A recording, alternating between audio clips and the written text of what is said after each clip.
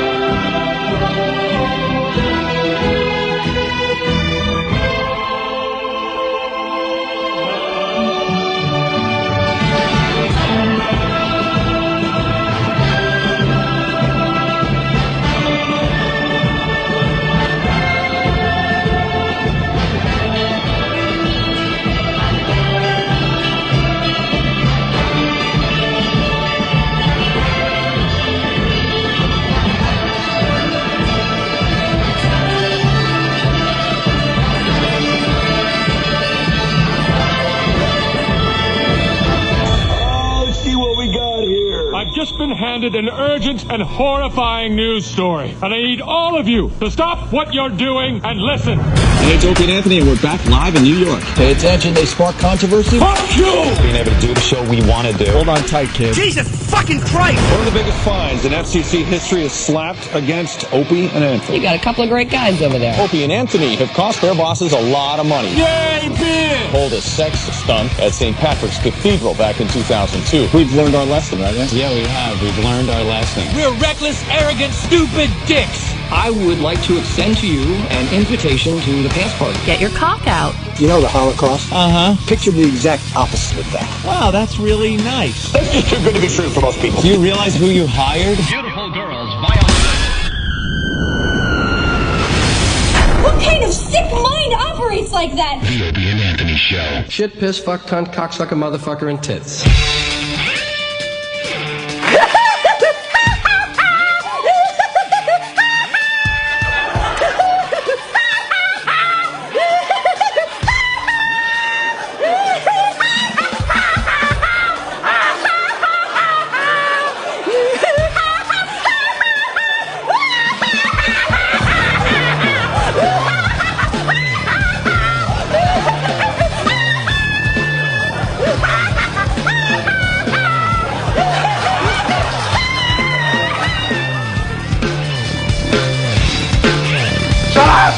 Shut up! Shut up!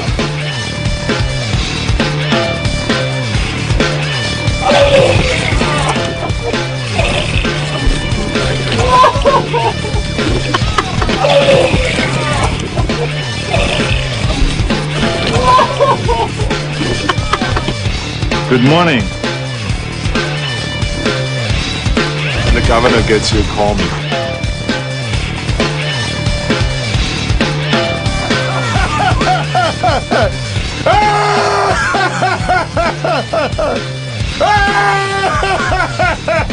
Now we're having fun.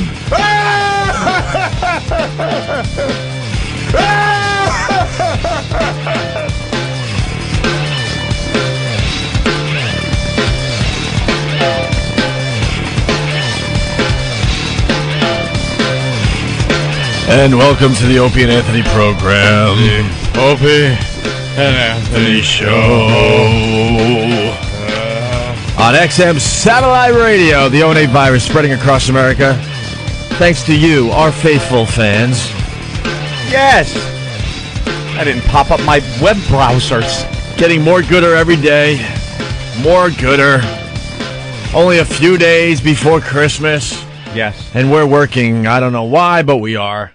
It seemed like a good idea at the time. It certainly did. What happened? I don't know, man. This is obviously the week you should just take off when you're in Radio Land. No one else is working. Yeah, we're just going to give them crappy shows. You know, we have all this great best of material that we could just be throwing the fine folks out there, and we could be Christmas shopping. Ugh. Instead, I'm going to be in a panic in about 2 days when I'm running around the malls Christmas Eve trying to figure out what to get everybody. I know you're escaping for Christmas, but there's got to be some presents you have to get. Yeah, well, you know, I got kids. No, well, I don't have kids personally. Jesus. I got kids. Not that I know of. Oh, stop it, you. That would mean that you, and then you didn't know. And right. Well, there was that time. Can you imagine? All of a sudden, like, just some, I don't know, teenage girl comes walking through the door. Hey, guess what? Oh. No, I got nephews and nieces and stuff, so they don't understand that the uncle is blowing off Christmas this year. They still want their gifts, right? Of course they do. So I gotta figure that out. Now, I'm do you hook the little kids up pretty good? I used to, but they don't really care because they get so many gifts, and they're at that age that they can't really appreciate every gift. They just open one and go, "Oh wow, cool, thanks," throw it aside, and then, you know, open up the other gifts. They don't see the difference between something really good and just like a wrapped up stick. That's kind of what I figured out. So I'm like, yeah, all right. So you got a couple more years where you really don't have to go all out. Yeah, exactly. I figured that out a long time ago. I used to go hardcore. The really nice gifts for the kids, and it's like, you know, my, I don't know, let's just say $300-400 gift is just as important to them as the tiny little $5 puzzle that someone else gave them. So true. So you got to wait a couple of years till they can appreciate it. That's right. Then we'll go back to the big ticket item gifts.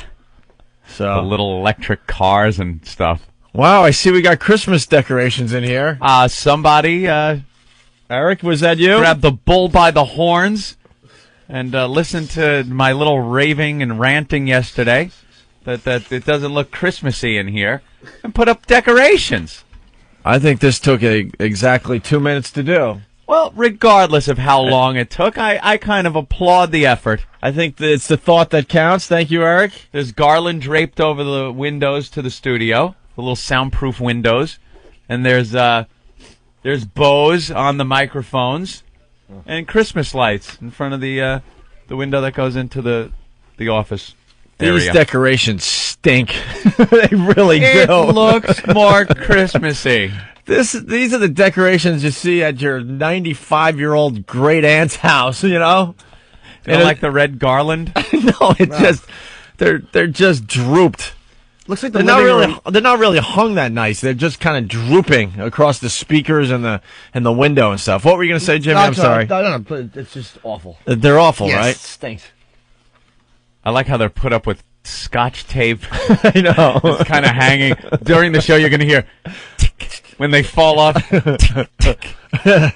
Well, all right. Well, it looks more the effort. Looks more like Christmassy in here, I guess. Yeah. All I right. had to Christmas up my house a little bit. Actually, Oh, that's right. You know, my girlfriend did all the work. I thought you did. I called you last night, and you said you were outside hanging up lights and stuff. I I'm just like, threw Anthony was outside. It was like 17 degrees yesterday. You can't even stand walking from the building a block to get your car. I bundle up like an Eskimo, and I shiver the whole way to my car. It's awful. It's an awful walk from here to the parking garage. No, all I did was throw one of those light blankets they make now. They really make it easy for people. You open the box up and unravel this thing, and it's a blanket. It's like a net mesh with Christmas lights on it. And you just throw it over your bush, or your bushes in front of your house. Oh, wow. So now you don't have to go around and around with the individual strand of lights. You just throw these blankets over your trees. Very cool. So I did that to like 2 of them. But no, my girlfriend took care of like putting them around the garage door and You were telling me last windows. night. I called Anthony. He goes, I was outside marking my territory. I have to let the Jewish neighbors there know that there's a Catholic on the block. By gum, on the block. Sorry, Catholic black. on the black. There's a black on the. Look how. I don't think the Catholic Church would appreciate that, man. The Freudian slips. There's no blacks in my neighborhood. A Catholic on a black. Wow. On the block. Wow. You know what? All right. You know what they would do to you in our neighborhood? Ouch. It was, yeah, so I had to have some lights and let people know that we celebrate Christmas in our house, not that Hanukkah stuff. Are you one of the only ones? One of the only households? I saw one other lonely house kind of way down the block with some Christmas lights on it, but no, for the most part, it's menorahs in the windows or no decorations whatsoever. Mm-hmm. And I was feeling a little, Did you get yourself a nice bummed. blow-up Frosty? No, none of those. I should have like the big plastic snowman and Santa for the front lawn. Really do it up and piss the neighbors off. I just want to pop those things. They're everywhere now. Yeah, very popular item. I remember Christmas. a couple years back, maybe one person in the neighborhood had it, and you're like, oh, wow, that's kind of neat. Blow up, Frosty the Snowman. That's different than what you usually see in front of houses. Yeah. Now every house has it.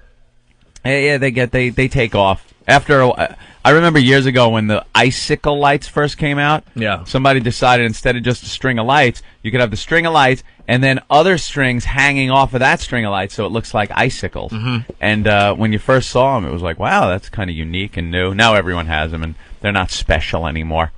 I was thinking of getting a manger scene to really piss off the neighbors. Imagine that. It's just a complete Jewish neighborhood. And having little baby Jesus in the little manger scene. You really should. It would, I think, it would spruce up the neighborhood, show that there is some diversity. And you're right. Nice try, Jews, and Christmas lights in your window. Dear Jews, please try not to kill this one. Wow. Wow. Yeah. So my house looks a little more Christmassy. Kind of happy about that. I have a wreath. Got little stockings for our fireplace. Really? Yeah. You're really being a fag.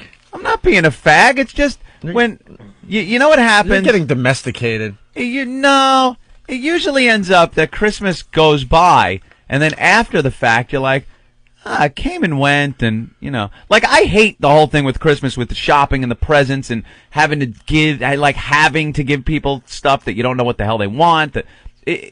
And it sounds like the old cliche, I don't like the commercialization of it. It's not that. It's just, I really don't enjoy the forced things you have to do every year for Christmas. But then once it passes and you did really nothing, it's kind of like, I kind of missed out on a little bit. So this year it's kind of cool, It's got, our little house is kind of Christmassy. Do you walk around in a sweater and a pipe, admiring your work? There it is, hon. I've got to call that chimney man so he could light a little Yule-log in that fireplace. Yeah, that's me. Oh, God. Slippers. Well, I could use this all year long. Thank you, dear. Are your slippers and your pipe waiting for you when you come through the door? Yes. And old Blue, my dog, is sitting there on the side for me to pat on the head. Come here, boy. Woof, woof. It's a regular Norman Rockwell painting, my house. I have a wreath. That's it. You got a wreath? Yeah. Hey, there you go. Corner store had wreaths. I'm like, yeah, I'll take one. Would you put it on your apartment door? Nothing sadder than Christmas in an apartment. No. I spent years in Brooklyn in one. Just over the fireplace that doesn't work. Oh, really? Yeah, that I had to find out the hard way. Would you light a fire and almost kill yourself? Oh, dude, probably one of the gayest things I've ever done. You know Jay, our good friend Jay. Jay from Framingham? Yeah, Jay from Framingham. Who now Jay in from California. L.A., right. Pasadena or something? No, now he's in, where is he? He's up near the Comedy Store, actually, up there on Sunset, I guess. Oh, nice. He moved and, Jay came over, really good friend of ours and stuff, and we decide, to just, mellow out and watch the Survivor finale last year. Uh-huh. Dude, this is one of the gayest stories I'll ever tell in the air, okay? It's already gearing up to be gay. You're in second gay gear. It's beyond gay. I'm going to admit it. I'm not gay. Of course. But it's going to be hard to defend this story, okay? So I hope this doesn't go by the way where I sense it might be going. What? I just don't like this. Yeah, I'm having a feeling, too. Oh, it's awful. It's awful. I'm definitely throwing myself in the barrel here. I meant to tell this story a long time ago. When we first started. Sorry, I'm distracted by one of our old pals from WNEW on Channel 7 right now playing a tambourine or something on some news story. Yeah, it's a local it's a local news program, and they're one of the radio stations in New York. It's Scott and Todd, so you could just figure out how faggy this is, and it's some stupid band singing a Christmas song, and they're showing it live on TV right now, and there's Pat. There's Pat, our old sales guy that used to go to our road shows and help us get girls naked. And now he's up there just banging a stupid instrument on his hand and warbling out some vocals. It's got to just be awful. So Jay was visiting or whatever, and it was the Survivor finale, and it was a cold, rainy night. Ooh. And we decide to get some takeout. Some cheese and crackers. Well, wait a minute. Crack open a bottle of wine. I'm telling you, it's gay crap. You could stop right there. All right. And it's already. All right, I guess I will. Really gay. Do you want to hear more or not? Of course. All right. We go through the supermarket to get all this stuff. We're planning just a mellow night, in front of the TV to watch the Survivor finale, okay? 2 men, some wine, an Afghan. Oh, dude, trust me. Cheese, crackers, no dried sausage, or do you bring that yourselves? It's awful. Shut up. So we're going up and down the aisles, and I'm like, hey, Jay, I got a fireplace that I've never used, right? So they got the Duraflames. Yeah, not only do easy. they have the Duraflame logs. By the way, after I tell the story, I will not be reading my email for 2 to 3 days, okay? All right. So good luck trying to abuse me. And I'm not reading any message boards, and I'm not even going to answer the phones. Oh, okay. So we see the pile of Duraflame logs, but right next to it are Java logs. What is a Java log? Java logs are like Duraflame logs, but they give the smell of coffee in your apartment when you're burning them. Are you kidding? And I love my coffee, so I'm like, hey, let's try the Java log. Why not get a Duraflame and make some coffee? Why is my coffee spilled everywhere? You sure it's not a Java log? She spilled my Java log. What the hell is this? This is not what I ordered. You bitch. This is not even close to what I ordered. Uh-oh. Caffey Diva. Yeah. Look at this thing. Wow, it's filled up to the tippity top. Look at it; it's spilling all over the console. Like I don't know if it's possible, but I think there's just too much liquid in here, and it's now trying to escape. Did one of the savage deli people that work in this fine city, one of those savage Middle Easterns?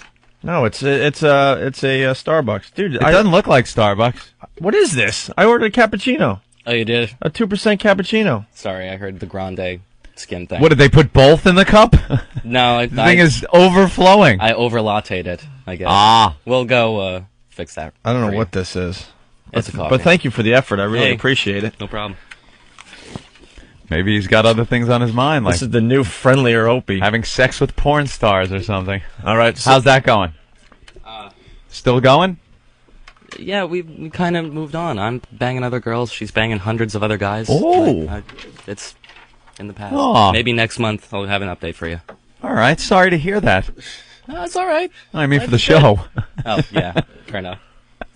I like the new friendlier Opie. If someone spills your coffee, I pardon you. Pardon you. Anyway, so I go, hey Jay, let's try these Java logs. So we bring the Java logs home with the cheese all and crackers excited of the coffee smell. And the Survivor finale is about to begin with. It was the season with what was his name, Rupert or whatever the hell his name was, And the guy with the beard, the gay guy. The gay guy. That's like the first season, bro. Okay, this is only like last year. I watched the first season. That was about it. All right, so I start the fire. We open up the wine. We got some takeout, some cheese and crackers. Survivor's about to start. Fire's starting to crackle. Smelling the nice smell of Java. Dude, this is awful. I'm telling you, I know it's awful, but you know Jay, so it's not. Well, whatever. I'm not even going to try to explain because it does sound awful. It sounds all. I understand. All right, so it sounds awful. Sonny robbing the bank to get Leon a sex change wasn't as gay as this. I know. So then it's an icy, rainy night out. You know, I'm like, Jay, I'm gonna put some sweats on and get comfortable. You know. Oh, jeez. Oh, I know. It just keeps going. So I don't have sweats. I have some flannel PJs on. I'm like, well, no one's gonna. This is the key to the story. I'm like, no one's going to see me. It's just Jay. I've known him forever. Yeah. Ant's known him forever. Look how I'm like, help. Sure. I'm just praying that you're going to help me out a little bit here. But I've always been completely dressed around Jay. Well, so have I. But I just happen to have flannel PJs on. All right. And the wine's flowing and Survivor's on and cheese and crackers. And the Java log. And all of a sudden, Jay's like, hey, is it getting smoky in here, or is it my imagination? I'm like, what? So I look in the distance, and you could kind of just see the smoke. Little haze up high, right? Uh-oh.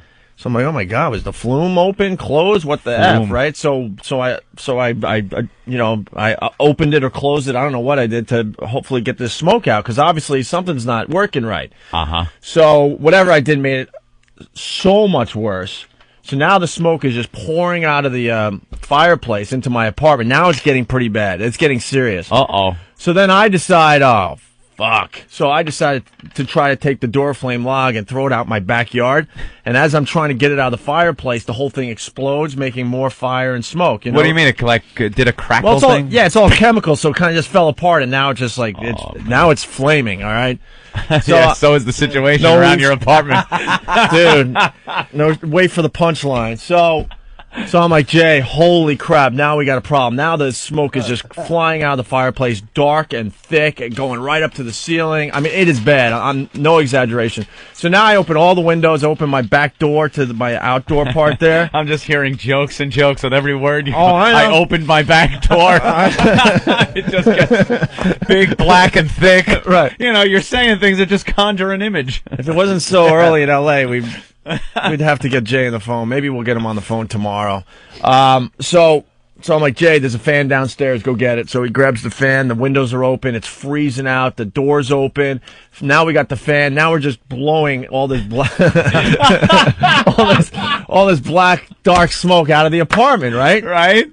And I'm like, oh my God, what are we gonna do? Now we're just running around trying to figure this out because I can't get the door flame out, right? So all of a sudden I'm downstairs. I forgot trying to find another fan or something, and all of a sudden, do banging on the door really hard. Jay's like from upstairs. He goes, should I get that? I'm like, yeah, I guess. I don't know who's stopping by, but yeah, grab it, right? So he opens up the door. The fire department. There you go. Yeah. But they weren't real firemen. They were Chippendales dancers. And they throw up their helmets. Dude. So the fire department comes barging in full gear with the oxygen on, the mask, everything. I mean, everything. Wow. Isn't that amazing that the people actually in the apartment weren't the ones that called? It got that bad? No, it was really bad. I'm not kidding you. Obviously, the neighbors ratted me out. Turns out, I went out the front door, and there were like 3 or 4 fire trucks on my block, closed off the whole street. They thought there was just a massive fire going on because of the smoke. Just 2 guys eating some cheese and crackers. So there's 3 or 4 fire department guys, in full gear that look like they just walked off one of those stupid calendars they sell every year. Just big, tough, burly guys in their gear. Buff. Shut up. And there I am in my PJs, Anthony. Couple glasses of wine on the near the couch. It looks real bad for you. It looks horrendous. Because remember, going back in the story, I said that I didn't think anyone was going to see me this way. Of course. So you do things when you don't think, you know what I mean? You're like, whatever. Who's really going to see me? So there's 3 or 4 guys in there, and we're looking just really bad and faggy. And right next to my fireplace there's a picture of Kurt Cobain in makeup. I'm sure that didn't help the situation, right? So all of a sudden, they're staring at the apartment. They see it's a Duraflame log, right? And Jay and I at this point are trying to look tough, like, it was a Duraflame log, but we got it under control, sir, or whatever, Yeah. And they're on their walkie-talkies like, God, it's just a 202 or whatever they said. 202 is fire in a fag's apartment. Yeah, exactly. That's what Jay said, It's gotta be. Yeah. Yeah, you boys have fun now.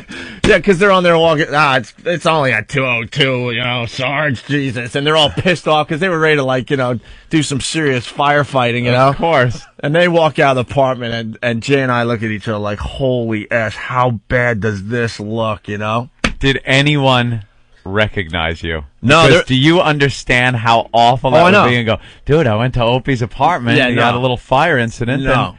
And apparently he's a gay man. No.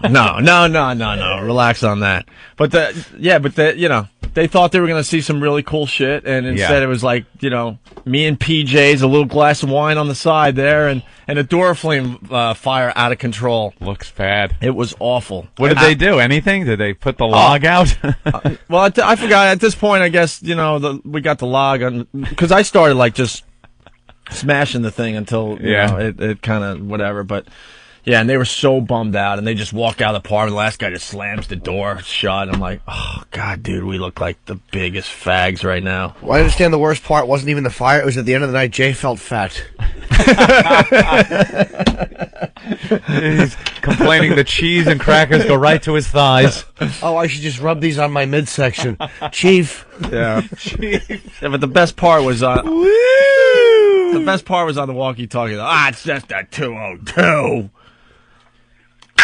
We'll be back at the firehouse in about 5 minutes. Just a couple of flamers here with a Duraflame. Nothing to worry about. Just a couple of fags. We bailed them out. We'll be back at the firehouse. Yeah, remember how when we left we slid down the pole? Yeah, they're doing the same thing here in this apartment. 202. Or whatever the code was, but we knew that code was something really awful for the guys back at the firehouse. It was one number off from a gerbil incident. Yeah. Yukon the trucker. What's up, Yukon? What's shaking, guys? What do you got, brother, man? Hey, I want to know when you went to the grocery store if you picked up a bag of marshmallows and a car. Man, trying to recreate the old fraternity scene. Thank you. Rich in Brooklyn, what do you have? Opie Anthony. Shit dick. See, you try to share on the show. There's no sharing here. Not in this forum. They're rip you to pieces. All right, now we got to get Jay on the phone. We'll get him on tomorrow. Are you going to be mad if you call and another man answers? Shut up. Hi, Jay. No, this is Bruce. Oh, did I dial the right number? Is Jay there? Yes, he's right here. He can't come to the phone. He's got a mouthful of cheese and crackers. Hey, thanks for that Java log suggestion. Yeah, we really enjoy the Java log. Jay, you want to turn over the Java log? It's kind of smoking a bit. We're just sitting, drinking a little wine, and watching Survivor. Ooh, it's getting a little smoky in here. Oh, God. Oh. Yeah. What an incident. Scott in Tennessee, what's up? Hey, maybe you need to get a chimney sweep to come out there and ram his big black pole down your chimney chute. It's going to be a long day. So you didn't get it fixed? No, I haven't used the fireplace since. The chimney obviously has to be swept out. But Flea Man from cringehumor.net, what's up? Hey, I just want to say that I'm a cashier at a local A&P, and now on the bag of Duraflame, it says, "Don't leave unattended when having wine and cheese with another man in PJ." A little disclaimer on that thing now, huh? A Java log. Did it smell like coffee? A little bit. Yeah? A little bit. So that was, I do have another incident. Jesus. Thank God. Well, then maybe if I tell this other story, it'll take the gay out of that story. Give it a whirl. All right. So does it involve Matthew Shepard and a conviction? So yeah. Well, we weren't working for 2 years, right? And I wasn't gonna spend winter in New York. I mean, no, duh, it's cold. So I was just traveling everywhere. This is like the first winter I think we're gonna have to deal with in 3 seasons, right? If you figure it out. Yeah. So I mean, I was going down to Florida, Arizona, California, anywhere warm places. Dallas, I went a couple times, and every once in a while I'd come back to New York. And, just check out the New York apartment, make sure it's okay and stuff. And, maybe there was like a party to go to or a comedy show, whatever. So I would pop into New York City every once in a while. And I would, because I wasn't there, I kept the heat completely off.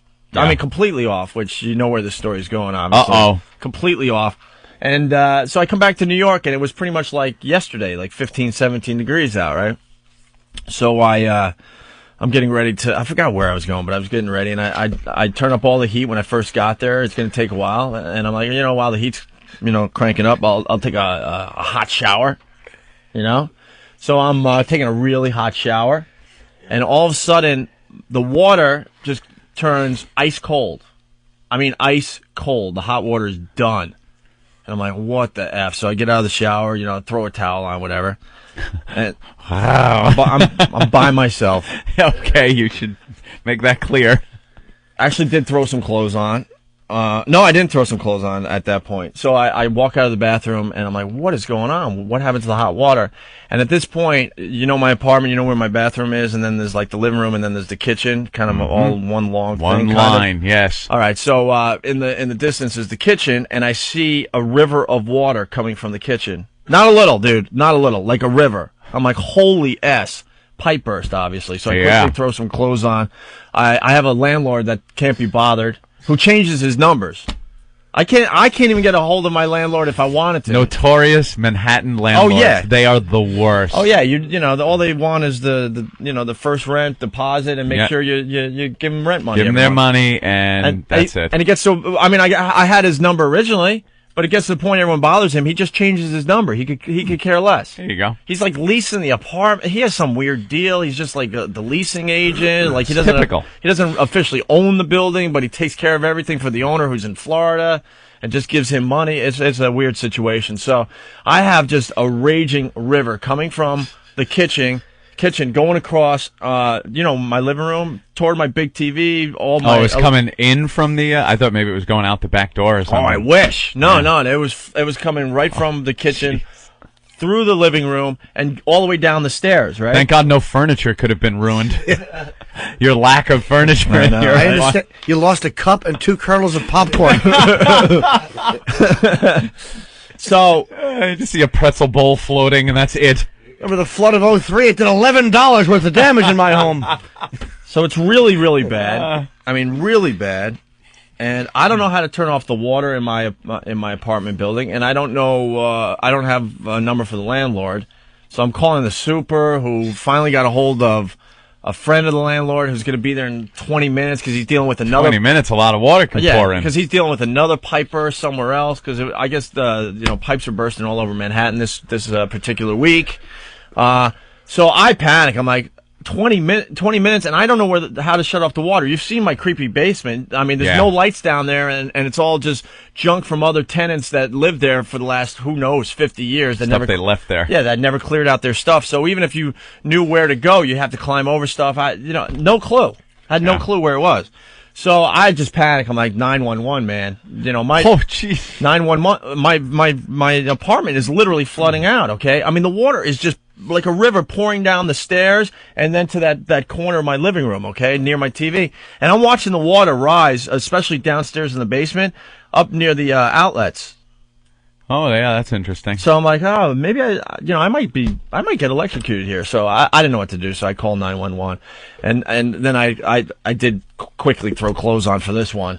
So make a long story short, the police show up, and they pound down the door just like the fire department from the last story. That's what they do. So they come charging in, like 2 or 3 of them. They're assessing the situation, pipe burst, water. At this point, I'm downstairs in the basement, looking up. It's like my computer room / guest room, and I'm watching like the ceiling is now getting ready to collapse. Oh, the water's coming down from the floor and then hanging in the ceiling. Yeah. I mean, it's getting really bad. And while I'm doing that with the cops all around me, and this is what reminded me of the story, all of a sudden one of them looks at me and goes, "Holy S, you're Opie from Opie and Anthony, aren't you? I heard you guys are going back on the radio in Connecticut. Is that true?" I'm like, "Dude, I will talk about radio. I'll sign whatever you want. I'll take pictures, but take care of the situation. Help me turn off the fucking water, you know?" And they're like, did you? Where was it? Downstairs? Yeah, in the creepy basement. It was in the creepy basement. Yeah, one of the landlord's, buddies finally figured that part out. But then they're like, yeah, no problem. But so what is the deal? Whatever happened with you and Anthony? And what's Anthony do? He wants to know all about you, all about me, the show, when we're coming back. I'm like, and I start cursing at the guy. I'm like, dude, just turn off the effing water and I'll talk about all this stuff. And the water's literally, up to our ankles at this point. And then at that moment, like right on cue, the ceiling collapses. And then the water is now just pouring from the ceiling. Into your basement. Into my basement, missing my computer by literally 6 inches. Like it's a waterfall of water right in front of my computer screen. Shouldn't have turned the heat off, my friend. Obviously. Yeah. And then it turns out, because, the landlord could care less, it was behind like the dishwasher, I guess. Yeah. And the pipe was exposed right to the brick with no insulation. It's outside brick pipe. Yeah. That's it. But another incident where, someone is barging into the apartment. Emergency services. And this time, they could care less about the situation. They just want to know what was going on with you and I. At least you didn't have a man in there. No, I didn't have. Relax on that. Just, the J thing is... I understand. That didn't help the J thing? Not at all. No. Damn. This is another instance where you needed a real man to come help. Helpless Opie standing on a chair. Help! Yeah. There's a mouse in the house. All right. Third story. I have a Polish maid that I bang on regularly. Yeah, there you go. It comes with the fee. No? Please, anyone help me? Having sex with me? Opie has a thing for men in uniform. People are really hammering you. Yeah, somebody sent this in. Nick from Long Island. Opie, you got lucky. This is about the first story. Imagine if you invited Steve C over. It would have been like a scene at a Backdraft. Well, there you have it. A couple of little stories to start the show today, Anthony. But, yeah. But it was just amazing. Like, I mean, the NYPD, they've seen it all. They don't care, And I'm like, dudes, come on, help me out. Just figure out how to turn off this water. They're hardcore and I'll New York answer any cops. question you have. They hate calls where they have to, I got to find a valve. They'd rather be, rapping people over the head with their nightsticks and shooting people. Yeah, some real action. That's true. Mike in Kansas, what's up? Yeah, I was just make a comment on Opie's old first story there. Yeah. The only thing that would have made it any gayer if they'd have both whipped their hogs out and pissed on the log and put it out. But quick, Jay, we have to put the log out. Zip. This is going to be a long day. Joe and Callie, what's up? Hey, I was wondering if that the water damaged your liberator over there. You ass. Liberators floating around. Big rubber ass. I had to jump floating. I had to jump on the liberator to stay above water. Help me! Like they do in the flood country. Hold on, Jay. Hold on. Opie's floating on the liberator. There's only room for one. Jay slowly disappears into the basement. Jay was part of the fire story, not the flood story. You're combining the two. Bob in Jamestown, what's up? Hi, my name's Opie, and I've got a funny story for you. Punching out. Did I say it was a funny story? No. Oh, okay. I don't think so. Oh, if I did, that was a huge mistake. So. Yeah. Well, that's what you get in an apartment. I don't like dealing with people anymore. I had that stupid apartment in Brooklyn, and we were talking at first about Christmas and decorating the house for Christmas and stuff. And it's the first house I've had in a while, And I had that apartment, and I was just saying how sad it is to have a Christmas in an apartment because people try to decorate their front door, You walk into the hallway and you just see like their front door. Oh, look, it's wrapped like a present. Yeah. They put the wrapping paper and the bow on it and stuff. It's still an apartment. It doesn't have that Christmassy feel. Then you got to deal with other people's filth, roaches. No matter how clean you try to keep it, there's roaches running around. Little Christmas roaches. Don't need it. That's why I like a house, Opie.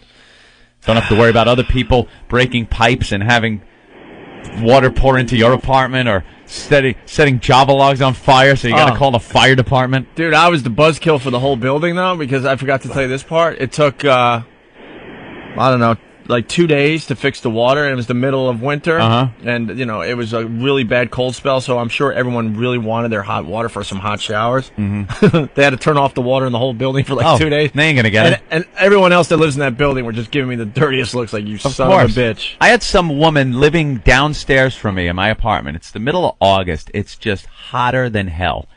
And she knocks on my door, and she's pissed off that my air conditioner is dripping on her air conditioner down below and going like, making a loud banging noise on there, and wants me to, you know, crawl out on the ledge and fix it or turn the air conditioner off in August. I was like, yeah, well, I go, there's people put like pads on top of theirs or something to keep the drips from annoying them. Work on it. So I'm not doing anything. I hate dealing with people. I think we went into that a little yesterday. Yeah. I really have become just, I can't stand dealing with people. But that would drive me nuts if I'm hearing the drips on top of my air conditioner. Then get a mat or something or some AstroTurf and pop it on top so it's not hitting the tin. Because what am I going to do? Turn it off in that sweltering crap box of an apartment? No. It's annoying you, the drip? Fix it. Paul from Massachusetts. What's up, Paul? Hey, Opie, I just wanted to know if it was monster rain coming down through your ceiling there. Exactly, Jimmy. What? Oh, nice. I mean, yeah, I can't defend my gay story, but, you know, it's not as gay as your story. Yeah, it is. No, it's not. I was just young. I was a little boy. Jimmy Robinson told me to do something. I did it. I wasn't curled up on a couch with another. I wasn't my life curled partner. up on a couch under the porch with some cheese and crackers. Listen to the replay. I was not curled up on a couch. I bet you the biggest part of the smoke was that it stained your copy of Chicken Soup for the Soul. Chicken Soup for the colon. Anthony, I'm going to try to move on. Yeah. We're big news. Big news. It's becoming bigger and bigger by the day, just like we told everyone. That's what's kind of exciting about this when we share this with our faithful listeners, Anthony. You want to explain what's happening for the people that might have turned on their XM satellite radios overnight? We're being heard in Syracuse. On a commercial radio station. That's really big news. Right. Terrestrial radio, they call it. Right. Fareed, our buddy over there at Citadel Broadcasting, he decided it would be a good thing to put us on the air. See? Kind of breaking the ice. Getting us back on broadcast radio. And all the commercial radio broadcasters out there thought Anthony and I were completely finished after the couple allegedly had sex at St. Pat's Cathedral. Yeah. They're like, they'll never work in this town again. That old gag. And actually, we could have worked in commercial radio right from the start, but, well, not right from the start. After our contract ended, that was the biggest problem. But we decided to do the satellite radio thing to have a lot more freedom, you know. And we always said, that if it made sense, we'd go back to commercial radio, you know. A lot of people are panicking and paranoid. They're thinking that our show on satellite radio is going to change. Not at all. Don't worry about it. Absolutely not at all. Enjoy the ride. If there's a commercial radio station out there that wants to take our satellite radio show and make it friendly for commercial radio, great. Yeah. But I guarantee they're still going to miss a lot of great stuff that we do on satellite radio. Yeah. So, if you bought the XM satellite radio, you made the right decision, okay? Don't sweat it. But, so we told all our listeners, I guess, Monday that we had all these secret meetings Friday here in Manhattan, and it went down, and it's getting more gooder every day. I don't know what they're playing in Syracuse. I think they're playing, like, the show from yesterday, today.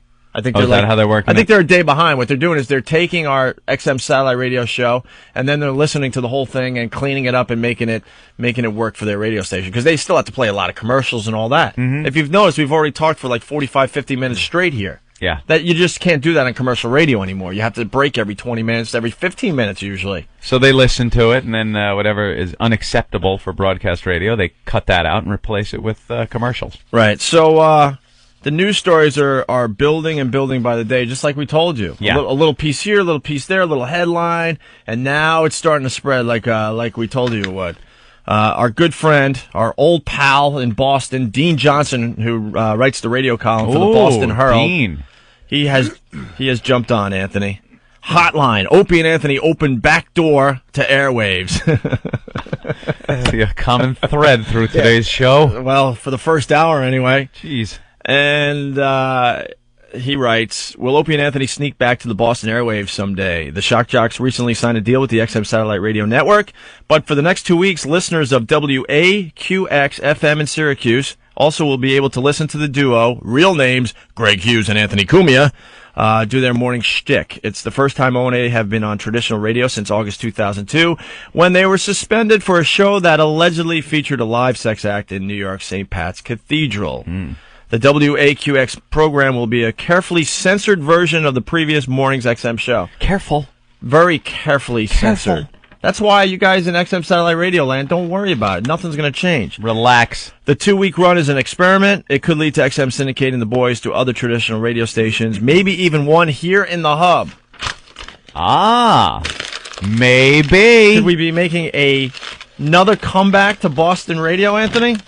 How many would this make? I don't know. This would be the third time, I think. Third time's a charm. So, we have that one. And then we have Opie and Anthony bounce from ground to space to ground. We did? I don't even know what paper this is from, but basically it says an interesting twist in the saga of Opie and Anthony and Howard and Michael Powell. Opie and Anthony are shock jocks who were tossed off their terrestrial radio program for an incident involving a church and one each member of each gender. Oh, okay. XM signed them up to broadcast as part of a premium package of edgier content. And he does write, of edgier content. Satellite digital radio companies are not limited by AM, FM, TV decency laws because they're a subscription service that requires too much choice to be by accident. Mm-hmm. Okay. Even further, O&A are on a premium upgrade, making their speech very hard to find unless you really want it. But O&A are back on the radio dial, specifically at Syracuse's WAQX. Man, this station is getting a lot of attention and a lot of press. Certainly is. Part of the Citadel Media collection of stations. And XM, along with O&A's agent, are looking at other deals to put O&A on the ground as well as in the sky. Super Agent Bob Eatman? He's not as super these days.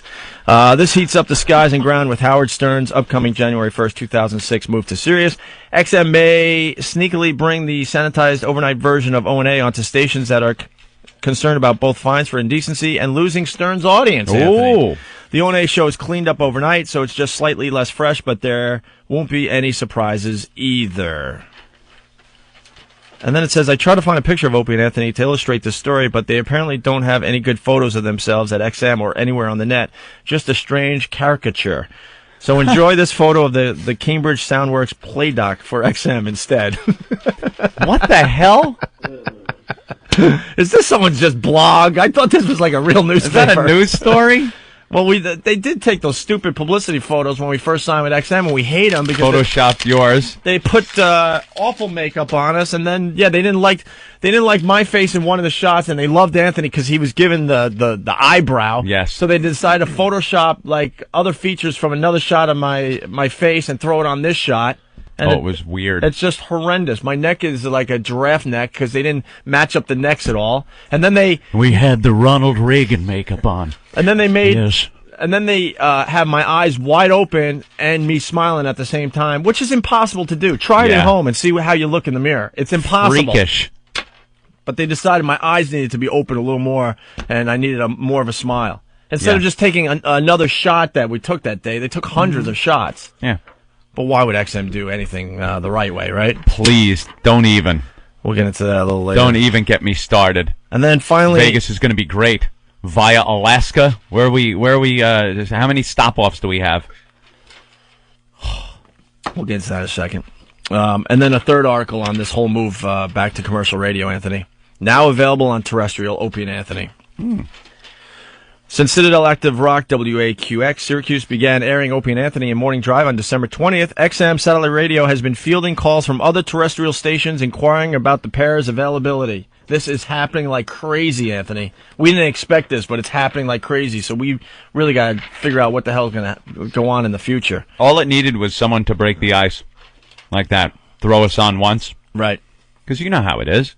Then the other stations and companies go, oh, right. They're on? The world didn't end? Right. Go ahead, grab them up, because there's crap out there. How pissed off is Howard right now? He's trying to enjoy his little vacation, and we just ruined it for him. Absolutely ruined it. Having a drink out of a coconut. Having his girlfriend rubbing the suntan lotion on his back. I've been out of the loop. Let me see the news. We love it. He made our life a living hell when we worked for the same company. We're just returning the favor. XM Executive VP of Programming, ELO, tells Billboard Radio... It doesn't say ELO. Eric Logan. Okay. A.K.A. ELO tells Billboard Radio Monitor that XM is evaluating that market on a case-by-case basis. And Bob Eatman, the personalities agent, says he and XM are very interested in expanding the base and brand of Opie and Anthony. I don't like the fact that they put Bob Eatman and personality in the same sentence. He really is a dullard. Oh. He's the worst. That's what he does. When he goes into negotiations, he wears the people down with his dullness. They're just like, all right, look, take the money. Just stop. Fine, I'll write it down the way you want it. Just please leave this room. Putting me to sleep. And take your creepy brother with you. Jesus, Opie. Well, maybe if the guy would work a little harder for us, we wouldn't be bitching about him. The decision to run the stars of XM Premium's high voltage channel in place of Howard Stern while he is on vacation. I just know how this works. I just know how awful it is when you're on vacation trying to enjoy yourself and something happens back in New York.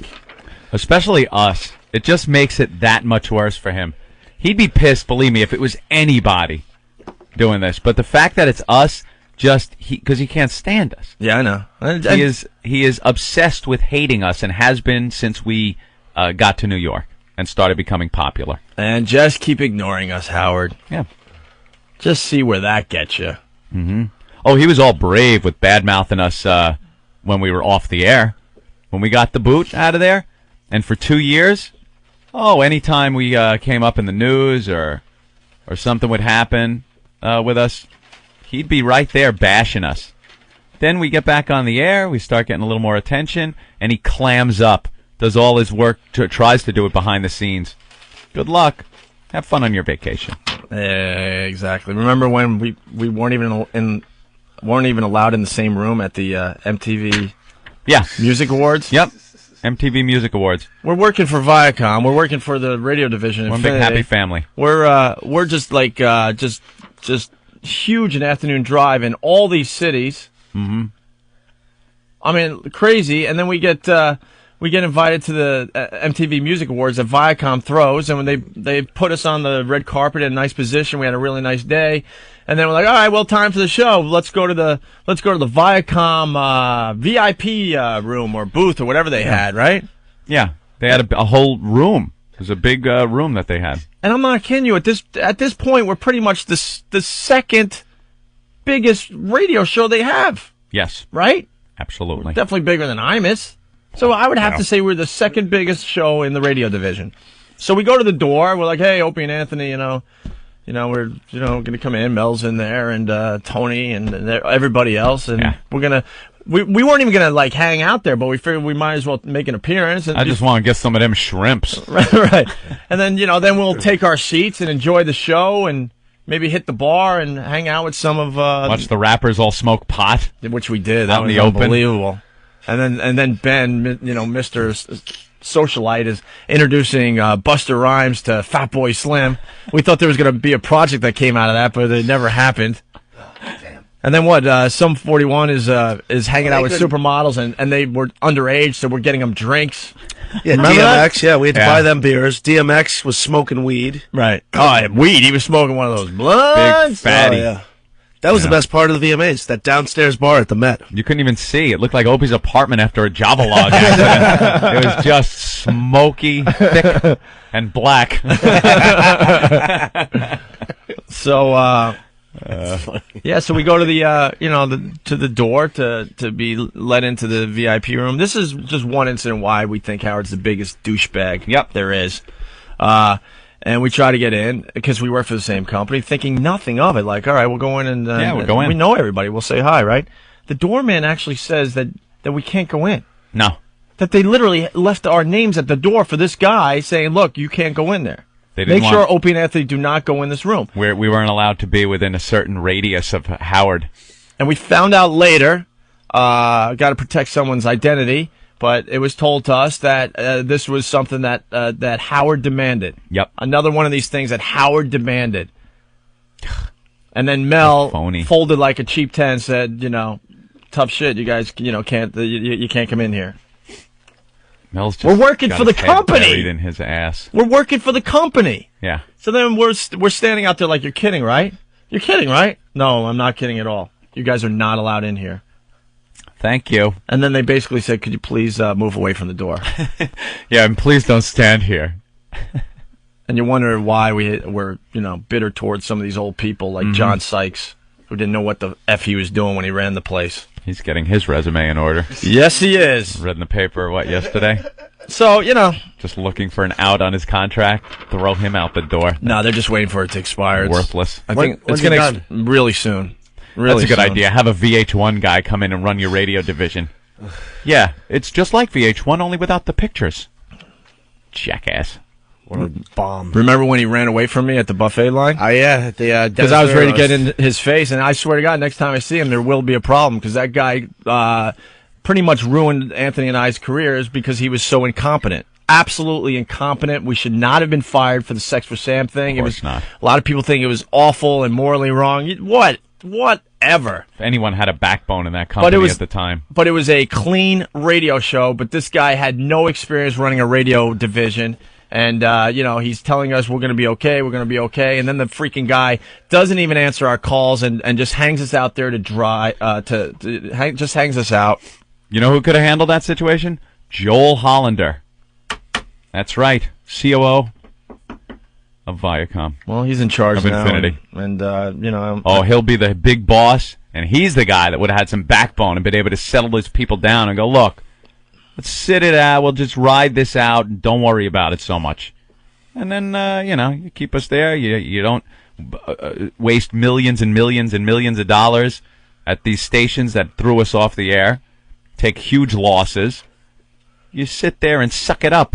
Yeah, like Sykes, let him go. Yeah, because now fire them. Yeah, because he didn't really understand the show to begin with. Well, No. yeah, that was a good move, huh, John? Huh? Yeah. The company lost millions and millions and millions of dollars, and they're all staring at you, saying, you stink. Fast forward years ahead at WNEW now. That's years now. Hey, baby. What's happening? Hey, what's happening? Frankie Blue, baby. Frankie Blue. Frankie Blue, baby. Frankie Blue, baby. We're gonna listener, today.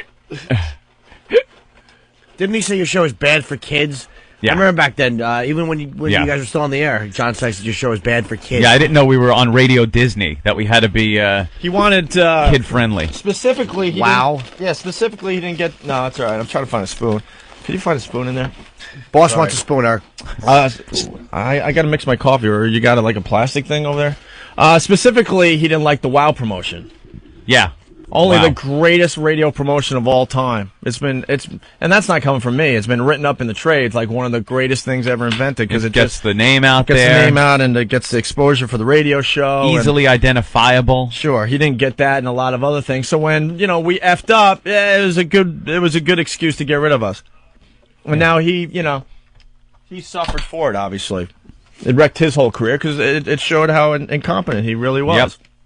So we're at the Dennis Leary roast, and we're at the buffet. He's literally right next to me, and he saw me, and his face turned white. Anthony, he was still a pussy and a wimp. Yeah.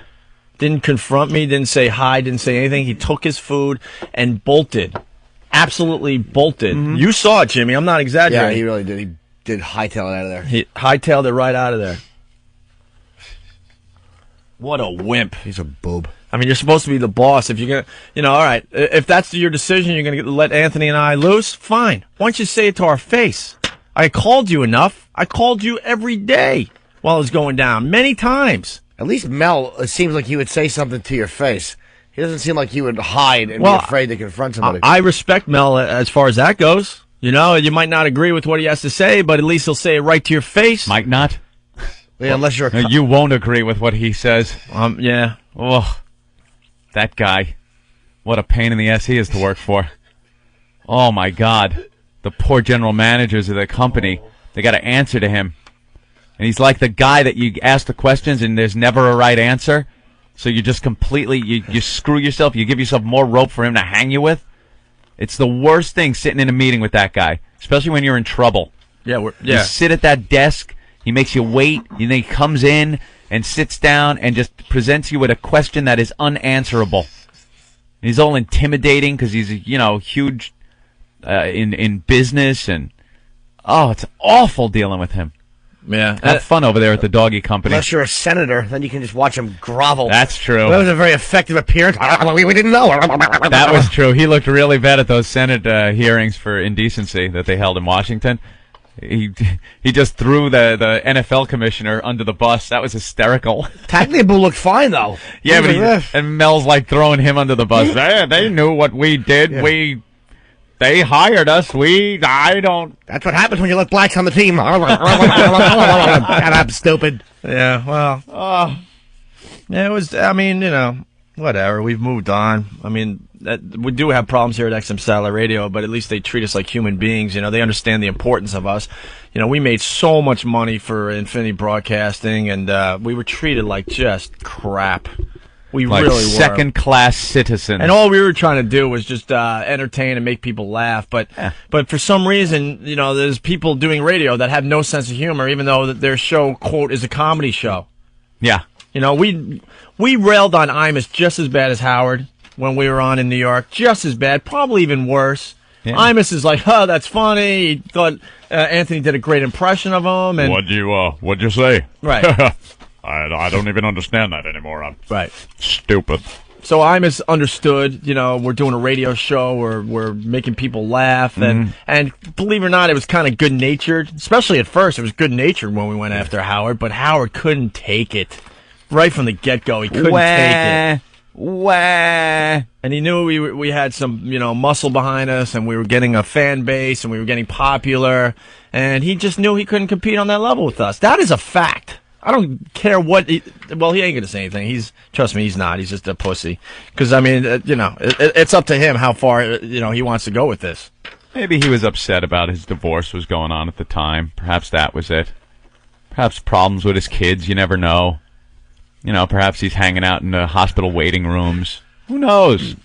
How far you want to take this, Howard? That's the question I got today. Starting to think of yourself as a failed daddy. Things like that. Because of how your kids are acting sometimes at certain other station events. Things like that might have had him upset, and, you got to cut him some slack. Do we tell the other story where you sat in your limo until we were kicked out of a press conference? Yeah. Where you just sat there like a little baby crying, and you're on the phone to our boss yelling and screaming, and then called Mel and said you wanted us fired. But the only reason Mel didn't fire us because it would have gotten worse, because then we would have went across the street and competed head-to-head with you. Without the gag on. Remember the press conference, Howard, where it started late because Ant and I had to get kicked out of the place? Yeah. Kicked us out of a press conference, and then he was on the air the next day talking about how Stuttering John got thrown out of Billy Crystal's press conference and what a pussy Billy Crystal was for doing that. For not handling it. For not dealing with it. And meanwhile, the same day, it was the same day. He had us thrown out of a press conference. And we couldn't really... What a hypocrite. And we couldn't really talk about it on the air at the time because, the gag order was in place. They had a long delay.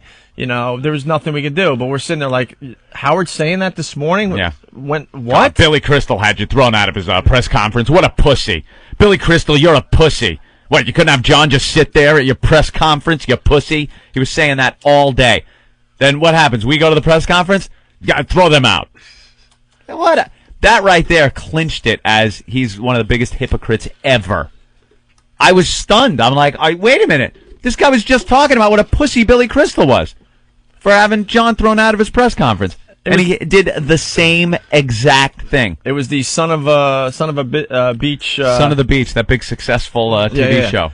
So, we're working for the same company. We get we get press passes to go. We're like, cool, this will be all right. It's something that our company's involved with. This is early on. We weren't really, at odds like we are now with the douchebag. And so we're like, yeah, it'll be cool. Plus we get free lunch, little finger sandwiches and things like that. Oh. So Anthony and I show up, and Psycho Mark and Ben and who else? Rick was there.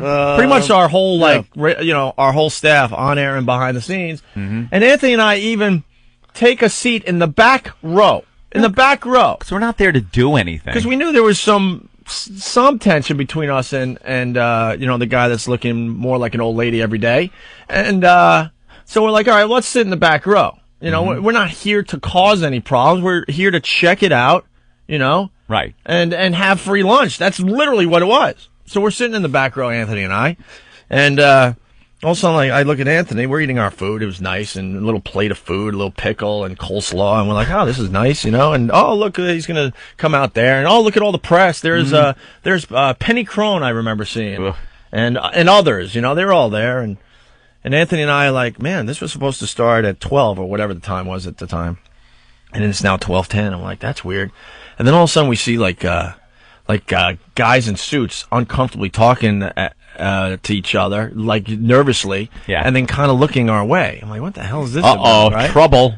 So then one of the guys, and the weird thing is I didn't think anyone knew what we looked like because, this was way before we started getting a lot of TV coverage and getting our mugs in the paper and in a lot of these magazines since, So I'm like, God, what is going on? And one of the guys comes up. He goes, Opie and Anthony, right? I'm like, yeah. And he's like, guys, and this is the God's honest truth. He goes, guys, I'm a huge fan. I listen to you guys every afternoon. You guys aren't going to do anything, are you? I'm like, no, we're just here to eat some food and check out the press conference. That's it. He goes, all right, I have to make sure because there's a lot of people really worried here. Learn about Cuba, eating some food. Yeah, exactly. Like a lot of people worried here, and so we just got to make sure. I'm like, dude, trust me. You have my word. We're just here to eat some food, watch the thing, and then we're going back and we'll do our show today. He's like, all right, cool. So then another, I'm not kidding, 15, 20 minutes go by. Yeah. And the press conference still not starting. It's like now 12:30, let's say, okay? And all of a sudden, like, oh, man. And now you can just feel the tension in the room building. And now at this point, there's other people sort of turning around because the word is getting around the room that we're there, I guess. That we're there. And that we're going to just raise holy hell. Yeah. Who knows what they were thinking? I don't know. I think they thought we were going to try to do some kind of stuttering John thing. Right. No, we're there to just check out a press conference. Right. So we're in the, in the back row, in the back row. And all of a sudden, the guy comes back, but now with 2 or 3 other guys. I don't remember. Yeah, security guys. Oh, and basically security comes by with the guy that's a huge fan. You can see it on his face like, I am really sorry, guys, but you got to leave. You have to leave. Yeah. And I'm like, why do we have to leave? We got press credentials and everything. He goes, Howard wants you out of here. Yep. Howard wants you out of here. I'm like, are you kidding me? And he had called our GM, remember? Well, then at this point, Jeremy is sprinting from 57th and 7th all the way down to, it was at the Park Plaza, I guess, right? Old Twinkle Toes. He's running down the road. He's running to try to get us out of there. We find out later that Howard, we walked right by him because he's in this huge stretch limo right outside the Park Plaza. He's on the phone while all this is going down with our boss, Ken Stevens, yelling and screaming at him, asking for our heads. He wants us fired. He wants us fired, and then he threatens Ken, who he's worked with for years, going, if you don't get them fired, I will have Mel fire you. Yeah, that was a Remember quote. all that? Yep. Okay. So all of a sudden they're literally dragging us out of there, Ant. They're dragging us out of there, not bodily, but they're making sure that we're going to leave. And as we're walking out of the Park Plaza, all these people in suits, like PR people and market, whoever the hell they are, they all have their arms folded and they're staring at us with this look of disgust on their faces, like, how dare you? How dare you? Remember that? Of course. And then we walk out of the Park Plaza, and there's the big stretch limo.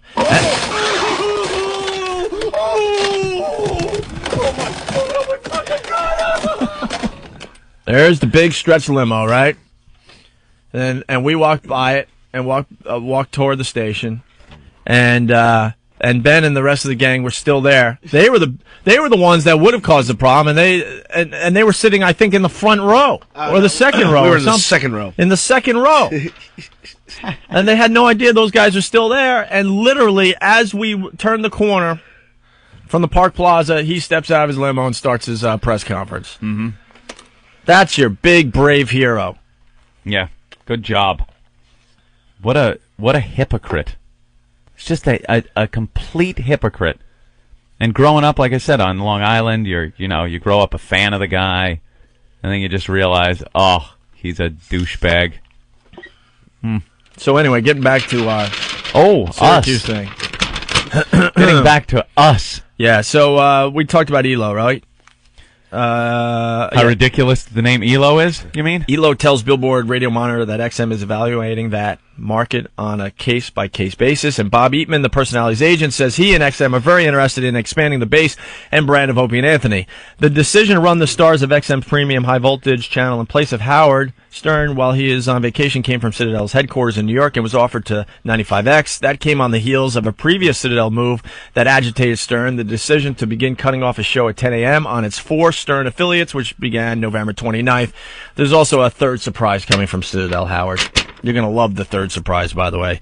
Now Citadel has upped the ante in its dispute with Stern over his move to satellite radio. While Howard's on vacation, we're providing our listeners with some fresh entertainment. Citadel Syracuse OM Tom Mitchell tells Monitor, we have every intention of honoring our contract with Stern. So most likely this will probably be just a temporary thing, but it's the start of something bigger for you and I and the radio show and our listeners and all that. The satellite radio contract that talent agent Bob Eatman forged for O&A differs from the one that Stern inked with Sirius, which makes Sirius the exclusive radio outlet for Stern beginning in January 2006. We definitely have that option to air on commercial radio with this contract that we signed. Greg Hughes, Opie told Billboard Radio Monitors. Bram, in an interview in September. I'd personally like satellite radio to be so successful for us that we never go back to commercial radio, but we'll definitely keep that option open. Maybe there's a form of our show that we can make available to commercial radio. You were predicting the future. That's right. Like Kreskin. You know I'm the man behind the curtain. You know that. Kreskin, Opie. Apparently there is. 95X has taken the pair's XM feed, editing it to conform to over-the-air standards, and running it the following morning. Having a full day to sanitize O&A could make the previously banished personalities a more attractive proposition for terrestrial stations now. With Stern announcing his exit, we thought it would be a perfect time to announce Opie and Anthony's entrance back to commercial radio. Eatman told Billboard Monitor. And then he adds, we've heard from a lot of other stations. Right. And then it ends with, we'll take it one step at a time and move slowly, case by case, says XM's ELO. Could the availability of the show on free over-the-air radio cannibalize XM efforts to lure O&A fans as subscribers? No, says ELO. XM is the only outlet for their uncensored show, he notes, and it is available to XM subscribers on demand since Channel 202 repeats their morning show continuously 24/7. There you go. There it is. There you go. And before we take our first break, let's go to Chris in Syracuse. Chris, what's up? Hey, what's going on, guys? Hi, Poopy. Hi, sweetie pie. How are you? They're playing yesterday's show on Syracuse. Correct. Turn it up. I want to hear what they're playing right this moment. They're playing a song right now. Really? Some rock music? Okay. Yeah, because I think yesterday's show was pretty dirty. I can't imagine how they're going to clean up yesterday's show for regular radio. Was it? Oh, my God. Was it filth-ridden? Dude, it was really filthy. They were going to start playing What's in My Pants, and then they cut it off. Oh, did they really? Yeah, well, that would be smart. See, that's what I'm trying to tell people that have the XM satellite radio. There's a lot of things they're not going to be able to play on regular radio, so don't you worry. Thank you, Chris.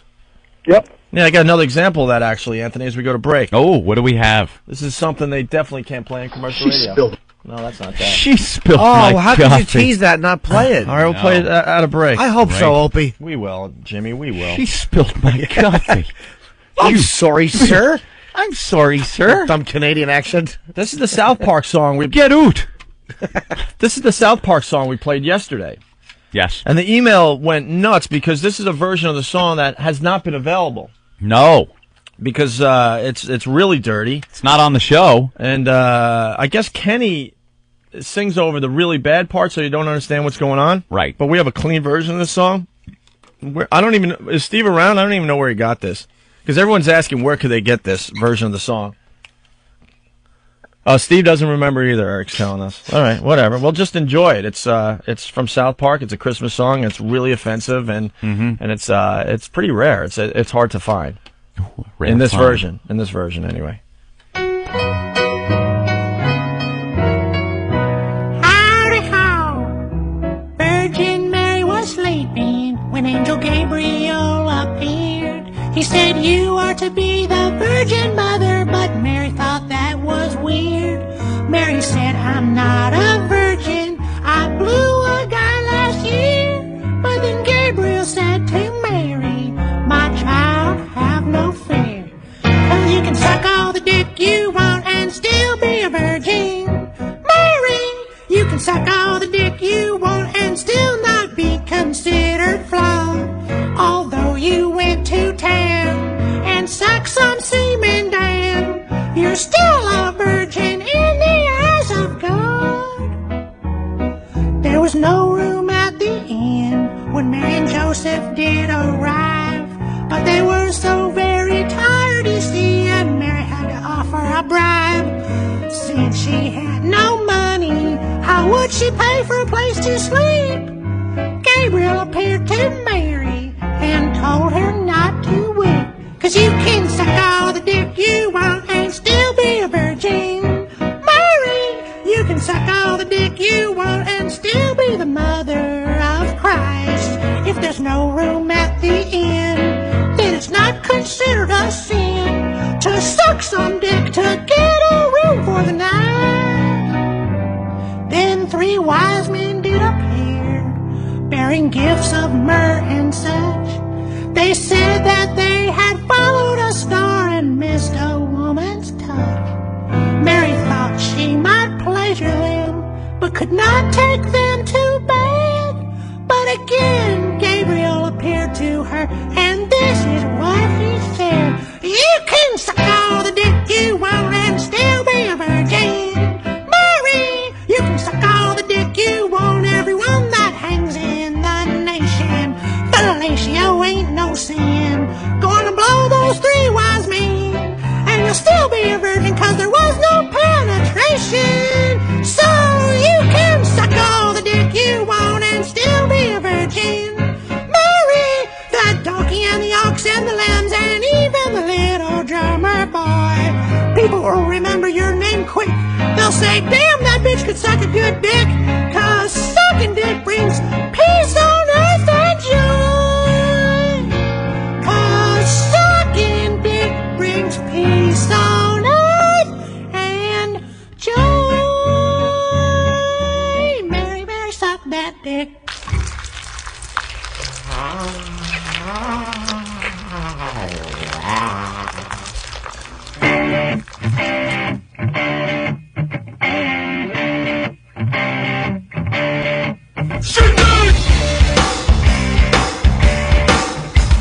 We hate all shooters! Andy Warhol, shooter! Mick Jagger, shooter! Michael Jackson, shooter! Jeffrey Dahmer, cannibal, shooter! We hate shit dicks! But slamming tit dicks!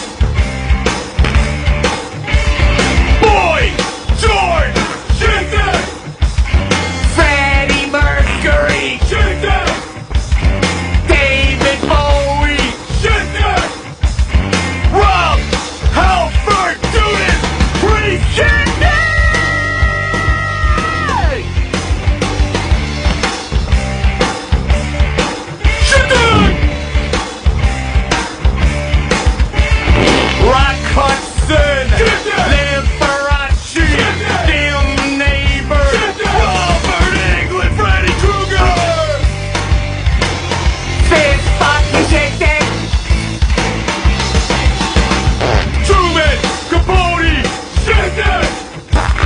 Richard Simmons, shit it! Rod Stewart, shit it! Richard Gere, Bud Turbulent, shit it! We ate the funky shit it! The funky shit it! You're sick, sick, sick! What is this? All right, what's the problem? Oh, boy. What's the problem? What's the problem? The Emperor is not happy with his coffee. Oh, no. Are we going to have to break into, Jim Norton. Coffee Diva. Look at that cup. What brand is on that cup? I don't know, It doesn't taste good. I don't like it. where do we get our coffee every day? I like Starbucks. I like Starbucks. And I don't like supporting the savages that run most of these delis. You're insane. Yup. You betcha. You might be right. Yeah. Watch this. Hey, want to taste this? Wow, that's really nice. Throw it against the wall. I'm not you diva. I'm a diva. I want Starbucks coffee. You betcha. Jim Norton. Coffee Diva. I know Starbucks is a big world order type of thing. At least they're not funding terrorism. We know you've been talking about getting another XM radio. Why not try out the XM Delphi Roadie 2? It's a total system in one simple package. Roadie 2's built-in wireless FM modulator makes it easy to enjoy XM in any car with a radio. Plus, you can add up to 4 additional XM radios for only $6.99 a month per radio with family plan. Go to xmradio.com to check out the latest products and to find out more details on Roadie 2 and XM family plan.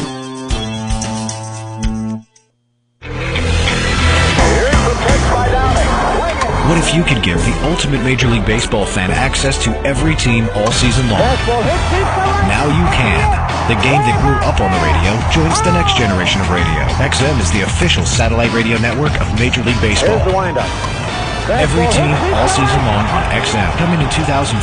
It's the perfect holiday gift for the Major League Baseball fanatic. To check out and buy the latest XM radios, go to xmradio.com.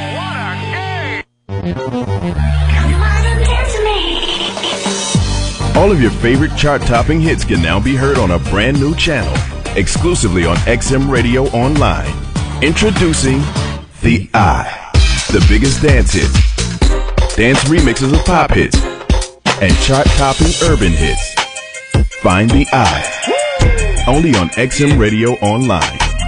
Take a free listen at listen.xmradio.com. Time is running out for you to win the world's first portable satellite radio, the Delphi XM MiFi. To enter, just sign up for one of these great XM services on xmradio.com. High Voltage, featuring Opie and Anthony, Playboy Radio, or XM Radio Online. A new winner will be selected each week from all premium subscribers now through the end of the year. No purchase necessary. Must be legal U.S. resident 18 or older. Official rules and complete entry and price details at xmradio.com. Now through December 31st, 04. Void where prohibited. Have you ever been listening to your favorite song on XM when someone starts yapping during the best parts? What can you do? Well, with the new Delphi Sky-Fi 2, you can replay the song. It's the first satellite radio with replay and pause features. Listen to your favorite songs over again. Sky-Fi 2 for the car, home, and on the go. Add it to your family plan or give it as a gift. Go to xmradio.com to learn about all the cool features on Sky-Fi 2. Now available in store. We've made it even easier for you to give XM. Why not share the XM experience with your friends and family, especially with XM gift cards, now available. It's a convenient and flexible way to give XM service. And now you can order gift cards, XM radios, accessories, and gear at the XM Radio online store. Check out XM's new online store at xmradio.com. This holiday season, give the gift of XM. On your mark, ready, set, let's go. The college basketball season is here, and XM is your home for men's and women's college basketball games. ACC basketball, Pac-10 basketball, Big Ten basketball. XM is the perfect holiday gift for the college hoops fanatic. And don't just give a radio. Give XM service, too, with an XM gift card. To buy radios, gift cards, gear, and accessories online, go to xmradio.com. Oh, shit! It's an Opie and Anthony Wow Sticker Stop. This one Tuesday between 6 and 7 a.m. during your morning commute. Get to Grand Central Station in New York City and pick up your WOW stickers. Whoa, those aren't real. Yes, they are. The entrance on 42nd Street near the subway and taxi stand. I'm getting an erection as we speak. Once again, here is how it should sound. The WOW Sticker Stop. Brought to you by your pals at the Opie and Anthony Show. The Opie and Anthony Show. XM 202.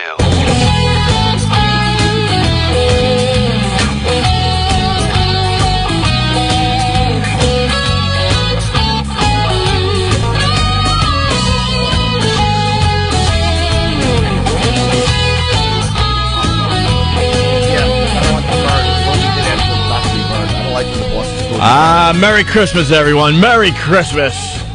This is Gary Hoey, I believe, right? Doing all the rejoinders for us this week. Yeah. Old pals, Gary Hoey, right. Ho, ho, hoey. Remember that album? That was his album, right? Ho, ho, hoey. Ho, ho. I want to say hi to all the people in the Foundry chat room. We're getting emails. They're all excited now because we just mentioned the Foundry chat room. Woo! They acknowledged us. Relax, douchebags. Guys, hanging in the Foundry chat room. We all say enough with the FM crap. Move on. Oh, you're programming the show now? Foundry chat? Go screw. What, you had enough? You're not happy with the past hour and a half of programming? We just did an hour and 20 minutes straight without commercials. Well, you didn't like the... We covered 4 or 5 different things. A couple of topics, but I guess the Foundry chat room isn't happy with the program, so we have to change it. Clear the phone lines. Let's Clear move the on. phone lines and Foundry move on chat because is telling us. Foundry chat said that. Why don't you shut up? Jesus Christ. Go back to just enjoying the show, please. Enjoy the show like a radio show. Some of the stuff you like, some of the stuff you don't, some of the stuff you'll think we're going on too long with, some of the stuff you think we stop too quickly. Enjoy it like a show, not a friggin' religion, you dickbag. Dick from Maine. Because for every person that says, I'm not digging the FM chat stuff, which is, by the way, huge news for the Opie and Anthony show, so bear with us.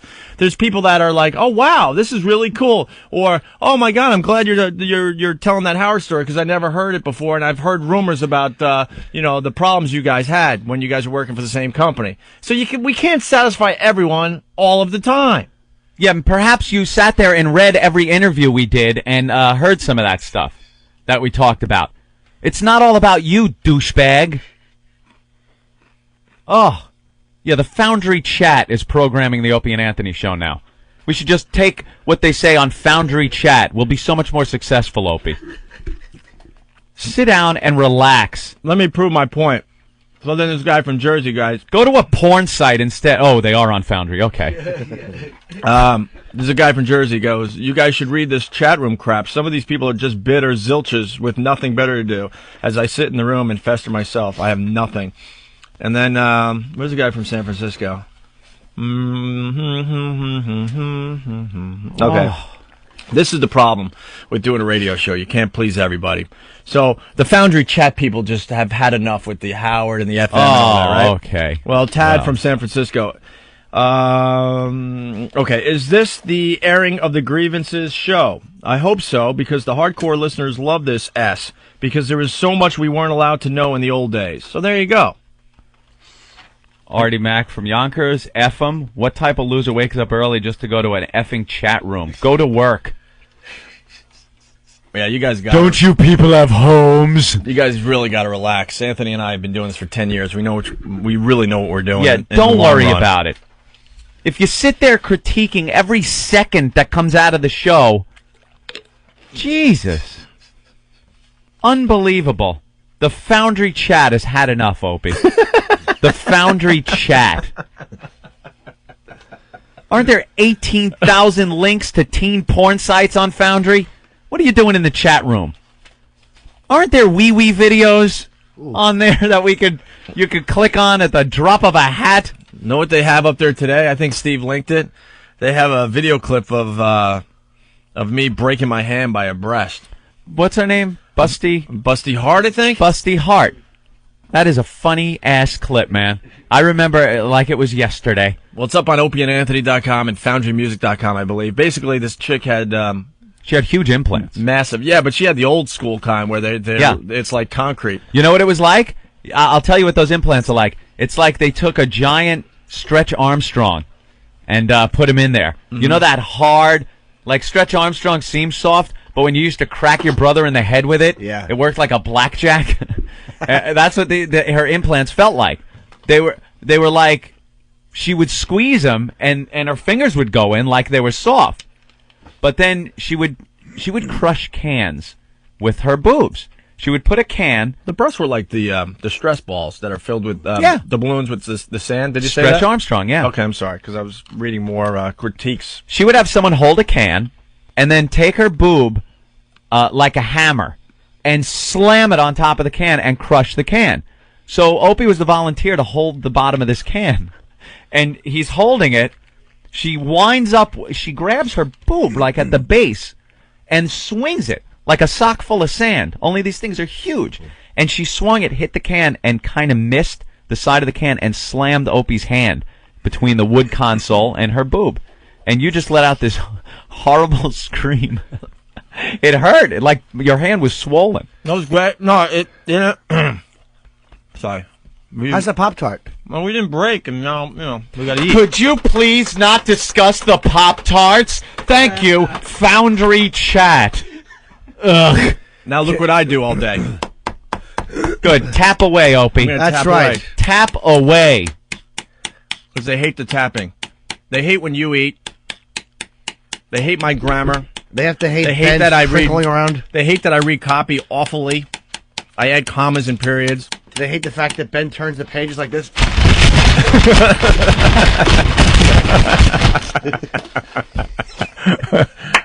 That's just a low pressure system that's swirling around his hair constantly. Also, you have to really turn that page to get it over the bulge.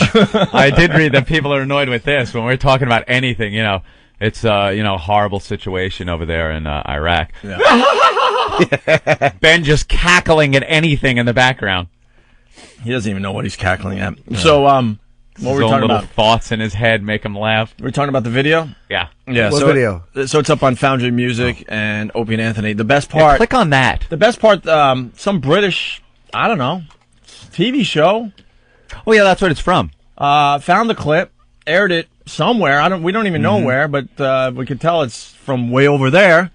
And as I'm screaming because I think I broke my hand, no joke, it turned out to be sprained. I'm screaming, and now the audience is laughing. They think it's the funniest thing they've ever It was seen. almost like an English version of America's Funniest Home Videos. Yeah, that's pretty much They have it. the English guy sets up the clip, and then they play it. Opie gets his hand smashed. He goes, ah! And you hear the audience, start clapping. Can I say, by the way, I hate breast tricks. Anytime a stripper, like the old lady with the big heavy... I went to a strip club out on Long Island years ago. Used to go there when we were done with our done with the job. At lunch, we would go and hang out at the strip clubs, local Long Island strip clubs. And they're just awful, most of them. Uh-oh. Coffee Diva, what's the matter, Jimmy? Jim Norton, Coffee Diva. That isn't your coffee?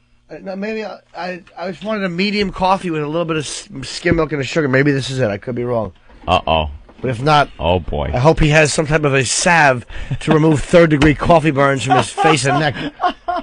I think Noah's out of it today a little bit. Oh, Noah. This is Mike. What is it? What is this, bro? Get on Mike. Medium coffee, skim milk, 1 sugar. Oh, it is medium coffee. Yes, right. sir. Okay. Thank you. All right. Just ask because there's a foam in it. I thought it was like a one of latte those. or something. Yeah. One of them damn fancy drinks. Yeah. I thought it was. What am I supposed to do? Sit here in a robe and eat cheese and crackers and watch Survivor drinking this? What are you talking about? No, I'm just saying that. I have no idea what you're talking about. Anyway, Coffee Diva. Coffee Diva. Used to go to these Long Island strip clubs, and they were all into those little tricks. They thought it would bring them more money. And one girl would take matches. Oh, the match trick. Yeah, and split the match, stick them on the tips of her boobies, and light them up, and do a little dance. Like she got boobies flambe, and then blow them out. and people would be, you know, as Bob ooh. Seger's playing. Yeah. We've got tonight. As she's doing her rug act. Who needs tomorrow? Let's make it last. Let's find a way. And she's rolling on the floor, flittering her legs. Yeah, the phony eye look they give you. It was the old Long Island Club rug act that you just don't see anymore because they've tried to adopt the New York City strip club feel on Long Island. It just doesn't cut it. It's not made for it. When you go near the train station in Ronkonkoma, you're going to Bird's Place. You just want to see a biker strip club where you go in, see the girl try to sneak around the rules by showing a little. Yes. She pulls her bottom aside a little bit. You know, that was cool. Stuff like that. Their nips are all burnt from the match. From the match trick. The match trick going They got awry. C-section scars. That's what you want to see. When you're pulling your hand out from putting $1 in the G-string, you want it to sound like when your muddy boot gets stuck, like a quagmire. Exactly. Here's $1. Thank you. You're welcome. And you remember, with every dollar, you remember why your mommy told you, don't put money in your mouth. You don't know where it's been. Because that's where it might have been. They've tried to become more high-end and upper class, like New York clubs, and it just doesn't work. I used to go there to hang out with your buds, drink some overpriced beer, and see the strippers get around the rules that are in place. They would show you, man. They would pull that bottom aside and show you a little something, and that's what made the money. They'd step around the bar, the same dancers up there for a half hour or something like that, just milking every buck she could. And it was a buck. It was easy, you know? Like you touch her, right? You could touch a little bit? Yeah, there was some touching going on. Hey, as long as it was cool with the biker bouncer at the door, you know, they're all in there. They understand the rules. Now, you know, they try to make these places they have a private lap dance area for $20. It's like it used to be the men's room. Shut up. This is not the champagne room. A gentleman's club. It's for gentlemen. Yeah, gentleman's club. No, give me the old black painted window strip club. Yep. I want to go in there, catch a couple of beers during work. You want to feel a little naughty as you're going into the place. Right. You want to walk out and look like Frankenstein hitting the sunlight. Like, you know, you walk out and there's like a highway in front of you. And you walk out and try to turn your head. Right, you don't want to see people seeing you coming out of there at like 1 PM. You park in the supermarket parking lot. Right. Or park way in the back. And quickly jump the curb. So it's like the last scene in, was it Brubaker when they come out of the hole? Yeah. Brubaker. Right. I used to coming out of the hole for the first time. That's how you feel when leaving these strip clubs. But you want to go in a back door, and you want the windows all you painted do. over. You want it all like dark in there. You don't want this glittery atmosphere that they try to do. I liked the local strip clubs. I don't want everything to try to be scores, you know? A bit of a mess, the strippers. Not bad, right, but not a little sloppy. Perfect. They're they're regular girls. We call it a little skank. A little skank. One little skank. I used to work at Apollo Air Conditioning, as you know, and we used to park our trucks way in the back because it's on a highway, so if any of the bosses had driven by and seen it. The bosses would understand. I've met some of your bosses. Yeah, I know. They're at the other strip clubs. True. But I'd get back in the truck and hear, you know, base to 21. Are you on the job site? And then you're like, oh man, what if someone saw the truck? You're freaking out. What if someone saw the truck? Should I say yes? Right. And then they'll say that they saw my truck behind the strip club, or should I just fess up and say I'm at the strip club? There's no right answer. Or I'm like, yeah. I'm not at the job site. I'm at Granger. I had to pick up some materials for the job. All right. Well, check in when you get back to the job site. And you'd hear this sarcastic, and then we know you're looking at boobies. And by the way, why are you listening to that faggy Bob Seger song? Anthony believes that any answer he gives will be wrong, and the dispatcher will beat him harder if he reverses himself, sir. There it is. And the rug act, they would play a song like this. The girl would come out with, it looked like a quilt that she's had since high school. That grandma made for her. Yeah, it would be rolled up by the side of the stage, and then she would grab it, open it up on the stage, lay down on her back with really good view facing you, and flitter her legs and arch her back and stuff to the music. And it was a rug act, and you just don't see that anymore in strip clubs. And it was one of the best things they could do. And you're just heaving dollars at her. And again, the side of the G-string might get pulled aside during this thing, and you'd get a great little show. Yep. Nice. Very Song nice. brings back memories. I've only been in one place where you can actually do more. Yeah. And that was recently when I was shooting something up in, like, probably 4 months ago, upstate New Shooting York. something. It's called goo. Dude, I never walked out of a strip club broke. I dumped off 2. On the third one, I just couldn't. My mule just looked at me and said, "What are you, high, stupid?" But I never had that. It was so hot. It was a little skanky strip club in upstate New York. The girls would do anything for money. It was so...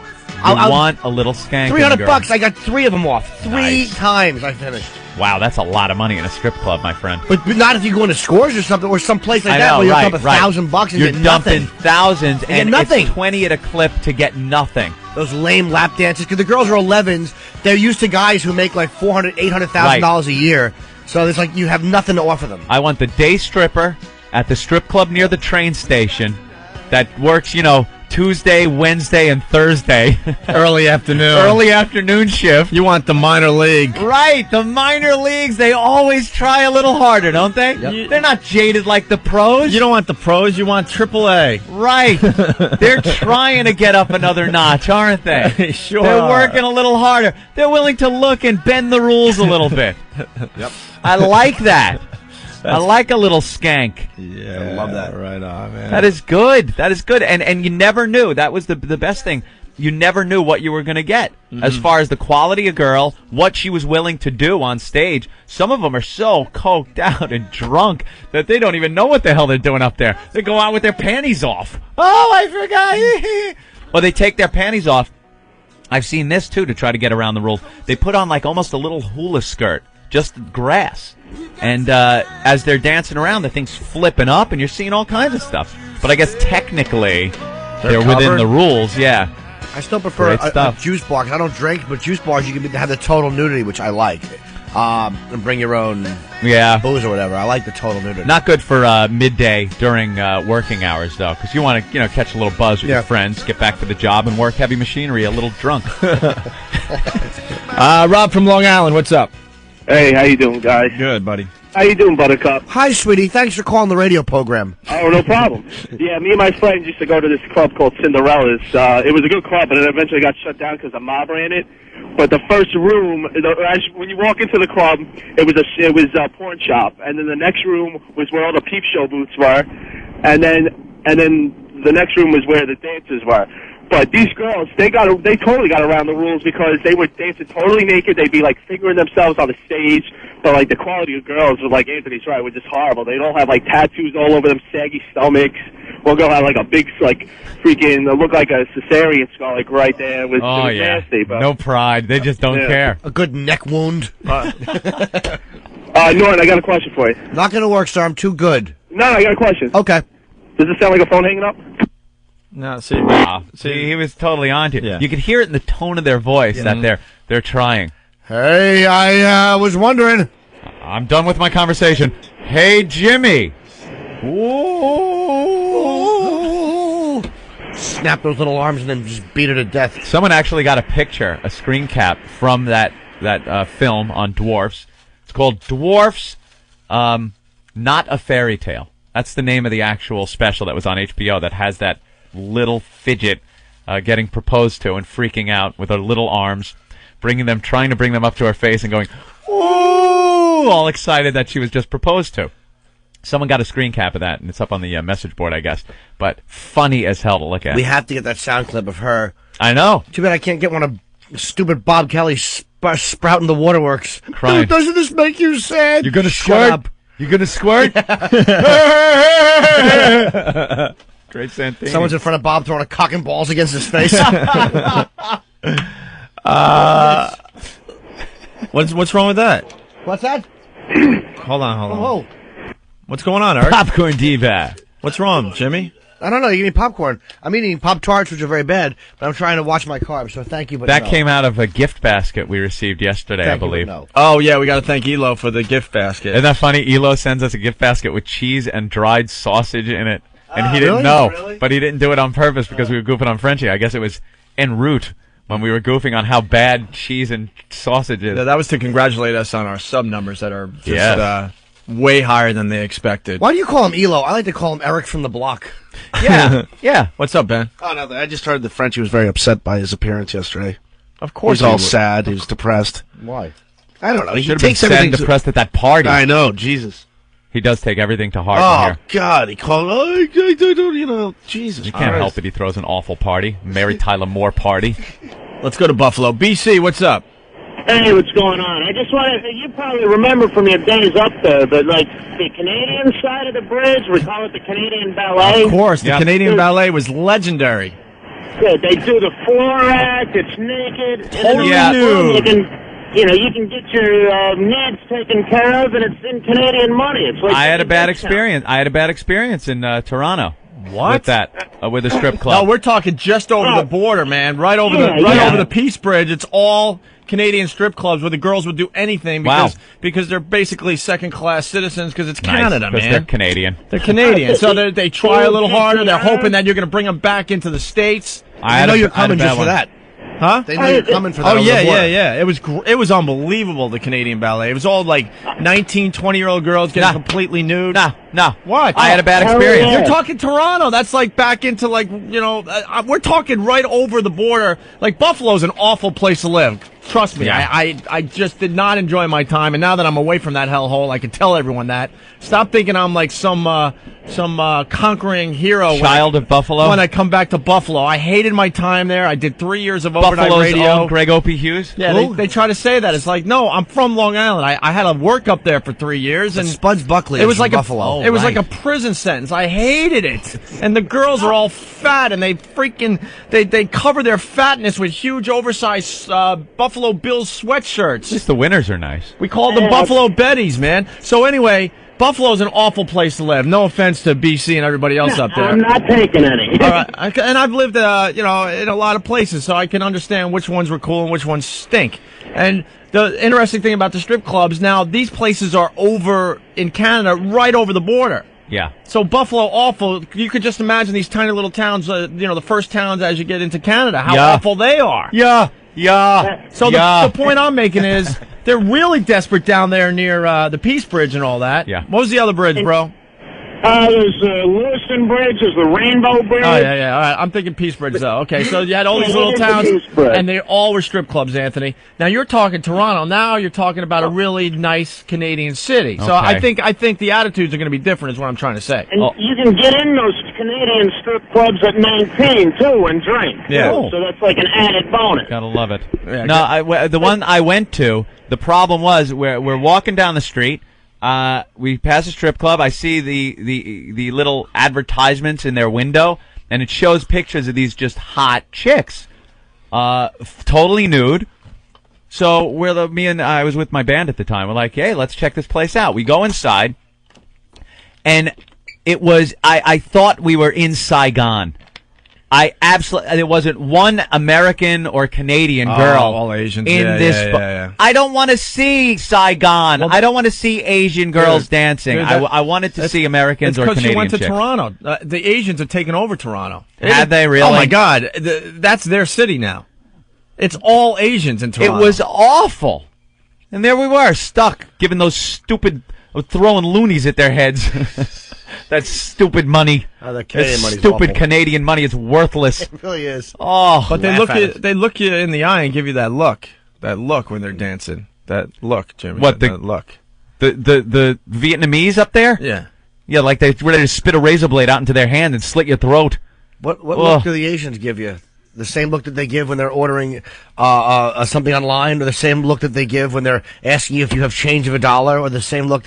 It's the same look. Exactly. I saw nothing. Exactly. It's the type of look you see after you're stopped on a dark highway and you see like a light in the sky and you're abducted. That's the same expression. Same expression. Those awful aliens have. I was hoping to get the leggy girls that they were showing in the posters in front of the club. And what do you get? You get short legs, a flat ass. And I'm sorry. And no expression. It's very rare you find an Asian girl with a nice pooper.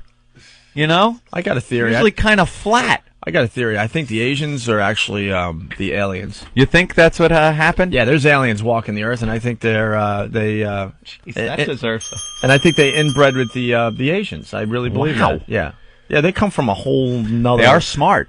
They come Give 'em that. Well, they come from a whole different world. Got a great work ethic. You kind of need that for space travel, I would think. You might hate the blacks, but you can understand the blacks. Oh, geez. You can Who was understand even them. going there? You can understand them though, but when you look at Asians, they just have a whole different mindset. That's true. It's very hard I'm for us to telling you, man, understand the they're- culture, I'm telling you, the ways of life. they have breeded with the aliens that have been walking the earth for look into for that. many, many, many centuries. I haven't even seen that on a conspiracy website. No, it's very obvious. It's your own theory? Yeah, Asians and cats. Cats are aliens too? Oh, Okay. yeah. Study a cat for an hour. There's something going on there. They're communicating with somebody. You're a mad person. You are insane. I'm telling you, Asians and cats. And they eat cats. I'll be proven right Ooh, someday. That's interesting. Cats are not from this world either. Asians and cats are not from this world. And I do like my brothers out there. Hold it. I just want to see how Foundry Chat is reacting to this. Guys, enough with the Asians. I hope they like it. Jackholes. And another thing, when I make fun of Jimmy about it's only $50,000, it's called sarcasm! What, someone said? Someone emailed you about that? Anyone else don't like when Opie just makes believe $50,000 is no big deal? Yeah, there are a few people that just do not understand the concept of sarcasm. It's called busting Jimmy's ass. I mean, he lost a S-load of money because at the old place, the program director got really lazy, or I don't know what he was doing, but he didn't get Jimmy's paperwork in time. So Jimmy lost about $50,000. That's called sarcasm. Yeah, I'm and you busting blow his it, nut. and Opie blows it off like it's nothing, and Yeah. the guy, somebody actually They thought, started a whole conversation about it. Anyone else feel a little like, a little pissed at Ope that he's making believe $50,000 is no big you know deal? what? Anyone that was saying that and commenting on that right now, know that you are just a jerk off. That you are an idiot who missed the joke, who cannot understand sarcasm. You're stupid. Your friends think you're stupid. You're the guy in the group that doesn't ever get the joke. You're an idiot. If you're going to listen to this seriously, if you're going to listen to this program, look up the word sarcasm because it happens a lot on this program. And you're saying that you're saying it's only 50,000, and you're in a way saying I have every right to be furious at this guy. You're like, well, that's only 50,000. No, I'm going to get started and get annoyed at it. How can anybody not grasp that? Unbelievable how completely moronic some of the people are that enjoy this program. It was like, this happened one time. There's a comedian named Todd Lynn, who I'm actually friends with, and we were on Tough Crowd one time, and I would always call Colin Boss and go, good point, Colin, thanks for saying that, you're right. Right. And it was so obviously over the top, Sure. and Todd goes, look at you, kissing his ass. And I'm like, are you really in the same business I'm in? You dope. It's so obvious. I mean, it was like, do you not know that I'm just being a worm for the goof? Like, oh, God, it's great. But you think that I was really... Yeah. Well, whenever that comes up, I always say, it's only 50,000, Jim. No big deal. Yeah, you think It's a guy so obvious, it's sarcasm. guy that tries to hide his Polish maid from all of us is going to goof on $50,000? Exactly. I mean, it's not like he's saying, hey, it's only another man and some cheese. He's acknowledging the importance of that. 50 grand. Coffee Diva! Coffee Diva! Coffee Diva has entered the studio. Diva. Coffee Diva. Hi, Steve. Hi, Jimmy. We got the Croce on the line? Pat Croce? Oh. We have to take a quick break. Will he mind? I got to take a leak. Will he Well, mind? ask him first. I don't want to... You don't want him pissed off. Why are we playing the... Oh, okay, we can play... that's a good find. People want to know if you're building the Devil's Tower in your oatmeal. No? Okay. No. The answer is no. I've blown off the oatmeal today anyway, so... I'm telling you, Asians and cats. This means something. Asians and cats, think about it. Wait, guys, he really doesn't mean that. Like, he is just joking. Just don't think that he means that Asians and cats really aren't wonderful like peoples and animals. He really means it. That he really means. And when I was talking about the brothers out there, that was a joke too, okay? Because someone will write up that we're racist. Shut up, I have black friends. And Steve, by the way, is not really on fire. He just wears clothes with flames. So we kind of say that, but we really don't mean it. Exactly. Right. That's kind of dangerous for Steve to be walking around in flames every day. I just don't get why they let him in the studio when he could set the whole place on fire. Rest of the Foundry Chat guys, what do you think? Jack off. And how could there be a weather storm front just in Ben's hair? That doesn't make sense. That is physically impossible. I think the guys are a bunch of liars. Yeah. But when it does come to Ben, we're not really exaggerating. It's not exaggerated humor. He really does herky and jerk a lot. You know, I could accept the fact that he might be herkying, but no one can jerky after a herky. And look, how could you not tell the difference between his bulge and a Haitian family? There's no way they could be really confusing those two things. I think they're lying to us. And he doesn't exaggerate when he's being the gossip guy. Oh, no, that's absolutely true. That is the How biggest... could they fit that many electronics into something the size of a bottle cap that is Ben's phone? Yeah, he couldn't really be talking on a phone that small. Because you have to go between your mouth and your ear, and you wouldn't be able to hear. See, I know. I'm smart. No, you're not, idiot. Jim couldn't have really paid for that many transvestites to perform oral... scratch. Wait, I did the math. Okay. One more call. Porky from... the trucker. What? Break. You gotta take a break. I know. Porky has a good story, though. Yeah, Opie will break when Opie's ready, right, Opie? All right. Porky. Porky. Oh, wait. I had to do this. Put it over there. All right, now, shut up. And I'm working on trying to say put, okay? So calm down. Porky, what's up? Yo, O&A. Hey. There's a place out in western PA. I'm a truck driver, and I used to run Toledo, Ohio to New York City just like 3 times a week. It's called the Interstate Body Shop. They advertise on the CB radio. It's free coffee and everything for the truckers. And you go in, it costs you $10. You can get a free shower. Do they have some pigs in this place? I went in there one night, and this wide, hip, big mama is on the floor on her ass with her ankles behind her ears. And she reaches down and opens up the friggin' roast beef curtain she's got, and she wants guys to throw dollar bills at her. And if you get one in the hole, you get a free lap dance. Hey, look at that. That's a class joint. When she opened this up, I'm telling you what, it looked like it should have had its own brain. Because I'm looking for things to fall out of it. Right. I stick a dollar bill in my mouth, get it like a good spitball, and I throw it, and it goes right in the hole. First shot. That's hilarious, dude. Oh, good for what you. A big joint. Thank you, buddy. It sounds kind of like our cherry darts thing. We were slightly distracted. Sorry, there's a guy on TV on a... First of all, he's on a unicycle, which is basketball net high, and he's shooting baskets. Yeah. I hate anything on a unicycle. Unicycles stink. They're never funny, and they're never entertaining. No. Nothing. It's an awful device. And they're not fun. No. Oh, he's got the hat. Look, he's lifting his hat up on the unicycle.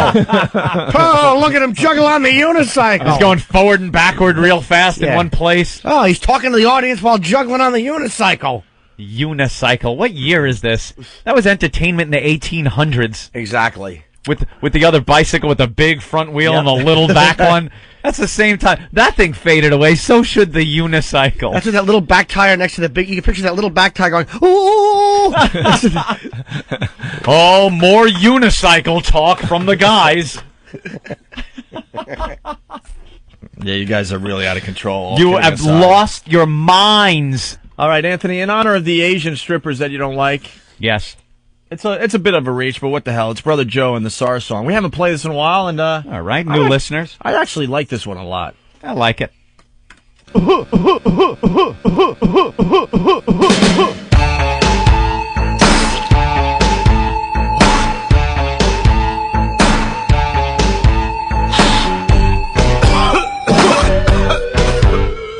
Sick with the SARS, I cough and I wheeze, that incurable illness. Thank the Chinese for SARS. Infected with SARS, I cough, I'm in pain. I must have caught it from that chink on the plane with SARS.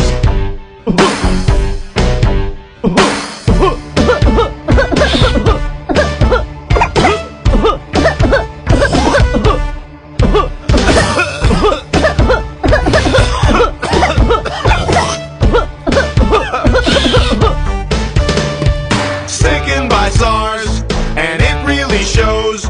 My right lung exploded and blew out of my nose. It's SARS. Chinese gave me SARS.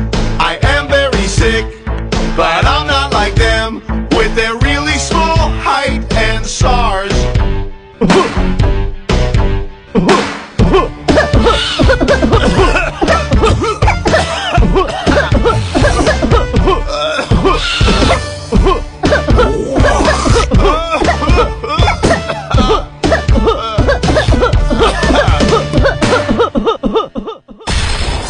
It is a natural impulse to grab and squeeze the breasts. No shit. It's real soft. Almost like pudding. Yes. A hard piece of ass. Quite a handful. Yeah. The nipples are so sensitive that a mere tweak between finger and thumb will give a perfectly good result. The Opie Anthony Show. In case you didn't know. Unleash the power of XM performance in your home.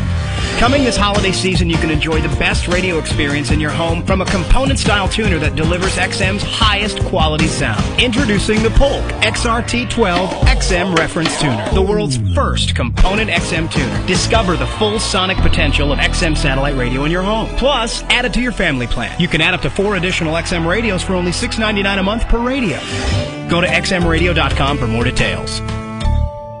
We're jealous of women sexually. Women have that superior endurance. What's the biggest difference sexually? It's the energy levels right after sex. Girls get all energetic. My girlfriend wants to cook stuff. She's got a cake in the oven. She's roasting a pig on a spit that she killed with her own bare hands. You know, she's painting the house, raking leaves. Meanwhile, I'm at the hospital. My blood pressure's 3/1. I'm on life support systems. The doctor's like, he came 3 times? That means irreversible brain damage for the body. Guys have no energy after sex, do they? I'm surprised rapists don't get caught every time.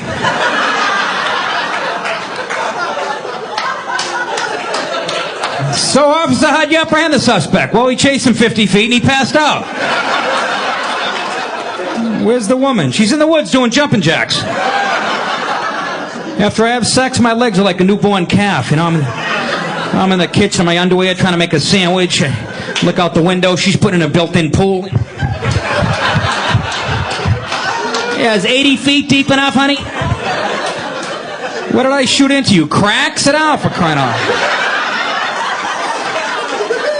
We'll have sex tomorrow night and clean the garage. You know what I mean? After a good blowjob, I need a walker.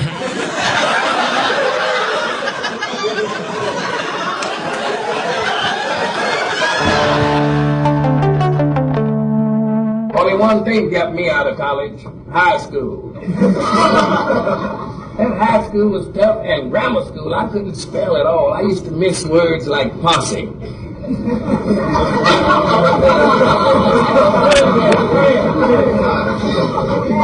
And count. I always left the U out. Teacher gave me 100, though. He said it could have been worse. Now you don't have to miss a minute of XM's two-headed baby known as Opie and Anthony. Get XM Radio online and hear O&A stream 24 hours a day on the internet. That enough for you? Get a free trial today before they go on trial at listen.xmradio.com. You'll also hear all of XM's 100% commercial-free music channels, plus XM comedy and some of that other XM special programming stuff they do. Don't wait. Go now. Act immediately. Go to listen.xmradio.com and sign up for a free 3-day trial. It's everything 24/7 XM 202. The O&A virus. It's everything all the time.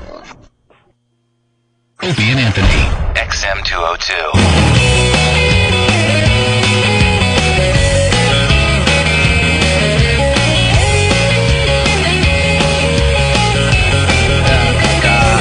Hey, so festive. Studio all decorated up. Christmas music playing. I'm kind of in the spirit. Aw.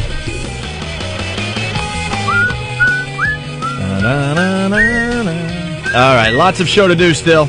It's the O&A virus spreading across America.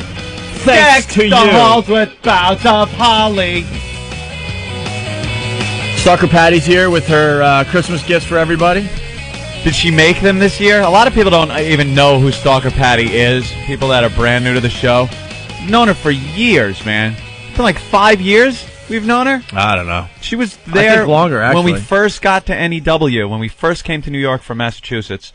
And she used to be a complete mess. Somehow she got her life in order. And that annoys me. Because now she's coming with Christmas gifts, and I see it's in a nice bag. They're actual things. She used to come with, I swear, it was like something you'd hang on your refrigerator if you had a 6-year-old. It was, I brought you this for your birthday, Opie. and it was like macaroni glued on a paper plate with silver spray paint.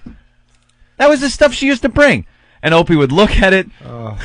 What happened? They were just highly uncomfortable moments. Oh, why? Because you knew it was going to happen. You'd grab it, and before you knew it, you'd hear a smash.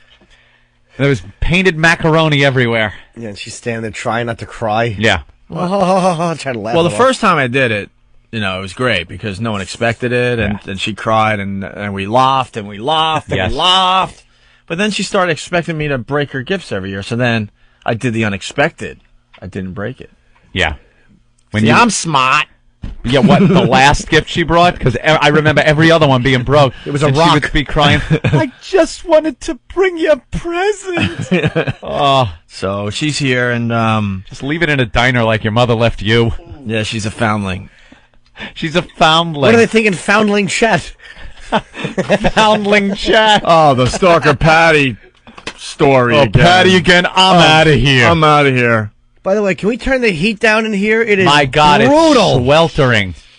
What is going on with the climate control? We are just whiny bitches in here today. No, it's really I'll admit, hot. Foundry Chat, we are whiny bitches. Yeah, but you just want the ability to control your own. Like, if it's too hot, you want to just go, hey, there's the thermostat. Let's give her a little click to the left. It is really hot. Open the door. Just keep the door open. I don't care if there's some ambient noise. Yeah, I don't give a crap. So I'm walking to the bathroom, and Patty has to follow me, and she's like, I have to take my asthma medication while I'm here. Ugh. She's like a Yorkie.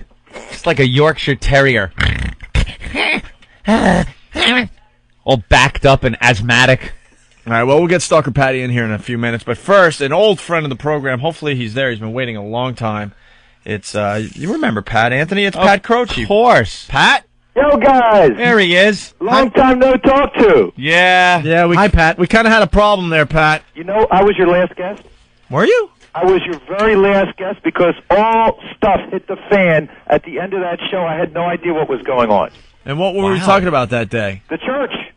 No, I know. Well, you were. I think I was promoting a book or something. Oh, yeah. You wrote I can't remember, but all of a sudden, I was one of your last guests that day, and boom. Yeah, Pat Croce's always been a friend of the show. Yep. And now we're seeing you on TV, huh, Pat? Is that pretty funny? Only in America, right? Yeah, I was flipping through the Pat Croce. channels, and there he is, Pat Croce. I get to move into different people's homes and help them resolve issues, conflicts, problems every day in a different town, in a different city. Yeah, the bus pulls up, Pat comes walking off, and he moves into the house with the family like you're really living with the family, by the way. And I don't live with them. Obviously, I live in a hotel. I live in a suite in a hotel. You live in a hotel getting back rubs and stuff while the camera crew sets up the next shot for you. No, once I'm there in the morning, guys, I go in early in the morning, don't leave till like 5 or 6 at night. For a 30-minute show, it's an awful lot of film with 5 cameras. How much time do you spend with the family, actually, all said? The whole day. Okay. I've seen women just crying, hugging Pat, saying, you've totally solved my problems. It's pretty amazing. What's one of the issues you've resolved with one of these families? Well, you know what? Let me give you a non-family one. You guys will love this. Down in South Central L.A., Crenshaw, 2 warring tattoo parlors on the same block. These brothers wanted nothing to do with each other, Crips and Bloods, and I had to go back and forth to try to bring them together at a neighborhood barbershop. Are you crazy, Pat? I thought I was after that. My staff was going to quit. It worked. It worked. Yeah, sure it worked. Let's see what they're doing now. Well, they're still alive. Yeah, they're having barbecues with each other right now. I think his coaching skills came into play there. You're right. Well, you know, when you were dealing with Allen Iverson and Larry Brown for 5 years, you get a little education. Man, how'd you feel about the big brawl? Wow, I thought it was nasty. I was mortified. I felt really bad for David Stern because he's a friend of mine, and I was thanking the Lord that I wasn't in the league anymore because I knew. Even then, the next day, I must have got a dozen calls from everyone from ESPN, and I said, nope, nothing to do with it. I thought it was bad, man.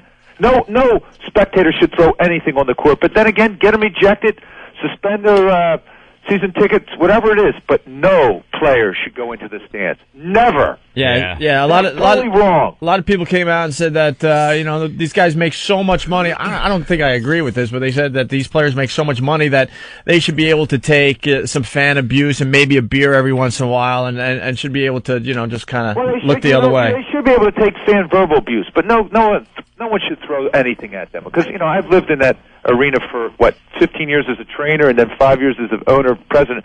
And no, man, you hate when the fans get nutty, except that some of these players you really do want to verbally abuse them. I know what the feeling's like, but no way, nothing thrown on the court, no physical abuse, none whatsoever. But again, Opie and Anthony, no player has the right to go put their hands on anyone. Oh, hell no. Hey, I got a question for you, Pat, too. It's about one of the first instances like this that happened was the Vernon Maxwell when he ran in. Now, he said a fan was said something about his daughter who had passed away. Was that true? Or? Oh, yeah, they'll say, listen, they will say everything and anything. And some of the worst fans that I've tolerated were in Indiana. I mean, they abused my family. They abused everything. I'm sitting in the stands. They're doing everything possible to try to instigate a fight with me. And at times I would stand up and take them all on. But they don't want to fight you. They just want to abuse you. Right, They don't want to fight you. You're a 4th-degree black belt. Yeah, you're like some karate champion, I think. Hey, did you guys hear me do the Olympics? I was a commentator for the Taekwondo in the Olympics this year. It was wild. Why didn't I see the Taekwondo? We didn't see that. Was that on like 4 in the morning or something? Probably. I think it was on during that beach volleyball, and I think they opted for for the beach volleyball. I was going to say, Taekwondo or girls in really, really tiny bathing suits jumping up and down and diving in the sand. You weren't competing with Survivor, were you? Because Opie was with Harvey Firestein, curled up under a blanket, enjoying the finale. Oh, my God. That was a long way, bro. A long way. You guys hear about my Pirate Museum? No. What's going on with the Pirate Museum? In Key West. I opened it up January 5th. I've been working on this a little over a year. Mm-hmm. I'm opening an unbelievable $10 million pirate museum called Pirate Soul. A real pirate museum. A real. No, this is real. You guys didn't know this, but I have the largest collection of piratical artifacts in the world. What and a I don't cool want you collection, just walking by man. and looking at them. I'm taking you back 300 years in time. I got guys from all over the country, guys who worked with Disney and Universal, guys who created the Holocaust Museum, guys who created the International Spy Museum in Washington. I put the best group together and created what will blow your mind away. That's kind of cool stuff. Oh, no, you're going to love this. What do you have? Yeah. Like, what are some of the prized possessions? You got some doubloons. Captain Kidd's last journal. Wow. I have Blackbeard's blunderbuss, his charger from his cell phone. From his Holy jeez, that's funny. Not his charger from his cell phone. Oh, I'm sorry. There's more sarcastic humor. I'm sorry. You know, they didn't have cell phones back then. God damn, that's funny. All right, wait. So what else? A charger is a big plate. Right. Oh, okay. So you have all this stuff from the Pirates. That's really cool. Where'd you get this? I got one of 2 Jolly Roger flags in the world. There's only one in Finnish Museum in mine. You must have a great metal detector. Oh, yeah, no, this is cool. I mean, how do you get this stuff? Seriously. Whether it be auctions or buy private collections from people who collect crazy stuff like me. What's the most you've ever paid for a piece? Oh, $100,000. $100,000? What was it? The only treasure chest was Providence. I got a treasure chest. A real treasure chest. A real. Arr. Real. What's with Providence mean? That means it has all the paperwork, the history. Oh, wow. Wow, Now, that you'd is like really this. It's cool. in the museum. This is way, way cool. What kind of stuff is in that journal? It talks about him being captured. Really? You should see the writing. It's in 1699. 1699. I love that stuff, man. I got. You know what else? I have. Queen Anne's pistols. All kinds of really cool stuff. But it's what I do with you when you're in there. When you walk down the streets of Port Royal on deck, and then you're getting boarded. I had Hollywood create a movie flick on deck. The ship has base chambers underneath it, and the deck is shaking, and the pirates are boarding. Man, it's a 3-camera shoot coming at you. Then I take you below deck and put these 3-dimensional earphones on, and you go for a 3.5-minute show in Blackbeard's last battle in the dark. He's into everything. Now, this is way cool. I know. This guy just loves to be alive. Now, listen, guys, listen. This is the best part. Yeah, go ahead. Next door, I bought the building next door. This is right in Key West. We opened January 5th, but next door, I'm building the Rum Barrel Bar and Restaurant, and I'm going to have an ISDN line. You got to do your show from there. Holy ass! Make sure you talk to Ben after this interview. We'll be down there. You Key just West, tell us guys. when. Key West. Okay, I hear it's chilly down there. Close optional. Close optional, Opie. Hey, maybe XM can get a wagon for someone to pull us in through the wagon tour, guys. That's fantastic. Yeah, we'll do that in a second. I mean, you got to promise you got to be there though. Oh, I'll be there. No, we'll make sure. I stopped filming. Moving in March, and the Rum Barrel Bar and Restaurant won't open till probably the summertime. Pirate Soul, obviously the museum opens January 5th, but yeah, so come summertime on. Very Summertime, good. We'll make plane reservations for the fall then. Yeah, for here sure. at XM. Jesus. Yeah, well, the other thing I want to talk about, what's going on with Slam Ball? Are you still involved with that? I'm still involved right now. Mike Tolan and Mason Gordon, the very creators. You want to explain Slam Ball? I absolutely love this damn thing. Slam Ball is 4-on-4 on a spring-loaded court where there's 4 trampolines on either end of the court within the 3-point circle, and it's full contact. It's unbelievable. I mean, so you can fly, you can dribble down the court, and then you hit the tramp, and you are the dribble, and you can get elbow above backboard, and the opposing team can take you out full contact. Yeah, dude, some of these guys get like 15, 16, 17 feet in the air, and then they just get slammed in midair by another animal. Yeah, I've seen it. It's pretty cool. And some of these guys, you know, they'll hit the trampoline, and then they'll do like 360 flips. I mean, like head over heels, basically. Yeah, they're trying to make it kind of like it's the first extreme team sport, but what we're trying to do is make it an 8 to 10 city real league, you know, like arena football. It's not really taken off yet. Why? Well, it's just tough. We're trying to get a big television sponsor because Shaq wants to do a team in Orlando. Snoop Dogg wants a team in L.A. Yeah. Dick Wolf of Law and Order wants it up in New York. I'd take Philadelphia, but we need one of those television networks to come in as a partner. I hear you. That's what we're looking for. Speaking of Shaq versus Kobe, they're starting to talk about it like it's the biggest thing to hit sports in years. 4 days. I was just watching ESPN. They're like 4 days before Shaq versus Kobe. It'll be a nothing. It will, right? It'll be another. Oh, yeah, it's going to be a game because you're going to see Shaq, take off on the paint. But it's nothing. It's not like they're 2 championship teams. Let me ask you a question. I mean, like, I'm so sick and tired. I like the Lakers, but it seems like Kobe Bryant is just being a prima donna and a baby. How do you let Phil Jackson and Shaquille O'Neal both walk away from your team? I don't know if he had the power to do that, but you got to ask Jerry Buss. And I was watching Jerry Buss interview the owner, and he said he wanted a run and gun type of team. He was tired of what he saw before. But I don't understand. I don't have a ring. And I would love to do anything. They can walk as slow down the court as they want. That 350-pound monster can crawl down the court as long as he brings me a ring. Yep. Yeah, exactly. How do you let Shaquille walk? I have no idea. By the way, that was like when Chicago let Michael Jordan go. Yeah, I know. Because they had a clue. It's all about egos, though. Yep. Before we let you go, Pat, we can't let you off the hook. You got to admit, some of the footage from the fight was just hilarious. From the Detroit brawl? That was hilarious. Some of the stuff that was going on there, man. How about the big African American that was sneaking up behind the players and whacking them? Yeah. That was I thought him in the stand. I mean, and then the one guy on the court Artest came flying at him, and then O'Neal came flying at him. Yeah. I mean, it was like rock'em sock'em. Yeah, he didn't know what was going on. And one of our favorites was the sliding punch by Jermaine O'Neal.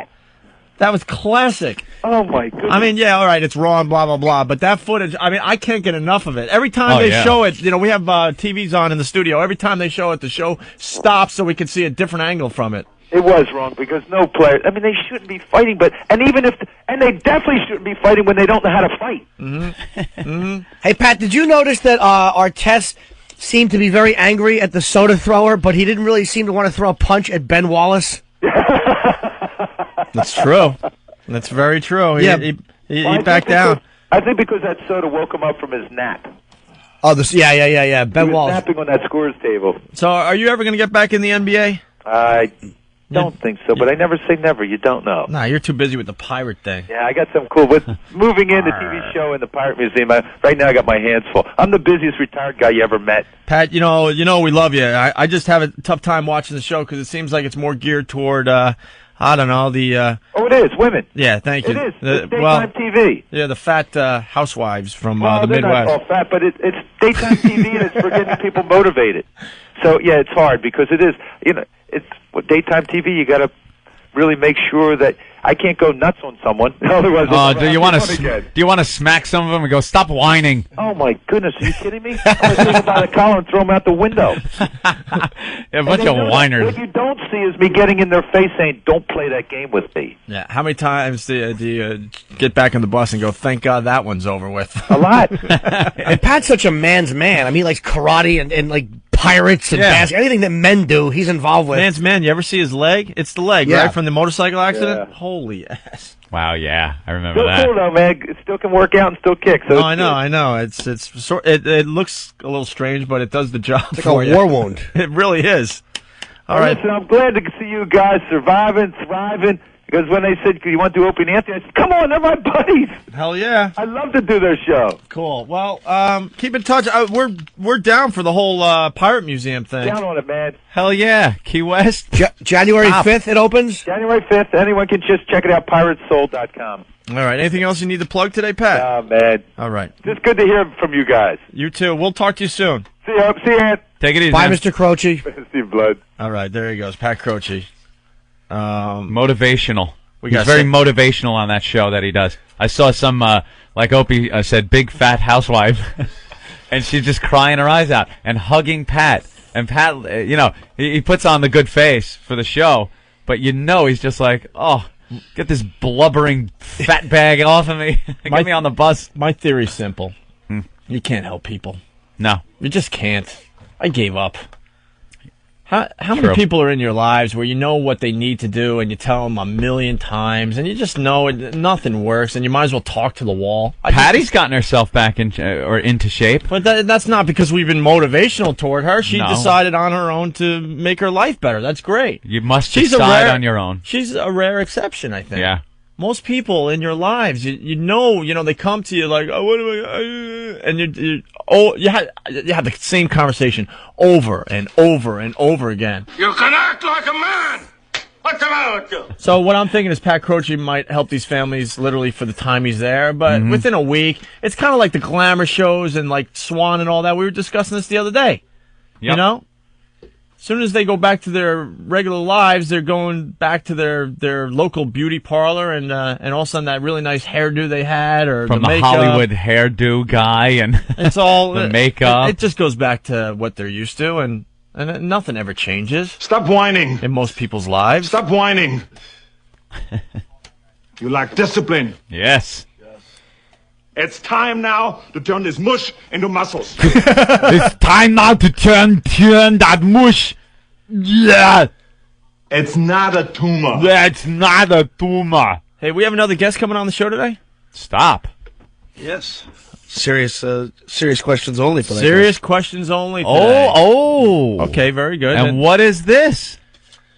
She's got a book, The Best Love You'll Ever Have. Oh, okay. What's that about? I don't know. Oh, Steve boy. knows.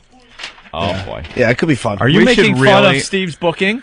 No, not at all. Not at all. All right, it's serious questions only, that's all. That's at 9 o'clock. Yeah, no stupid questions on the instant feedback and no ridiculous questions on the phone. Only Yeah, serious the phones, questions. you gotta Real questions. For real this questions guest. for this Do lady. we have a little synopsis of Do you the book? understand sarcasm? The devil.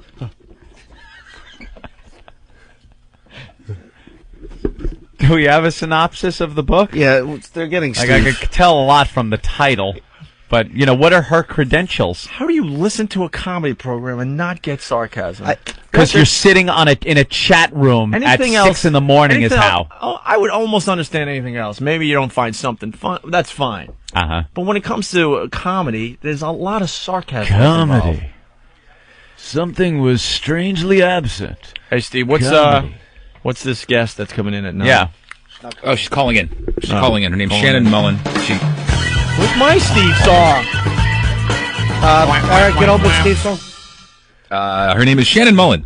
She wrote a book called The Best You'll Ever Have, What Every Woman Should Know About Getting and Giving Knock Your Socks Off Sex. Oh, another one of these, huh? Yeah. They love writing books, these women. Knock your socks off. Yeah, this one hounded me for a while to get on, so I figured, How not to spill coffee in a diner. Yeah. No, what's coffee? Coffee. There you go. Coffee? Coffee diva. She spilled my coffee. I'm glad you like that. C-A-H. That's right. It's Martini Steve. Martini Steve. It's Martini Steve. Yeah. That was Drew that did that? Drew Yeah. Boogie. He's the man. I'm going to hit him. Synthesized vocal. Yeah. Synthesizer diva. Any I don't know, Bullet lines from the thing? Yeah, bullet points. Good point. She has a master's degree in social anthropology. Interesting. Former advertising executive. She'll discuss foolproof illustrated directions for locating the G-spot and other erogenous zones. Yeah, this old gag again. Yep. No nonsense guide to the best sex toys. God, let's save the time. G-spot, 2.5 inches in toward the belly button. Right. Good night. Do you ever Check, been like please. looking for it though, and you can't feel the little button? I have little hands. We're not talking about the button. We're talking Certainly about do. the spongy, No, the inside. spot, Yeah, that's what I mean. That's the what I mean. spongy area. Inside, yeah. Yeah. What? Oh, no, sorry. I was Going to muttering to tell myself, us sorry. how to find that, huh? All right, You want to see Patrice and his long fingers working on that? He's got those awful long fingers. He's you really. watched Patrice try to find a G-spot No, on a chick? I watched him find one on a prostitute in Rio. Me and Keith Robinson just stood there watching as he brought like the glass dildos to Rio, and he would work on these girls and get them off, and they didn't want to get off, but he had to. It was disgusting. That must just look like she fell over the railing at the gorilla pit, and she's just being mauled. I'm sorry, he is just big. He was on his knees in a creepy fashion, and he just touched Pat in her stomach, going, "Camo, camo," like for her to be calm. Oh, God, how creepy.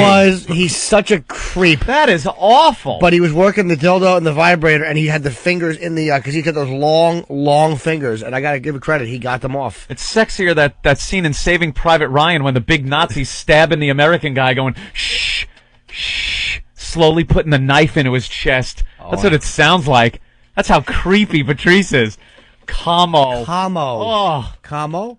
Camo. Pat in her stomach like Caligula did before when he slapped Livia's stomach before he put a fist in her husband's backside. Up, Proculus. Sorry. Go ahead, Steve. She'll also discuss the difference between a clitoris and a penis. Ooh. Oh, wow. Well, yeah, we need that information. Yeah, exactly. Just in case you're with somebody, eating some cheese, wine, watching Survivor, you might not be sure. When you tell yourself, this is just like a big clitoris. Does penis size matter? Is another thing she talks about. Mm-hmm. Also, there are several... all kinds of questions that have never been answered exactly. or asked, yeah. Detailed diagrams of female and male sex organs throughout the book. Oh, all right. So we'll go with the serious questions only. Serious questions only, folks. All right, and that's coming up at 9 o'clock. Can't wait. Thank you, Steve. It's Martini Steve. Martini Steve. It's Martini Steve. I don't want anybody named Lil Connor calling in or none of that nonsense. Right. Little Connor shouldn't be a name. Absolutely not. With a question for her. When is she checking in? 9. All right, we'll step aside. Another Great. Christmas song here. From South Park. I like this one. What? The Christmas song. I like the holidays. Yes. Yeah, we're in the holiday mode now. Leroy, the big lip nigger. What the hell was that? What the hell was that? That's a John Valby song. Was that John Valby? Yeah. Dude, you know how sometimes, whatever, we'll play little games here and Wow. stuff? I swear to God, that was a mistake. Why was that? What is that labeled? I swear it jumped to track 4. I wanted track 3. Why is that I on got to a- be honest with you. Steve has brought in... Steve has major problems. Since we've had the guys from Panzerfaust on, the guy from Panzerfaust who does some racism, heavy rock music, and we found some of the stuff he did entertaining in this weird, racist kind of way. Steve has just come to the table with so much racist drivel. And it's all over the place here, and it's on other CDs, so I think he's purposely sneaking them Mixing into other it in mixes and onto stuff. other things. He I wish I could desperately say- wants us to play this stuff. This is a good one. This is Jew Killer, sung to the theme of memories. Oh. I wish I could say that was accurate, but the reality is I was running out of CDRs at home and had to figure out a way to get all this effing audio onto some Steve, deliverable means. Camo. Steve. Camo. Let me just... What are CDRs? What are CDRs? Coons, Dinks, and Ruskies? Yeah, so Steve brought in Valby's Leroy, the big-lipped. Yeah. Also here today is Who Likes a... followed by Ship Those Back, and We Is Not Violent. Jesus. What is last two wrong came with off the you? 45s that showed up. Yeah, he found them on 45s. Yeah, on they're right 45. They're right up there. That's great. Well, let's Maybe we'll play these later to show how racist Steve is. I don't know. 1964? If I can find an angle, we'll play them. Those are 1964. That's probably a 45. collector's item. It is. Dude, these are really cool. Hate Nanny record, 1964. Hate Nanny? Yeah. We as nonviolent niggers. Wow. I mean, this is probably worth money. You should actually. That's funny. Hoot Nanny, Hate Nanny. I'm not putting that on eBay. Thanks. Want to put that on eBay? No. Why? It's just You put it on eBay. Why not? Go ahead. I don't care. Hold on a second. Mudflap, what's up? Hey, how's it going? Hey. Hi, Mudflap. Thanks for calling the program. Hey, no problem. Hey, go ahead, play that song. It just doesn't make fun of niggers. It makes fun of dagos, too. Yeah? Oh, yeah? Yeah, it's a great song. I don't like that type of language. I happen to have my young producer and his big hog in the car. Well, then you can always just turn the volume down if you don't want to listen to it. All right, thank you, God, Mudflap. we were just like, Opie hits the button. I swear that we was take so- our headphones off, and I hear that. I'm like, what the? What? What are you doing? Well, this stuff was Christmas song. This stuff is all in front of me, and it's here. And I was thinking maybe, if we found some kind of angle, maybe we'll throw this crap on the air. Hey, boy. Now we found. Won't you play that song, boy? Now we found the angle, I guess. Kevin in San Francisco, what's up? Hey, guys, how's it going? Hey. Welcome to the Mengele and Anthony show. Hey, Opie, could you play that song, please? Yeah, see, now the phones have just exploded. We got Frank here. What's up, Frank? Hey, guys, man, you got to play that song. See, now we have to play. We have to play the song now, Anthony. Is it Johnny Rebel or? It says No, that's Johnny John Rebel, Valby. not John It's Valby. it is John Valby, though. No, this Valby, this yeah. is definitely Valby. All right. I've actually heard him sing live. this live. Yeah. All right. Well, let's hear it. Is there any setup here, Anthony? No setup at all. It's from the first line. It sounds like an awful song. I don't know. It's a number called Leroy the Big Lip Nigger, and it's a parody of how African Americans are viewed in this country. By John Valby. That's gonna help us. All right. Well, and then I want to play "Merry Effing Christmas." So, because we're lazy today, it's on the same CD. You might hear like 5 seconds of dead air in between the songs, so we can do a two for. If you're driving and you're above Central Park, turn your radio down or roll your windows up. Oh, you shouldn't You've have said been that. warned. Should have told them to turn this up, folks. You're gonna have a lot of laughs. A lot of laughs uptown. Yeah, we got to warn you. This could get you punched in the face. Yes. Crank it. Yes, please be conscious and sensitive to others that may be listening to In your the work radio environment, right now. you thought you'd be the cool guy to bring in your XM satellite radio so everyone could enjoy the fine humor that is the Opie and Anthony program on 202. You may want to turn it down at this point. There's a guy at a forklift somewhere in the middle of a warehouse going, no! Running in slow motion.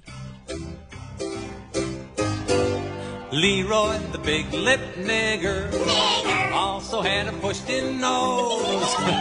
And if he took his boots off, you could even see 11 toes. All of the other Negroes used to laugh and call him bumbles.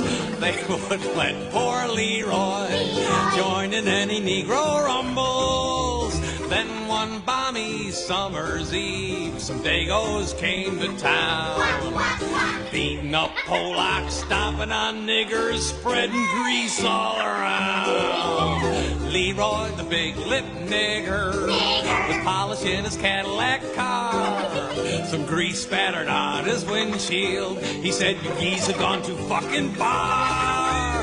2 little guineas hit the ground. FOMO went and ran.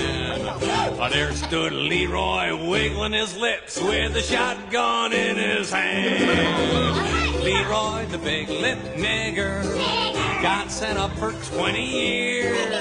But Leroy is not alone there. His cellmate's a Polack with great big ears. So eat shit in the morning and fuck you! Okay, terrific. All right, John Valby. Yeah, there you have it. Father Trucker. What's up, Father Trucker?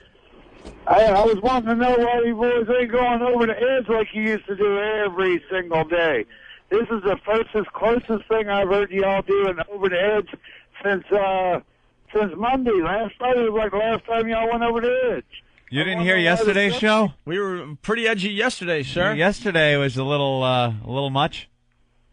I listened to about 2.5 hours yesterday, and then I changed to the comedy channel because it wasn't going nowhere. Sir, if you're edgy every day, it all of a sudden isn't the edge; it's the middle. It's got to be organic. Well, you can't make it try to be edgy. Whatever is you're doing, it's got to be. You know what I mean? Whatever fits in the moment. Yeah. He doesn't know what organic means. Like sometimes. Opie Anthony and Jimmy can go to the edge every day at a new level. I got faith in you boys. All right. Like you can't do the crystal meth every day; you'll burn out. Yeah, let's hear what Father Trucker. What do you want to hear on the program? Oh, I'm up for whatever y'all got going on, but let's bring it to the edge every day like y'all usually do. How does he get Foundry Chat in his truck is what I want to know. All right, Father Trucker, thank you. Merry Christmas to you and your fellow truckers. Merry Christmas. Merry Christmas. Bye, sweetie. I love the truckers that have the Christmas lights. Oh, they decorate their trucks up Very with nice. Christmas lights. That's right. Then they do coke and drive for 34 straight hours. Crank at 95 miles an hour. They don't like those stereotypes, remember? Crank off a map. That's funny. Yeah, and I stepped on it. I'm sorry. That's all right. I made it through. We're all just chitting and chatting. It's got a little footprint on it, but it made it. Yeah, it happens. It's like a wife who kind of listens. Half a shoe print on her. All right, why don't we play another Christmas Oh, song? you want to play another one, huh? Well, I want to play the one that I meant to play, and then we need another one. Was that one? Was that a Christmas song? yeah, Oh. it was done to a Christmas song, and then yeah. we'll talk to Stalker Patty. What's this called? Deck the halls with gook ears? I've heard there is no Christmas in the silly Middle East. No trees, no snow, no Santa Claus. They have different religious beliefs. They believe in Muhammad and not in our holiday. And so every December I go to the Middle East and say, hey there, Mr. Muslim, Merry fucking Christmas. Put down that book, the Koran, and here's some holiday wishes. In case you haven't noticed, it's Jesus' birthday. So get off your heathen Muslim ass and fucking celebrate. There is no holiday season in India, I've heard. They don't hang up their stockings, and that is just absurd. They never read a Christmas story, they don't know what Rudolph is about. And that is why in December I'll go to India and shout. Hey there, Mr. Hinduist, Merry fucking Christmas. Drink eggnog and eat some beef and pass it to the missus. In case you haven't noticed, it's Jesus' birthday. So get off your heathen Hindu ass and fucking celebrate. Now I heard that in Japan, everyone just lives in sin. They pray to several gods and put needles in their skin. On December 25th, all they do is eat a cake. And that is why I go to Japan and walk around and pray. Hi there, Mr. Shintoist! Merry fucking Christmas! God is gonna kick your ass, you infidelic pagan scum! In case you haven't noticed, there's festive things to do, so let's all rejoice for Jesus! Merry fucking Christmas to you! On Christmas Day, I travel around the world and say, now it's Christmas bonus and all you atheists too! Merry fucking Christmas to you! All I want is to get laid and eat sandwiches. That's it. That's the closest reference you can get to something cool, hip, and groovy. Cool, hip, and groovy. Dick. Yeah. Where do you go when your wife changes the locks? The Opie Anthony Show. I want to be on you. Well, you've come to the right place. I help you, you help me, we all laugh. Don't worry, we're not listening because this is a boring conversation. Love you too, sweetness. If you walk past them, they'll take your jewelry, take your purse or whatever, you know? You have no idea what they are. There are a lot of questions about them. Real. Dirty looking. Pinky naughty. Shut up. Bring on the booze. Is this the Opie Anthony Show? Okay.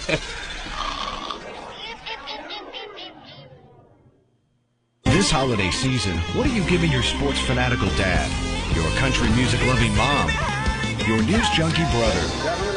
With 100% commercial-free music, 24/7 news and talk, and Major League Baseball in 2005, XM is the perfect gift for everyone on your list. Plus, add it to your family plan. You can add up to 4 additional XM radios for only $6.99 a month per radio. To buy radios, gift cards, and gear online, go to xmradio.com. So, you can't live without XM at work? Now you don't have to. With XM Radio Online. is made. You can listen to XM anywhere you have an internet connection. No antennas, no radios, just XM's 100% commercial-free music channel, XM Radio Online. Sign up for your free 3-day trial at listen.xmradio.com. There's no charge to give it a try. Action is made. Visit listen.xmradio.com. Time is running out for you to win the world's first portable satellite radio, the Delphi XM MiFi. To enter, just sign up for one of these great XM services on xmradio.com. High Voltage, featuring Opie and Anthony, Playboy Radio, or XM Radio Online. A new winner will be selected each week from all premium subscribers now through the end of the year. No purchase necessary. Must be legal U.S. resident 18 or older. Official rules and complete entry and price details at xmradio.com. Now through December 31st, 04. Void where prohibited. This year, we have a gift for everyone on your holiday list.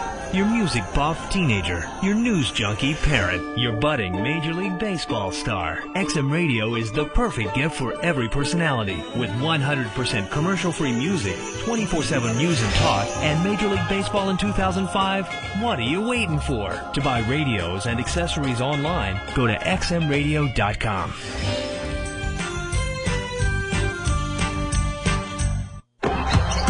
He shoots. That's his ACC basketball. It's the ACC today. Tie your shoes nice and tight because ACC basketball is breaking you down. You better box your man out because we're grabbing the boards. Round ball, baby. It's the ACC today on XM Satellite Radio. Out off the ricochet. It's Wednesday, the 22nd of December, 2004. I'm Ari Bykowski with the ACC Today. Fifth-ranked Wake Forest has not had the easiest schedule in the world. Head coach Skip Prosser makes sense of how he scheduled the season.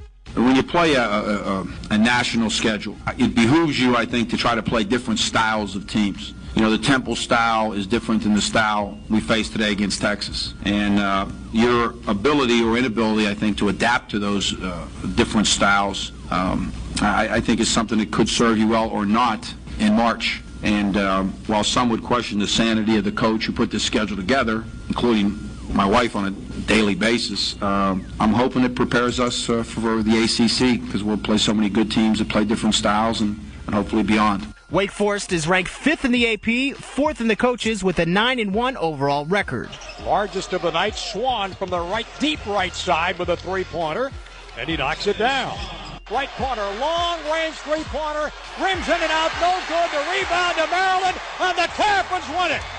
Terrapin Sports Marketing on the call. Maryland survived by the skin of their teeth in their last outing as they opened conference play against Florida State, winning out 90-88. Maryland this week is ranked 24th in the AP, 21st in the coaches. They need to step their game up because tomorrow they take on American University. Team is playing some ball. Yes, I said American University. AU. The two D.C. Metro schools face off on ACC Channel 183 at 8 p.m. Eastern. And that's the ACC Today on XM Satellite Radio. XM 202. The Opie and Anthony Show.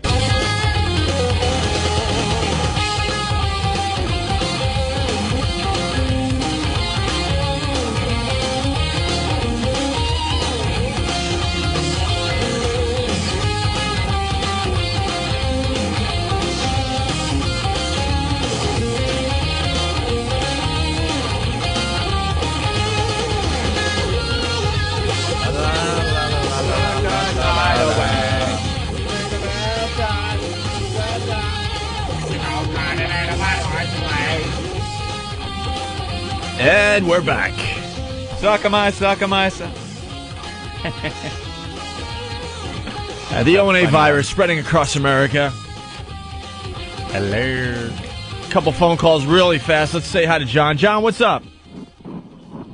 Oh, my Hello? God. John, what's up, buddy? Hey, it's a good thing the blacks can't afford satellite radio. Oh, Jesus. Hey, and the other thing is, how's Syracuse going to play that?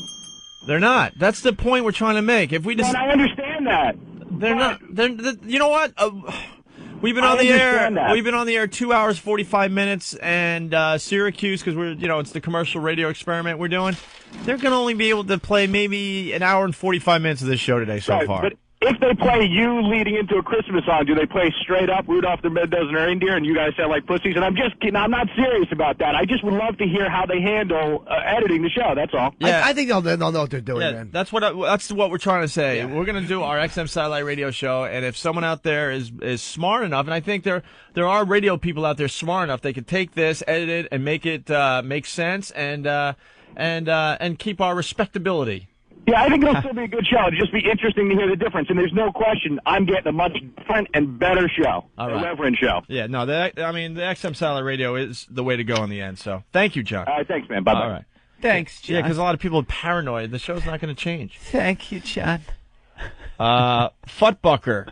What's up? Futtbucker? His name is Futtbucker. Hey, guys, how you doing? You make fine burgers in your restaurant chain. Oh.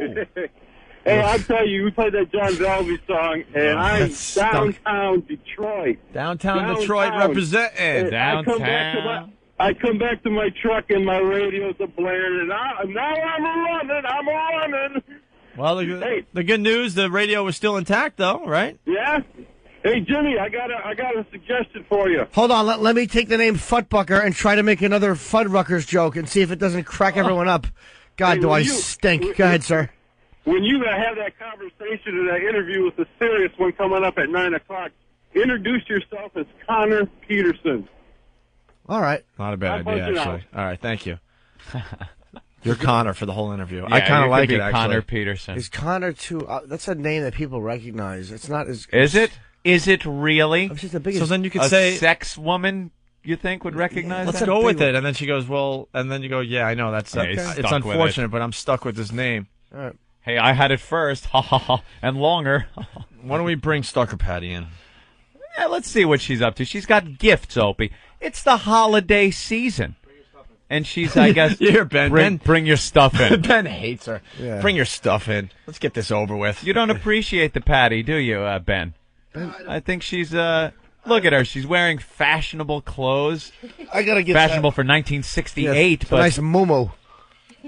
Patty's come Are a you long trying way. out for Love American style? where'd you get that shirt? That's a really good joke. Thank you. Thank you. Oh, I bought Thank it you. on 57th Street. What? I bought it on 57th Street. I thought you bought it in 1957. Looks like she should be coming down the stairs. Marcia! Marcia, why is this old bag wearing your shirt? Funny. What are you now? That's right, I am an old bag. You're 50? No, not yet. When do you Don't turn rush 50? me. I'm not ready to get there yet. Should we have a 50th birthday party for Stalker Of course Patty? we should. Maybe in studio? With Chippendale dancers? I would love that. Oh, look at I've always wanted to go to Chippendales. But they closed in 1983. And yeah. Or someplace like that. No. Just one of those nude male dancer things. What would you do? They wave their junk in the girls' faces. I would probably just, I don't know, stare. I wouldn't know what to say. You know what they do to birthday girls at those things? I've heard stories. Really? They take them up on stage. They pretty much shove their junk right in the girls' faces. I don't know. You would be into that? I don't know. I've never experienced that. It would be something quite new, but for the second half of my life, it would be a beginning. What do you think you're going to be 100? You're not going to live to be 100. What's the matter with you? You were taking asma medication before you came in here. The How are you going to make it to 100? The second half of your life Well, started when you were I had- 29. Well, last week I had a 4.5-hour physical with everything, sonograms of my heart, everything. The only thing they found really, besides Stop my yelling. Wait. Patty, what are you shouting why for? are you yelling? You're screaming into that microphone like a crazy person. And you're laughing like a mongoloid looking at a Ferris wheel. Look at you. You're a mess. No, I'm not. Now, speak calmly. Como. El Camo. El Como. Just punch her in the face while you do it, though. Well, anyway, it was a 4.5-hour exam. They just found like an abnormal EKG, so I had to wear the box for a day. Now you know how married men feel. Something about her box for a day. It's a stupid thing that hangs. It records your heartbeat, and you're hooked up to it, and you got to record everything you do every hour, going up and down steps, and what are any symptoms and stuff. And then you hand it in the next day, and I don't get the results until 2:00 this afternoon. So, do you know she could be given the true story of what happened in Dallas during the Kennedy assassination, and I'd still want to doze off? And you just don't care, right? So when did they do a gyno exam?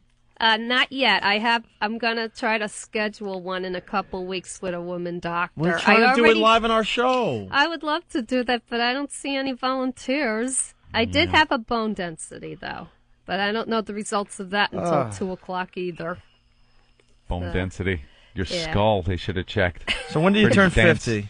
June 4th. June 4th. We got to do something for Patty's 50th. 50 gets sold. Chippendale dancers I like, but only black ones. No white dancers. Why is that? Because they're better hung. I wouldn't know. You've never Trust been. me. Still a virgin, obviously. We don't even have to ask you anymore. She's a virgin, 49 years old, never had a man. Jeez, Patty, you're really slapping your life together, except for that aspect, the love aspect of your life. You have no man in your life. You never have. Have you ever had a boyfriend? In high school and in college, and then that was it. What kind of boyfriend? You have a social life. I'm not talking then. about going on one double date with some poor sap that got set up with you. I'm talking about actually a boyfriend-girlfriend relationship. Well, you see, in college you have more of a shot of a social life because you're not working, you have no responsibilities. But then when you go into the work world and everything, well, the first 10 or 12 years, it was like nonstop working and just going home, and that was it. I didn't really have a life, and I didn't go out. But you had a boyfriend. Well, in college, and just dating. Did he approach you for sex? No, it was nothing serious. I just dated, and that was it. We went out to eat or coffee. One guy even took me to the Playboy Buffet Club, for a buffet because he was a member of the club. Oh, what a downer. He's just looking at the Playboy bunnies in the old clubs. They used to come over to the table with a little cocktail tray. Well, I was 20 years old at the time, and the ears. so, Hot chicks. And what did you think of that? I just want to find someone who I love. Oh, yeah. They took me to the Playboy Club. Oh. Did you talk to Hef for a little while, did you? No, he doesn't go to those places. Doesn't go to the no, Playboy of course Club. not. Doesn't go to the places that he invented. Right, he never went to the Playboy Club ever. Silly of me. Of course not. Maybe if there's a special event or something, but I don't know. Was he wouldn't just paying? go So was there. this guy paying attention to you or the girls when you went to the Playboy Club? I wouldn't remember. No. That's too long ago. You didn't touch his hog or anything? No. No. Why not? How far do you go on these dates? Well, like I said, even when you're dating, you get action. Yeah. I know, What but do you at do? that time, It's the I was furthest part you've of- ever gone with a guy. Just kissing, and that's it. But at that Tongue? time, I was part of the Christian Fellowship, and we, The I was Christian like, Fellowship. oh, you just don't What do is that? certain things. you Like know? what, have fun? I know. The but- Christian Fellowship of the Ring. And now I was regret Gollum. what I missed. Now I regret Boy, what what I a missed. surprise. Religion wrecking another person's sexual life. I know. That's Wait, why. so when you were dating this guy, did you swap tongues and stuff or what? No. And there we was didn't my get other that film, crazy. Return of the Hymen. We just had fun to the movies, or what do you it's do a with the nice little Christian social Fellowship? Yeah, what kind of fun goes on nothing there? Much. It just they have prayer meetings and Oh, stuff we like we that. have a That's guilt it. about our body meeting. Awful. And then a don't touch that, it's dirty meeting. I know. And then we sing Kumbaya. And then it was funny when I read the book Better. Oh, hold on, everybody. Wait, what did you say? Wait, Patty. What'd you hold say? Hold on. What'd you say? Before you even started the story, you said something? Yeah, when I was No, reading. what'd you say? No. Before you even started the story, you set it up by saying, it's what? I don't remember. What did I say? What kind of story is it? What kind of story? You said it was a something story? No, I just You said it's funny. It's what? Funny. Like- funny story? Funny. like. It's funny. You said it was a Yeah, I funny did story. say Oh, it's okay. funny. All right. We All wanna right. be Well, then sure. hold on. All right, here Woo, we go. let's strap in. All right, hold Tighten on, up those everybody. shoulder straps. Hold on. Get everything ready. Funny story on the A way. Funny story is coming. Pull your cars over. Yeah, people, please. We don't want you driving during these funny stories. A story is going to be told, and laughter will ensue. Right. All right. Oh, Patty, proceed with your funny story. I have my laughing cap on. Yes. When I asked a counselor about dating, they gave me a book called Better Is Your Love Than Wine. And if you knew how graphic some parts of that book is, I mean, I was like, I died, you know? That you would think a book like that would be, it's a little graphic, you know, and just talks about not having sex before marriage and stuff like that, you know, but it's pretty graphic. Yeah. Yeah. But I was shocked that that would be in the bookshelf of the Christian Fellowship.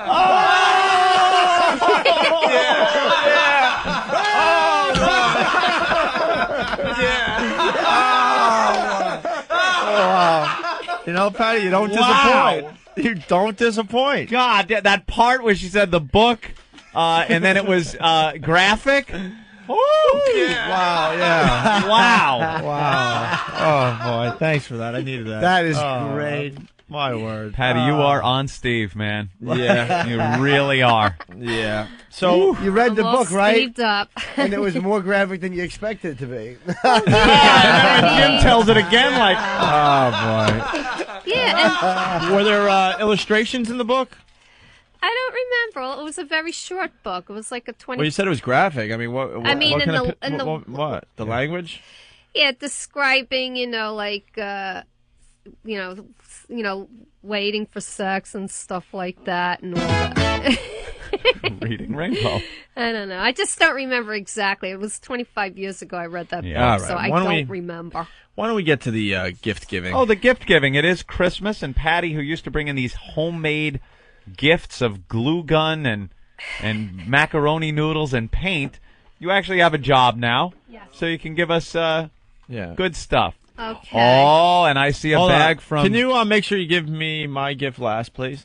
Thank you. All right. All right. I see a bag. Jimmy, that's from- for you. Oh, Thank you, Patty. wrapped up in a wrapped red up bow. nice. She usually forgets to bring me a gift. I know. Really? This is for your interns, okay? For Nathaniel, for Danny, and for Noah. She knows their names. I don't even know What their about names. Derek? I got it off the Reds. What about Derek? Look at him.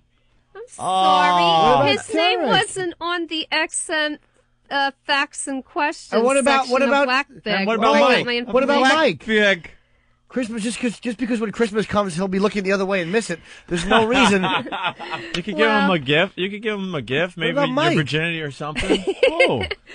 All right. They can put you on the rotisserie. Okay. Where's Play Mike? cards on your back. This is for Oh, Patty, why Eric did you and forget Ben. Mike? Eric and Ben get the Yeah. same gift that the interns I got, I see. Right. Not unlike my gift. But it's, This which is is the for same Steve. as Norton's. Wow. All right. This It's is for Steve. Oh, just hand them out already. Yeah.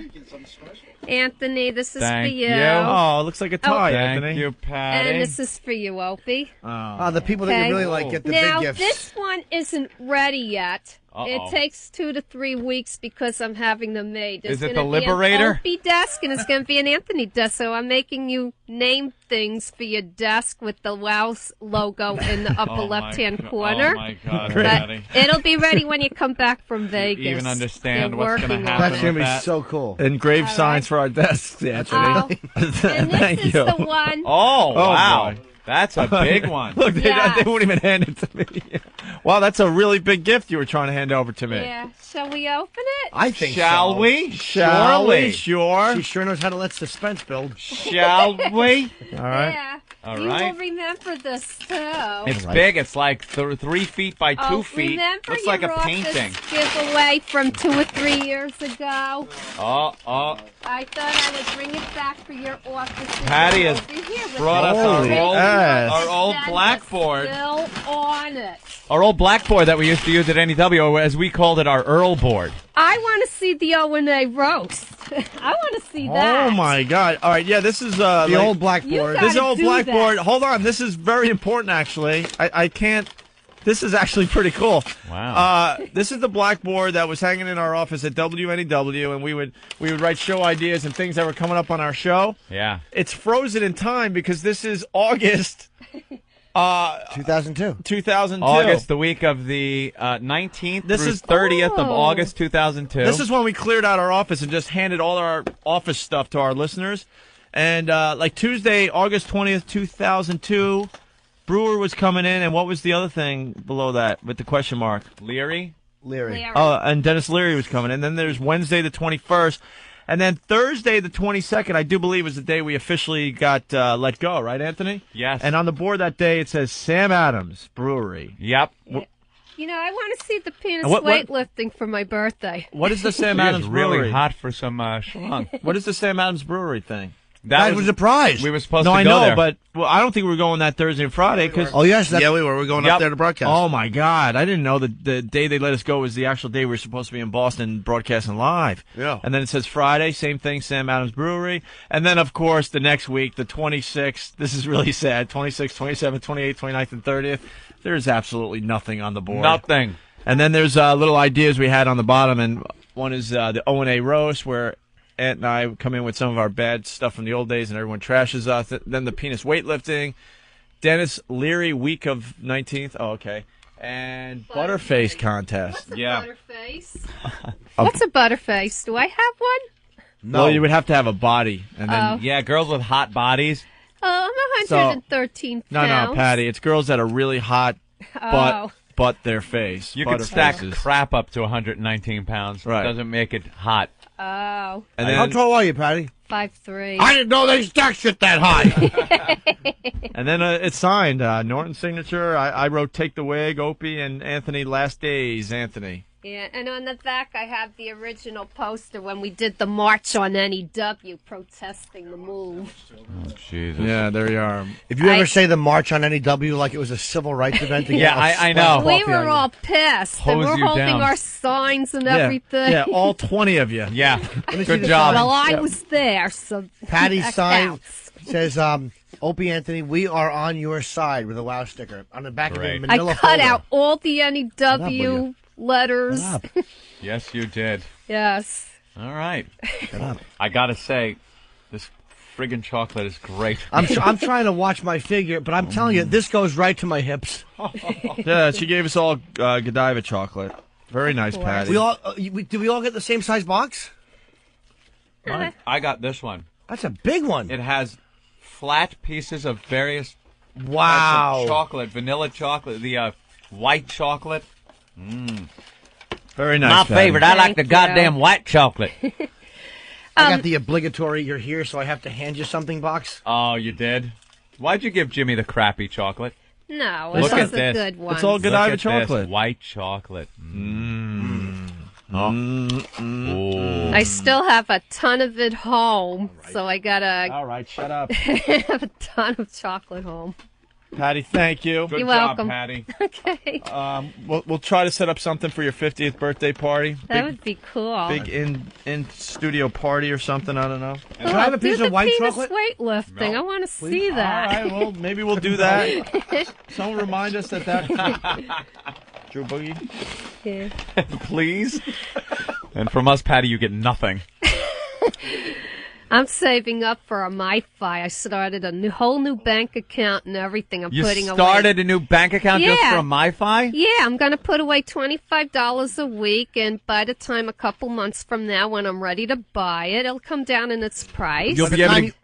Go ahead. No, I want to Yeah. hear yours, Jimmy. It's not going to be that good. No, I want to hear yours. By the time you have enough money for a MiFi, there will just be chips installed in your hand that pick up the XM signal. That's a good one. No, was but gonna I go will get one By the this time year. she gets one, she can get it Yeah. in her 'Cause you know flying what? car. You know, Do we have one more MiFi to give away? We're both on the same. Elo would say, we have a Mars install package.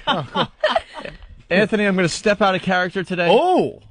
And I do believe we have one more MiFi to give away. Are you kidding? And, I'm feeling very giving this season. Oh, my God. I know we have one more XM portable satellite radio to give away. These things are so hot, these items. Can't get them. I can't believe... Look at Patty's face. Ben- She's got her hand Ben, over we her do mouth. have one more, right? One more. Yes, we have one left. She's one freaking left. out. We're And going what- on break soon. Yeah, 3-4 days before the holiday. I'm feeling really in the spirit of Christmas. So, Patty, look at he's feeling in the spirit of giving. What do you think? I love it. I know it's just amazing. It's just overcome me. I don't know what happened to me. I've never seen him this generous before. Have you? Usually not, right? No. Yeah. And you have a separate bank account just for this? Well, yeah, I opened one Really? on $25. $25 a week. Everyone knows I've had a tough year, but finally I'm feeling the holiday spirit flowing and you through think maybe giving my veins. Maybe giving, the spirit of giving might make you feel a little better. Yes, definitely. And we definitely have one left, right? I don't want to give something away that we don't have. Yes, question, Jimmy? 20. How much do they run for? Like $350? $350. 25 a week. How many weeks? That's a few months of saving. That's that would be How long would that be? That would be about a year, give or take, right? 25 a month or 25 a week? A week. All right, 25 so a week. That's About like 3 months. about 3 months. 3 months. Yeah. 3 year. months. So, Patty, this is what I'm going to do today, guys. This is what I'm going to do. We'll take the 20th caller right now. Absolutely fantastic, Opie. Thank you. The spirit of giving. Thank you, Anthony. 20th caller. 20th caller will get the remaining MiFi. That's great. Thank you.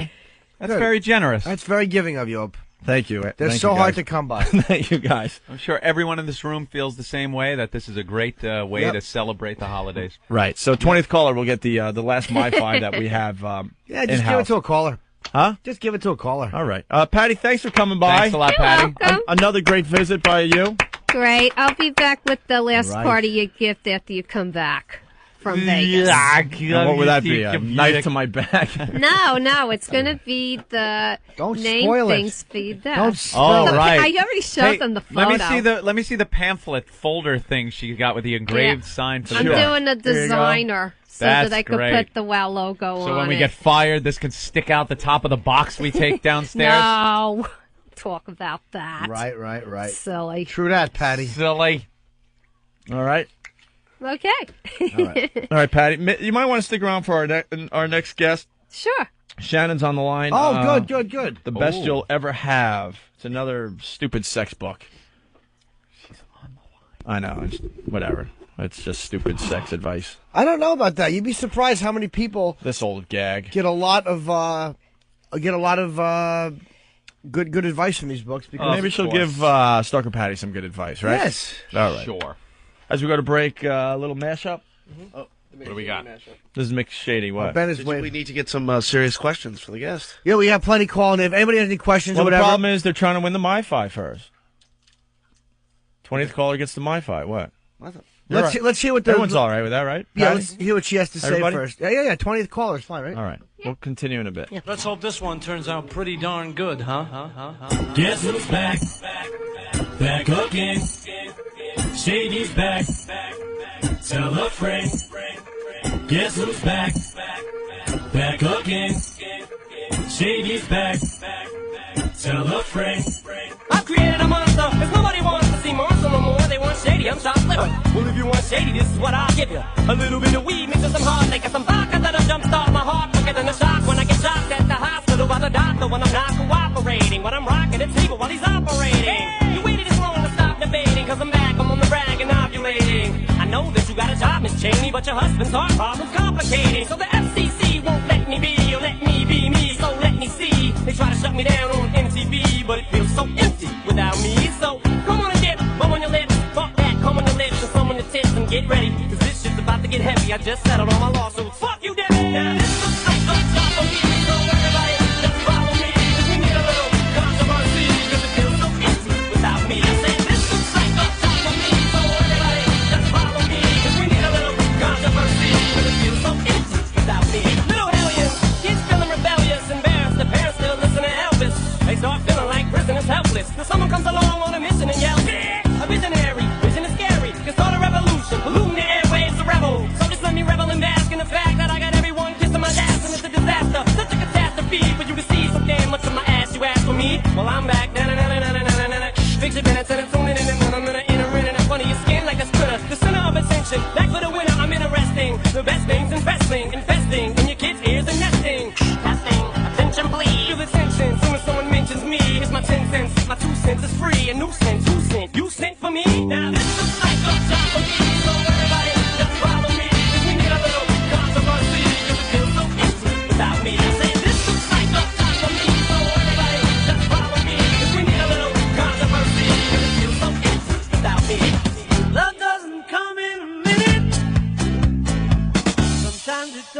coming home. I only know that when I'm in it, it isn't silly. Love isn't silly. Love isn't silly at all. Now this looks like the top of me, so everybody just follow me. 'Cause we need a little controversy, 'cause it feels so empty without me. I said this looks like the top of me, so everybody just follow me. 'Cause we need a little controversy, 'cause it feels so empty without me. I said this looks like the top of me, so everybody just follow me. 'Cause we need a little controversy, 'cause it feels so empty without me. I said this looks like the top of me, so everybody just follow me. 'Cause we need a little controversy, 'cause it feels so empty without me. It was Whip 'em Out Wednesday, so I flashed some guy on the Long Island Expressway. He was involved in a 7-car pileup. There was blood and carnage everywhere. But my tits looked great. Please, wow responsibly. A public service announcement of the Opie and Anthony Show. Listen to this crowd roar! The game that was born on the radio now joins the next generation of radio. XM Satellite Radio is now the official satellite service of Major League Baseball. Starting in 2005, XM will bring you live play-by-play from every MLB team, all season long, from spring training through the World Series. Now you can hear your hometown team wherever you are, all part of your basic monthly XM plan. Major League Baseball, coming to XM in 2005. It's radio to the power of... Unleash the power of XM performance in your home. Coming this holiday season, you can enjoy the best radio experience in your home from a component-style tuner that delivers XM's highest quality sound. Introducing the Polk XRT12 XM Reference Tuner, the world's first component XM tuner. Discover the full sonic potential of XM satellite radio in your home. Plus, add it to your family plan. You can add up to 4 additional XM radios for only $6.99 a month per radio. Go to xmradio.com for more details. Let's get it started. Have you ever been listening to your favorite song on XM when someone starts yapping during the best part? What can you do? Well, with the new Delphi Sky-Fi 2, you can replay the song. It's the first satellite radio with replay and pause features. Listen to your favorite songs over again. Sky-Fi 2 for the car, home, and on the go. Add it to your family plan or give it as a gift. Go to xmradio.com to learn about all the cool features on Sky-Fi 2. Now available in stores. We've made it even easier for you to give XM. Why not share the XM experience with your friends and family, especially with XM gift cards, now available. It's a convenient and flexible way to give XM service. And now you can order gift cards, XM radios, accessories, and gear at the XM Radio online store. Check out XM's new online store at xmradio.com. This holiday season, give the gift of XM. Just when you had time to take a breather, XM Satellite Radio brings you right off the bench. 1 minute the passing lane was open. The next minute, he said, "Get that weak stuff out of here." You hear that sound? He shoots. This is the hook It's shot. time to take off the warm-ups. College basketball on XM Satellite Radio. We have ACC, Big Ten, and Pac-10 round ball, baby. It'll be a full slate on channels 180 through 188. Huge rivalries. ACC, North Carolina and Duke. Yeah, Hills. Yeah, Hills. Yeah, Devils. Blue Devils. Arizona, UCLA. Go Cats. Go Cats. Yeah, Bruins. Yeah, Bruins. Indiana and Purdue. Hoosiers. Boilermakers. Boilermakers. Boilermakers. Oh, yeah, and we have much more. All season long, we're taking it hard to the hoop. The defensive pressure continues. That was With college basketball on XM Satellite Radio. It's the ACC, Big Ten, and the Pac-10. College basketball on channels 180 through 188 on XM Satellite Radio. No one will outscore us. It's the O&A virus. XM 202. XM News, talk, sports, and information. It's everything all the time. XM 202. The Opie and Anthony Show.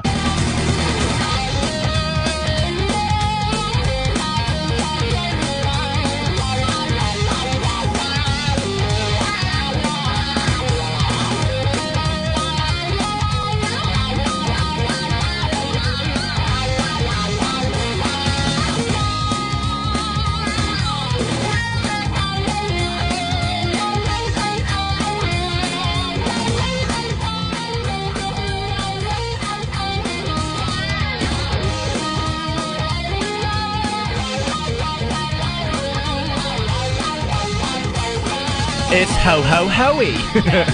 It's Gary Hoey. On the O&A show, we like to call it the virus.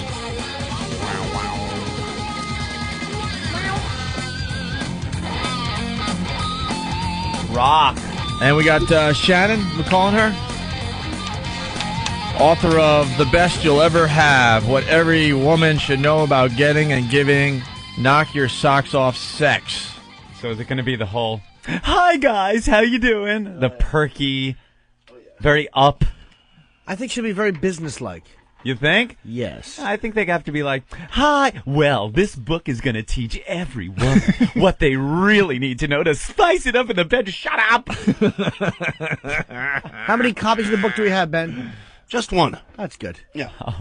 Let one person peruse it while the other two just Oh wing my it. God! You know what? I love this new bit. It's a Jimmy bit. Tearing the pages. Yeah, I want to. I do love that bit. I love this bit, and they don't understand what's going on. Oh. Thanks, buddy. Yes. Oh wait, Jimmy, can I have that book? I think we have our sexpert on the line here. Let me just just perusing the Shannon Moller. Cool. Hold on, I got to see the book. All right, no, I don't. We're trying to get her on the phone right now. All right. This is a little like a one sheet on the best you'll ever have. What every woman should know about getting and giving Knock Your Socks Off Sex by Shannon Moller. Here you go. This is the picture. And I do believe we have her on the line. It's Shannon Moller, right? Shannon? Yep. Welcome Hi, Shannon. to the Opie and Anthony program. Welcome to the program. Hi. Thanks for having me on. Oh, no problem. When we found out that we were going to have you on the show, we got quite excited. Oh, yeah. We really did.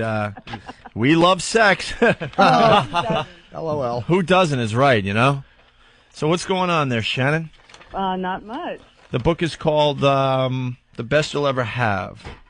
Yep. With a very, very long subtitle. Well, yes. Whoa. Can I ask you a question? Yeah. Hi, this is Connor.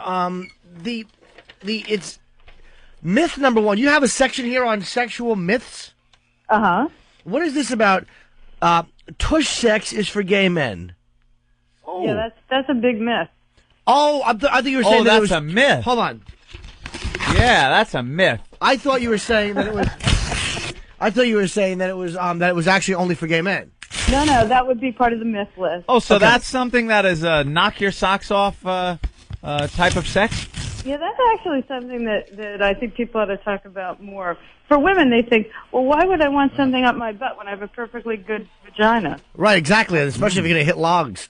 Yeah, so you have to kind of think it through and think why that makes sense in order to convince yourself to give it a go. And why does that most make women sense? tend to like it. Yeah, why does it make sense there, It Shannon? makes sense for women because there's a muscle called the PC muscle that goes from your pubic bone to your tailbone, like a hammock. Mm-hmm. And all of that muscle is filled with nerve endings. Every human being who has an orgasm has their butt twitch. You know? It's all connected. Anthony and I have this thing, though. We think butt sex should be left for the young.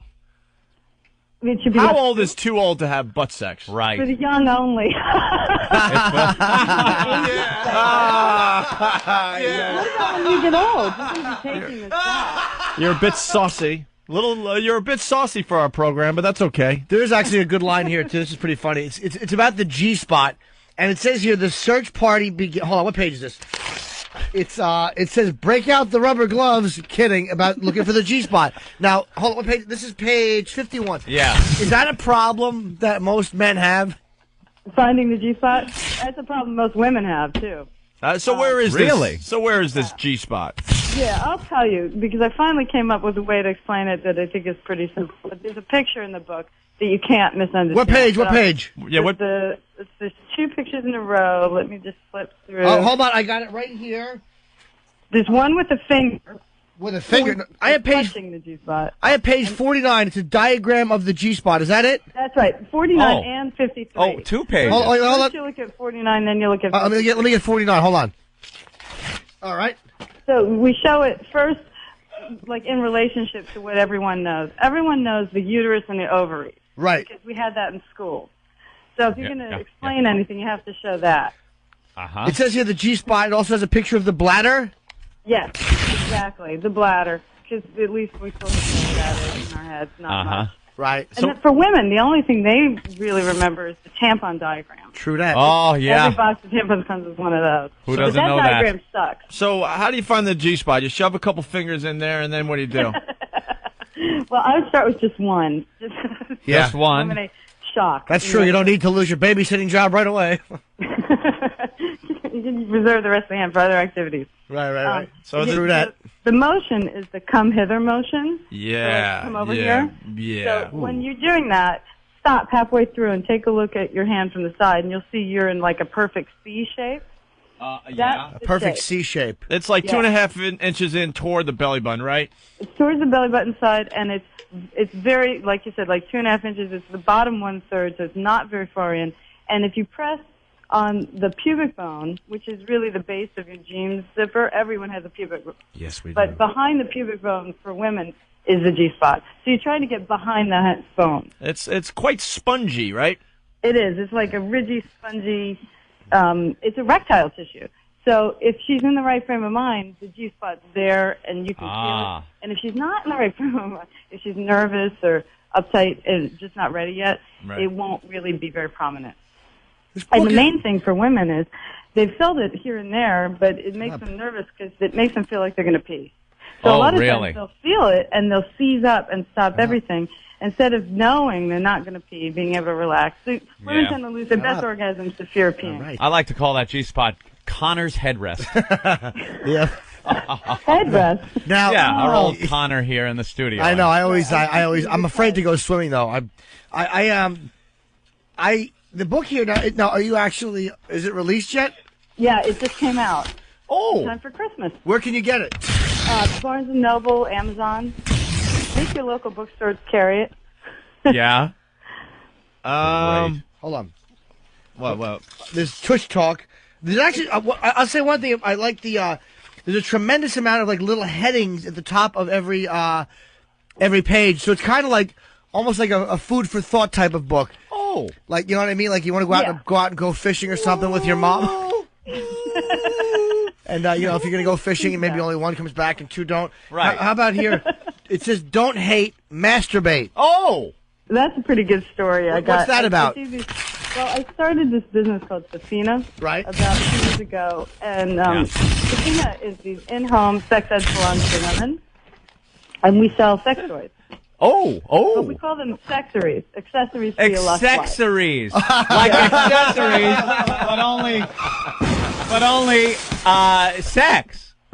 Right. I get it. Right, accessories for your lust life. I mean, the whole thing about sex brilliant. in America is it's very awkward and uncomfortable. Like tush talk. I mean, the reason we call it that is so you can actually talk about your butt without feeling like a weird person. Without feeling dirty. Well, no one wants to listen to their tush. Plus, its breath stinks. Yeah. All right. Oh, all right. Well, what else do you cover that could help us out in the bedroom? Well, sex toys are something that almost every woman is interested in, but they need permission to like them. So if you're married or you're in a long-term relationship, you really should get some, but make sure they're attractive. Don't buy ugly things. Sharon, what's the difference between a clit and a penis? Oh, that's a good question. What page is that? I'm sorry to interrupt you, Shannon. What page is that? Let's see. That's in the second chapter. Connor wants to follow along in his own book. Yes. Like he followed along his mom to the depths of, That's good. It starts off explaining kind of where the clitoris is and what it's attached to. Hold on. Let me just... I'm just looking for the diagram. There's a great diagram of the difference between a clitoris and a penis. Oh. What page? I'm sorry, I didn't mean to interrupt. What page? I'm trying to follow along the book here. Still looking for... Okay, here's a good page. Hold on, I gotta take the cover. 94. Hold on, the cover keeps falling off. Hold on. All right, 94. We're at page 94 here. All right. Because you'll be surprised at how similar the clitoris and the penis are. Really? In fact, they're almost exactly the same. Well, if they're on Jamie Lee Curtis, they are. Yeah. Even on your most average woman. Well, Susan, obviously there's a difference in size, though. I don't have a page here. There is a big difference in size, but they operate exactly the same way. You know, everyone starts off female. This I thought was very surprising when I started this research. At the 7th week, if you've got a Y chromosome, your vulva closes up and it becomes testicles, and the clitoris grows. Oh. So everyone starts off the same. So we actually have all the same exact stuff. And the clitoris operates exactly the same as the penis. So when blood rushes to the region, Yes. the clitoris raises up and gets erect and sticks out from its foreskin. How did you learn all this? This took me about a year and a half. That's it? Well, that's all I did. I've interviewed doctors, urologists, dominatrixes, people who know things. Really? Let me ask you a question. Right here, I'm looking at page 150. It says, I've never had an orgasm. Yeah. These are stories of real women. Why are you laughing at that? Some girls don't have an orgasm. I don't believe A it. lot of people. Yeah, exactly. A lot. Look, I would it was say like my no dad- less than 10%. My dad and mom would always fight, and she would always... Like, my mom and I were talking one time. I actually just heard the fight from inside the little room I was staying in. That she would never have orgasms. Right. I mean, I heard this. It was kind of embarrassing as a kid to hear that. But it's like, I think times have changed now. Well, I think men are more in tune with making a woman have an orgasm. Am I right or wrong? See, Connor's very interested in your book and learning all he can. I mean, I just know he's soaking up every bit of information he can and just tearing through it. Yeah. That's good. That means he's actually interested in women. That's good. Oh, yeah. Oh, I am. I'm very I attached think to my mother. everyone should be, because this orgasm thing is not a small problem. I mean, when I say 10%, I think I'm being conservative. So, wow. Safina, what kind of advice could you give to the ladies that don't get the orgasms there? Yeah, orgasms really do start in the mind. Uh-huh. What's So that? it's I couldn't very, hear. very important to relax. Just And- relax. And that's hard, Tomo. because most of the time, if you haven't had an orgasm by the time you're in your 20s, you're pretty frustrated. Can't you just get them really? Tomo. Can't you get them just really drunk? Will that help? Oh, what about alcohol? It really can't hurt. I mean, Yeah, as long as exactly. you're not doing anything related to the butt. I mean, because Let me ask you, you should never be drunk or high. That's a really bad idea. Never be drunk or high for the butt. That's the only way I could take it. Is tush sex bad for you? Like, for instance, No, I used to date that's one another girl. myth. Shut up. Yeah, that's because people think, Right. wow, that doesn't seem like it ought to happen, God. and because in our culture it seems so bad. Yeah. And they think, wow, what Yeah. if I get all Yeah. stretched out of shape and I'm Yeah. in pain? Yeah. But Right. if it's done properly with lots of lube and going very slowly, Right. Yeah. it's just another muscle you're exercising. But if she's crying and saying no, Yeah, then you probably better quit. right then. Really? should you stop Yeah. or should you put the diaper back on? Absolutely. I know he's being silly. Yeah. Oh, Connor. Sarah. Sarah? No, Shannon. Oh, Shannon. Opie. Safina is the company and Shannon is me. Oh, I'm sorry. That's okay. I've been calling you. Amber was the mistress. Let's see. The male G spot equals the P spot. Yeah, P dash. P dash spot. What does that mean? The P spot is pretty interesting because, like I was saying, the clitoris and the penis are the same. Mm-hmm. Well, men have a G spot too, of course, because we have all the same stuff. It just moves around. So, where the G spot is right behind the pubic bone, and you make this come hither motion. The P spot is just a little further back, and it's on the backside of the prostate. So you're saying that men and women are pretty much the same before we're born, but it's just some type of a chromosome thing? All right. And so everything just shifts around. Is that what makes women a little bit smarter than we are? Oh, Connor, they sure are. They sure are. We know who the boss at home is unless you have a motor and a boat. Then we teach you. Wow. Yeah, one little blonde hair in the front seat. Dad didn't think. Okay. Well, I do have a theory about happiness. I'd love to try out on you. Oh. What? Well, hold on. Little Let's experiment. see if you agree. Well, hold on. Okay. Yes. Here's my theory. All right. The reason why I focus on women with Safina and getting them to buy sex toys is because I think that if women think something's a good idea and then we can all do it. Yeah. So that if you're having fun, if women are having fun, then we can all have fun.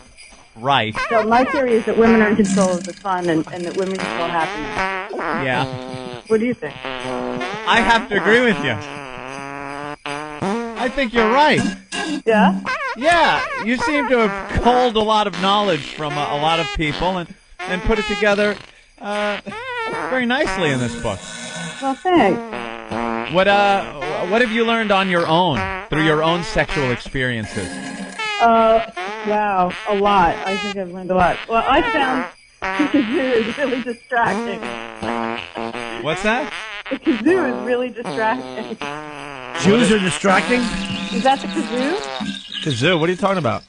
Oh. Something must be bleeding through. I don't know what you're talking about. Oh, okay. I was hearing this Christmas music. We were having Christmas music. No, actually, we don't play Christmas music on our show. Ever. Yeah, because we figure all the other radio stations are doing that. Yeah. So I don't know. Oh, okay, that's good. Okay, so I don't know what that was. We had some equipment problems earlier, and we do apologize for that. Oh, that's okay. Shannon, That's if something okay, 'cause it was was kind of bleeding through entertaining. from our production facility. I'm gonna stick this up your ass. Well, I poop from there. Now you do.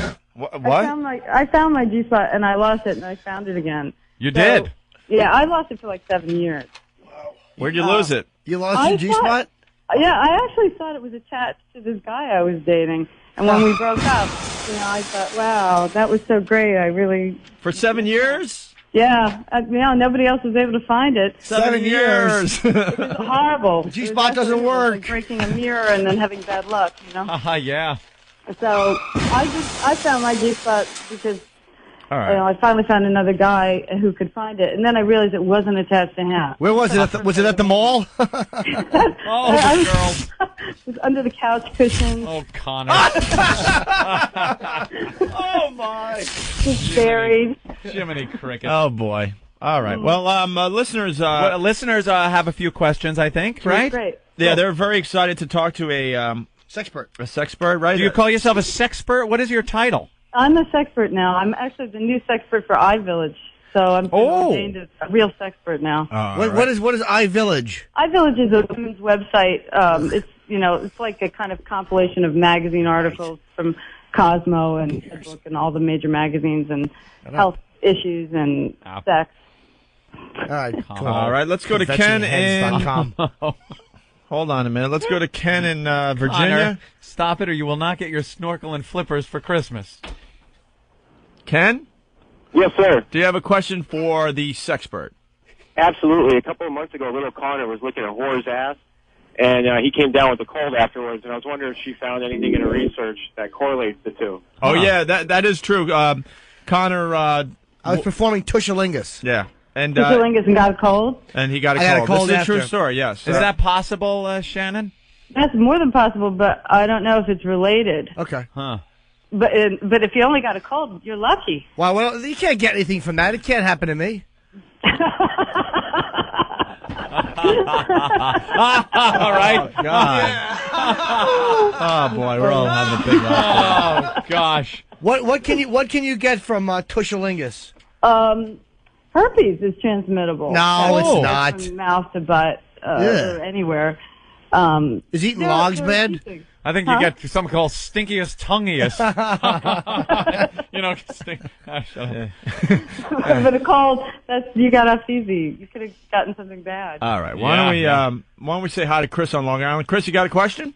Hi, good morning, guys. How are you? Good. Morning, Chris. Welcome to the program. Thanks. Hi, Shannon. Hi. Hi. I just want to let you know that my wife has read a couple of books by Miss Frankel. She's a huge fan. She's great, isn't she? Yeah. And I have a question for you. You were talking about these accessories. And a friend suggested something. I wanted to know, my wife's teetering. Maybe I can push her over the edge. How do you feel about, I'd like her to defecate on a plate, preferably. On a plate? Yeah, and then, maybe she could microwave it, and when it gets nice and hot, run around the house with the yelling donkey sausage. Have you heard of this before, this donkey sausage phenomenon? No, what's that? Oh, well, it's this new thing, and it's really great. You just run around with a plate full of, hot, steaming defecation, running around yelling, donkey sausage, and it's supposedly a great turn-on. But my wife hasn't, she's kind of on the edge. She doesn't want to try it. Well, that's a good question. Shannon, donkey sausage, Donkey sausage. yay How or would you nay? convince someone- Well, you have to think of, to get anyone to do anything, especially with sex, you have to think what's in it for them. Right. So now, why is that going to be fun for her? You have to figure something out. Shut up! Shut up! Shut up! I think you have to come up with a reason why that's going to be fun. Right. For her. Well, that's a great question. I think it's some type of fetish thing he was into. Yeah, like if he wants to put down plastic bags on the floor Yeah. and maybe have someone come over this afternoon at 5:30 and, Drop logs on Drop them. a few logs, right. $3.50. All right, let's go to Eric in Manhattan. Eric, you have a question? Yes, I do. All right. Quite often I have sex with my wife in the balloon knot. Yeah. And when I pull out, I have a little surprise. Is that safe, and how do I clean that? I think what he's saying is he pulled his this is, say it right, it's tush sex, and he pulled it out, and it looked like his mule was wearing an Abe Lincoln hat. Yeah. Old gravy legs. Right. Well, one thing's for sure. If she feels like she's got to go to the bathroom, she does. So she ought to consider that before you start, because that's, it's really not a holding area. Right. It's not a holding area. No. So there really should be almost nothing in there. Yeah. Under normal conditions. So you should probably ask that in Okay. advance. Well, All right. That's some good Good advice, question. I must say. Good question. Serious questions only from our listeners, of course. Yeah, who's this now? Vivid Empire. Hey, what's up? Hi. I want to know if this is considered a glass coffee table book, and what is the best way to introduce scat to the woman? Is this considered a coffee table book? No, a glass coffee table book. A glass coffee table book. You can lay under it and read it. Right. While listening to Yeah, it's not big enough. Chuck Berry it's records. not one of those big books, so I don't know. But it does have like a really cheerful, chick-looking cover. Right. So you could read it on the subway and nobody's going to think anything. And what was the second part of your what was question? the second part? What's the best way to introduce scat to my wife? Scat. Like the old singing? That's what I'm thinking. Yeah. I don't know. My chest is a Old gravy chest. Old gravy chest. Having the girl like release herself number 2 on the chest. What?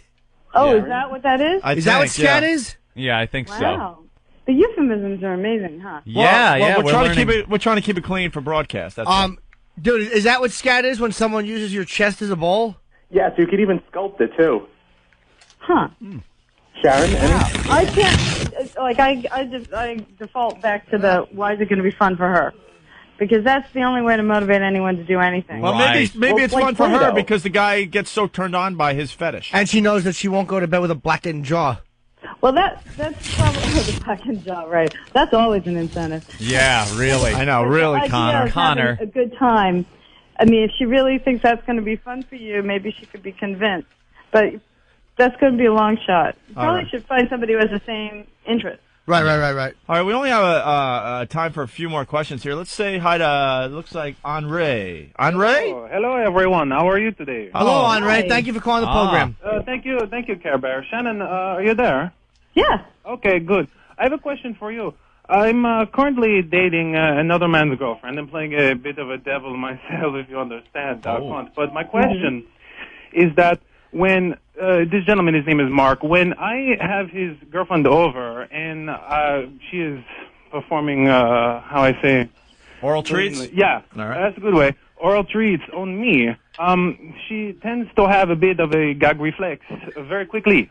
And I want to know how to kind of maybe work her out of that so I can perhaps push a little more down, if you understand what I mean. You understand what I'm saying? Right. Yeah, how do you get the girls to open their throats? Yeah, because this one, she seems to not be able to take as much as I want to give her. What do you think? Yeah, well, maybe she's just not going to be able to. It sounds like she's already trying too hard, or she shouldn't be gagging. She should probably use her hand at the same time.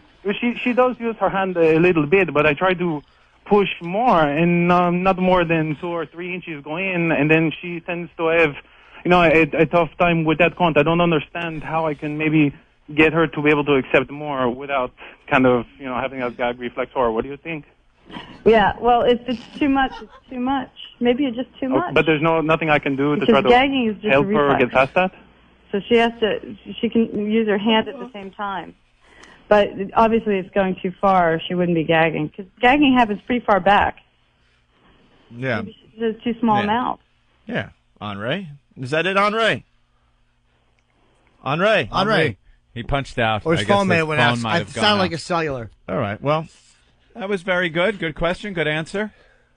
We got a couple of more? Yeah, let's go to Scott in California. Scott Modesto. Scott? Yes, hi, Lil Connor. Hi. Hey there. I had a question for Shannon. I got in a little bit of legal trouble, Shannon. because my wife really wouldn't shut the hell up. And Connor, you were there. You remember that, right? I do. Yeah, it was she was a pain in my ass. And see, Shannon, I'm surrounded only by guys now because of my little legal trouble, and because Amber's gone and my wife is not with us. So I was just wondering, now that I'm surrounded by guys, how should I go about satisfying my desires?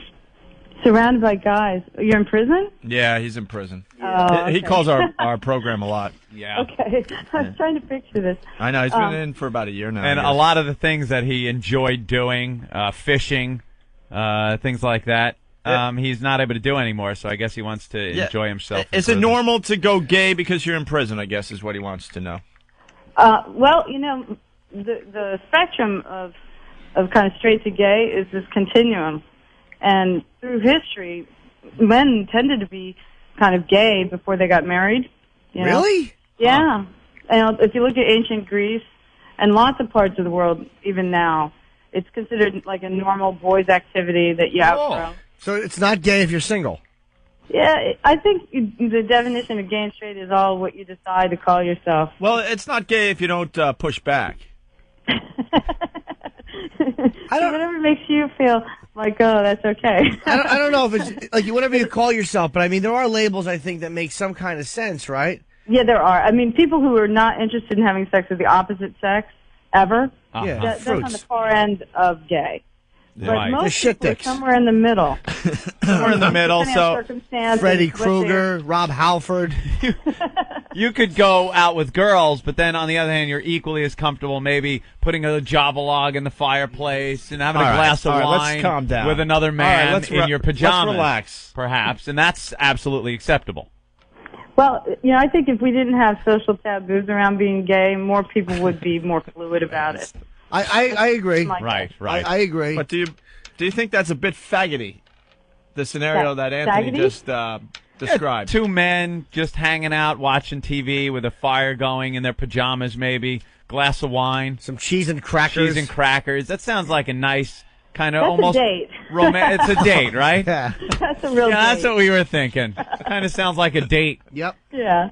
And then all of a sudden the firemen show up. Oh, it's fantastic. It's Then fabulous. that's a porn film. Fabulous.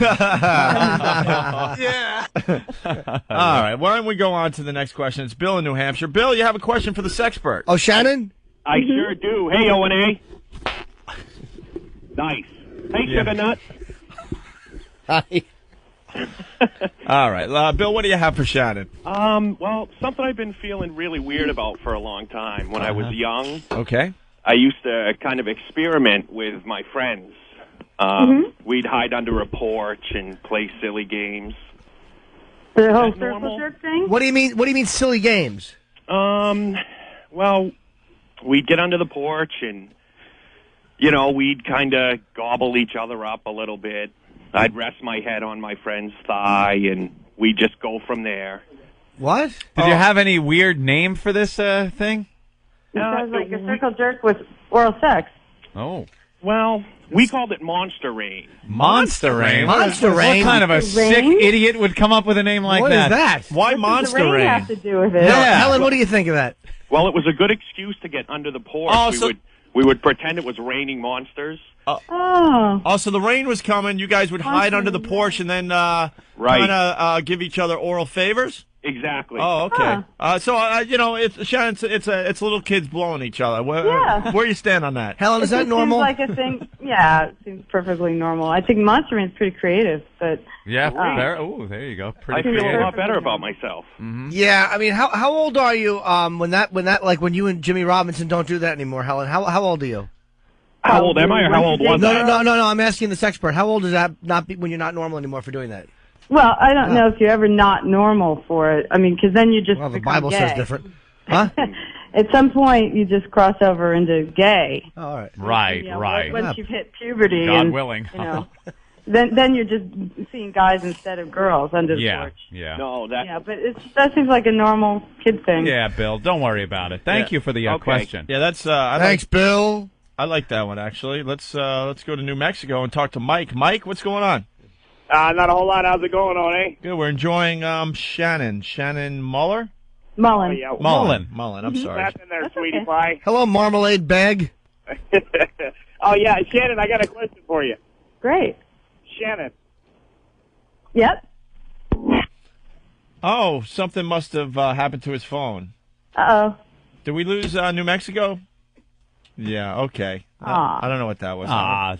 Sorry, Shannon. Let's go to And he had asked, like, Shannon, like it was going to be a good question or something, Yeah. and we lost him. It could have been a good one. Now we're all going to be wondering what he was going to say, which is always uncomfortable. Lil Jimmy is calling from New York. Yes, Lil Jimmy? Hey, Opie Anthony, little Connor, how's it going? I've been better. I'm kind of wet behind the ears. Oh, that's terrible. Well, let's give you a little background information. I'm a 35-year-old aspiring comedian, and I enjoy ladies of the night occasionally. Really? And the problem is, you're an aspiring comedian. Can we see you anywhere? Actually, you can see me at the downtown on December 23rd. That would be what, this Thursday night? That would be. Okay, all right. Go to my website, eatabullet.com, if you'd like to see my luscious body. Are you going to hopefully be funny? Oh, I will kill. I'm ready to go. Or is it going to be the same old crap that you're known for? Oh, so why do you got to do this to me on radio? Sean, I'm just joking. We kind of know this guy. He's a local comedian, Connor, and he's a meaty disaster. Connor, you have something to add to Yeah, Jimmy? if you want to go see Lil Jimmy, you can see him and Nathaniel, who's headlining, at 516-293-7700. That's the downtown Long Island. A little plug for you, Lil Jimmy. Thanks a lot. Wow. I'm going to come to you in, actually. All right. Shannon, if you'd like to come too, it's on me. Cool. Yeah, that sounds like fun. Well, my problem here is that I enjoy my ladies in the night like usual. And I have a hard habit of laying on my back and having them urinate on my throat. Mm-hmm. I need to get over this habit because I'm running out of money. My mother's getting very distraught over this situation. You told your mother about that? My mother actually left a message on my answer. Oh, my God. You know what? Oh, my God. Okay, yeah. Shannon, we do have that phone call. Oh, no, please don't. We do have that phone call, but... Shannon, we'd love to play this. It's a message that Lil Jimmy's mother left Lil Jimmy on his phone. Mm-hmm. And it's about ladies of the evening and maybe what Jimmy could do to, I don't know, stop seeing them so much. How interesting. Let's hear it. Yeah, maybe you can add some insight. Yeah, I mean, you're the sexpert. I mean, what does Lil Jimmy Norton's mom know about prostitutes, right? My face is red. Let's give a... All right, hold on, Lil Jimmy. Hi, sweetheart. It's Mom. How are you? Jimmy, I know this is a little awkward, but everyone's fine here. But we heard the radio show. We love it, by the way. And you were talking about giving up, the ladies of the evening, which is a wonderful thing. But you know what? Dr. Phil always says replace something with something. So I was thinking, you have that nice gym downstairs. And, just for like 20 minutes to half an hour and you would feel better. Use that. And also there's gyms in New York you could go. You could exercise and you would feel a whole lot better. You'd lose a little weight, you'd tone up, and you relieve, tension and stuff, and you'd be meeting other people. I don't know, honey. I just thought it might be a good thing. I'm sorry. I'm interfering, I know. I'm thinking of you. Nobody knows I'm calling. So don't get offended or think I'm strange, but I am a mother, and I worry about you. You're doing so well. Everything's falling into place. This might be just one of the, the health thing. It would help you, sweetheart. Well, anyway, that's it. I'm not going to go on and on. I know it's not my business. But anyway, I love you, and I feel I can interfere because I'm your mother. I'm taking special license. But anyway, we're looking forward to seeing you at Christmas, and I really hope you can make it. And anyway, don't be mad at me, okay, sweetie? I love you. Talk to you soon. Bye-bye.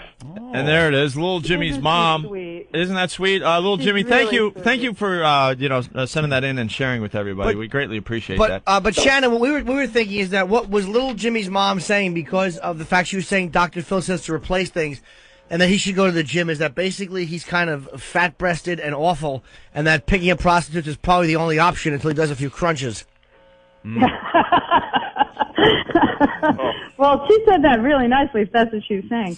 Actually, I'd like to play right now a phone call that our own Connor's mother made to Connor. Oh, yeah. On the show. Hi, Connor. It's Mom. Next stop, Davy Jones' locker.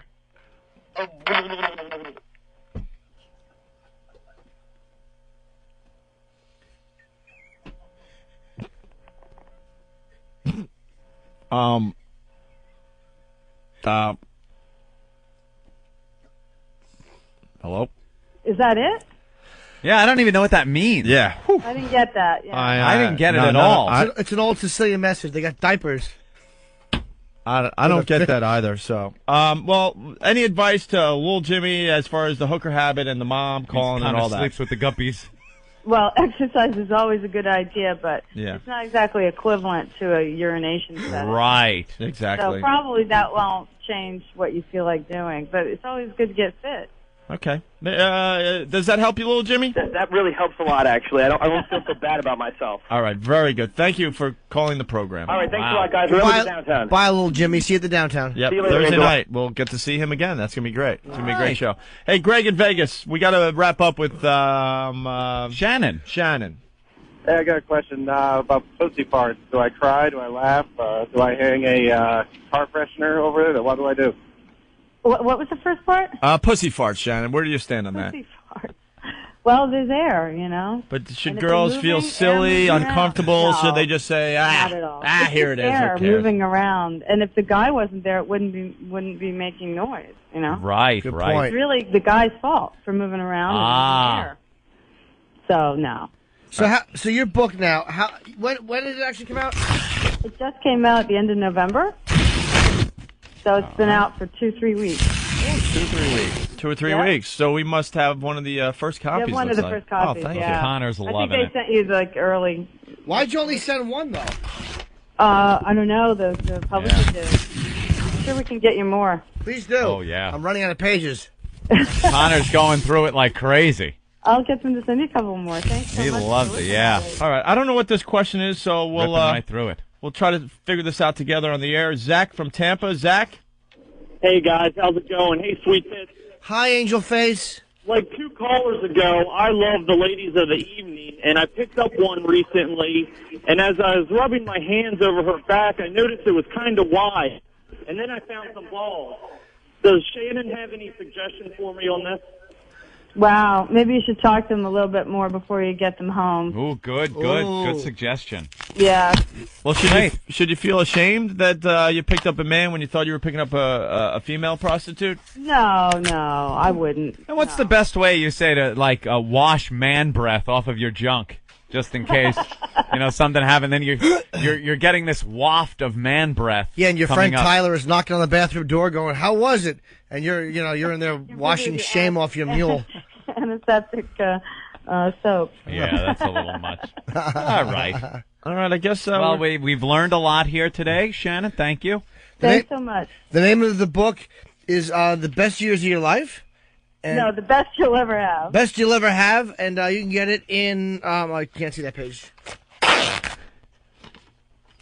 Yes, Hold Jimmy? on. Yeah, where could you get it? Connor? Barnes & Noble, Amazon, any major bookstore. Now, this is your first book? This is my first. Oh, wow. Congratulations. Thanks. Got to be very exciting. It is exciting. I hope people buy it and read it so I can write another one. It's a real page turner. Yeah. All right.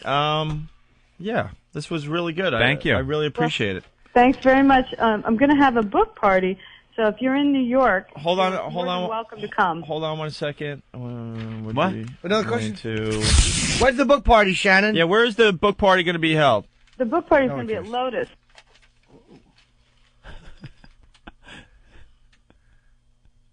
What happened? Yeah, but she got it out. I know. You weren't able to hang up on her quick enough with these computer phones. I thought she was going to give me an or something. Click. I know, you let her get all the information out. I blew it. No, you didn't, but she still It's didn't. all right. You don't know when. She got cut off. She's standing there talking into the phone. Oh, Yeah, no hold one's on. listening. Something happened to her phone. What happened? What happened? Shannon? I just got disconnected. What happened? So the book party is going to be At Lotus. Hello? Shannon. Jesus. Is she going to call back? If she does, silent game. All right. Silent game. Let's see. Bernie Getz is going to be on the show tomorrow. Are you kidding me? I've been begging. How great is that? I want Bernie Getz. Bernie Getz will be on the program tomorrow. Well, I think he might be coming in or calling in. We don't know. Well, all right. Very good. Coming in. Be great. I know. Make sure Yeah. Earl is here tomorrow. Huh? All right. Oh. Shannon. I don't know what's going on. Sorry about that. So your book party is coming. Do you want to just any final thoughts on the book? Well, it's great for Christmas, so don't hesitate to get one at the holidays. But mainly, I'm interested in people telling stories. So if you do pick up a copy of the book, I hope you'll email me. And my email's in the book.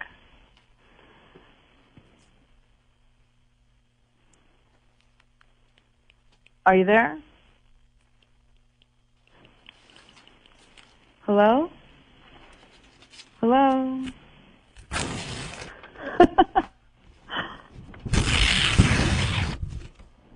Hello?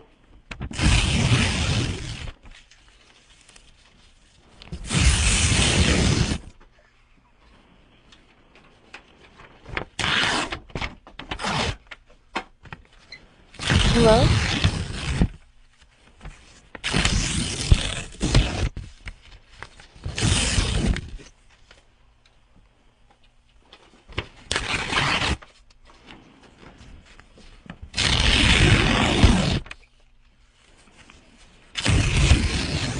Hello?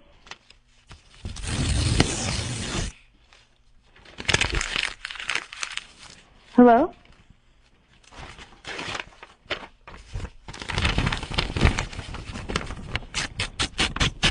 Hello?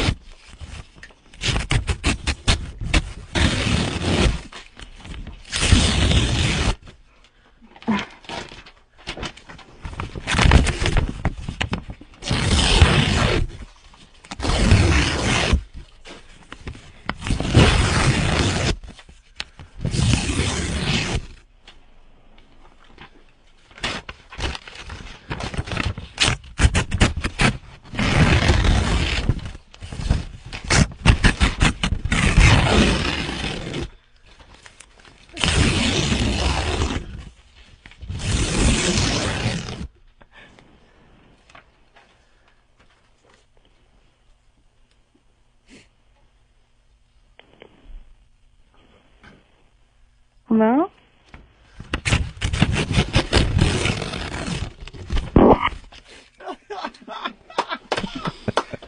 Oh, Christ.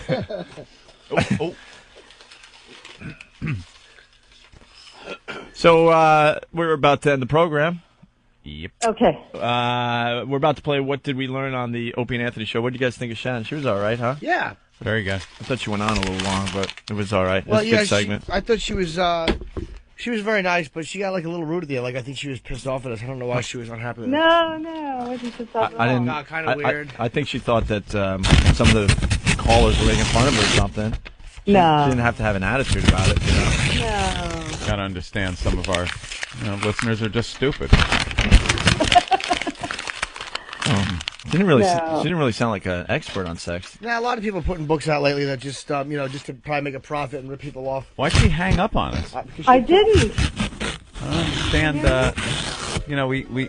I think we treated her nice, and she hung up on us like that. No, I didn't hang up. I was going to plug the book again, but Oh. if she's angry at us, there's no reason for her to be angry. I don't know why she hung No, up on I'm us. not Because I think that she angry. probably She sounded thought so nice at the beginning I know. of the call, and then at the end, I thought we were having fun, but all of a she sudden, hung like up. she hung up a Yeah. couple times. I was ready to call her, a bitch or something. I mean, I'm enjoying this book. I didn't really want to go there, but I don't know. I didn't know what to do. All of a sudden, we were left out.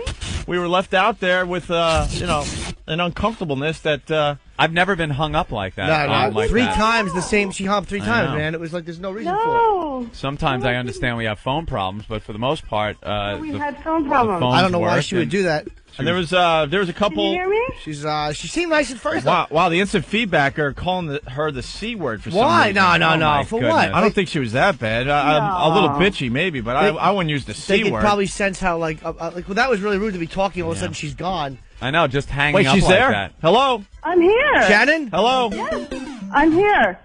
Can you hear me? Program complete. Unleash the power of XM performance in your home.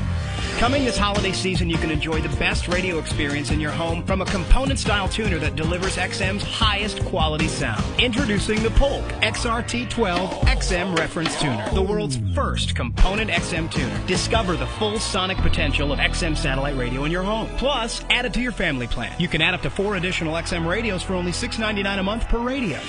Go to xmradio.com for more details. Time is running out for you to win the world's first portable satellite radio, the Delphi XM MiFi. To enter, just sign up for one of these great XM services on xmradio.com. High Voltage, featuring Opie and Anthony, Playboy Radio, or XM Radio Online. A new winner will be selected each week from all premium subscribers now through the end of the year. No purchase necessary. Must be legal U.S. resident 18 or older. Official rules and complete entry and price details at xmradio.com. Now through December 31st, 04. Void where prohibited. Monopoly. There's another one we had. We had Monopoly. Everybody did. Nobody liked it. Everybody had it. Nobody. Even if you think you liked the game, you didn't. And it's simple why. Ready? Because this is anybody here 2.5 hours into a game of Monopoly. Ready? Fuck this game. It's 4 a.m, Grandma. You win. I'm sitting on Baltic with crack. I'm paying luxury tax out the ass. And I hate when you're the banker. Where'd you get the pink 50s, you cheating whore? Don't fucking touch me, Grandpa. Nana is a cheating whore. And I should cut your head off with this little doggy.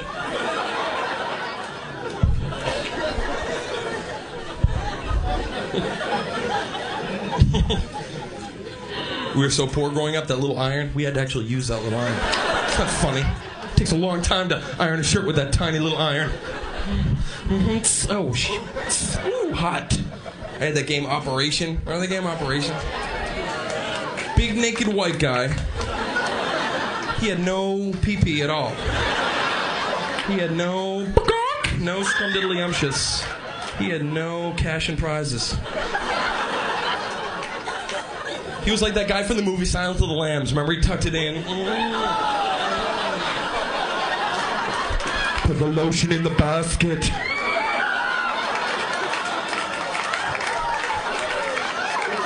Put the lotion in the basket. You're laughing because you've done it, you freak. You're a freak. You're a freak. I used to do it. I used to come out of my girlfriend's bathroom naked. I'd be like, look, I'm just like you. I was always afraid, like, one time she'd be like, oh, yeah? Whoa. I'm just like you. I'm just like you. 100 channels of crystal clear digital audio. XM satellite radio.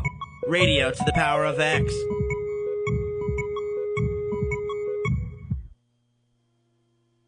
Opie and Anthony Show. XM 202.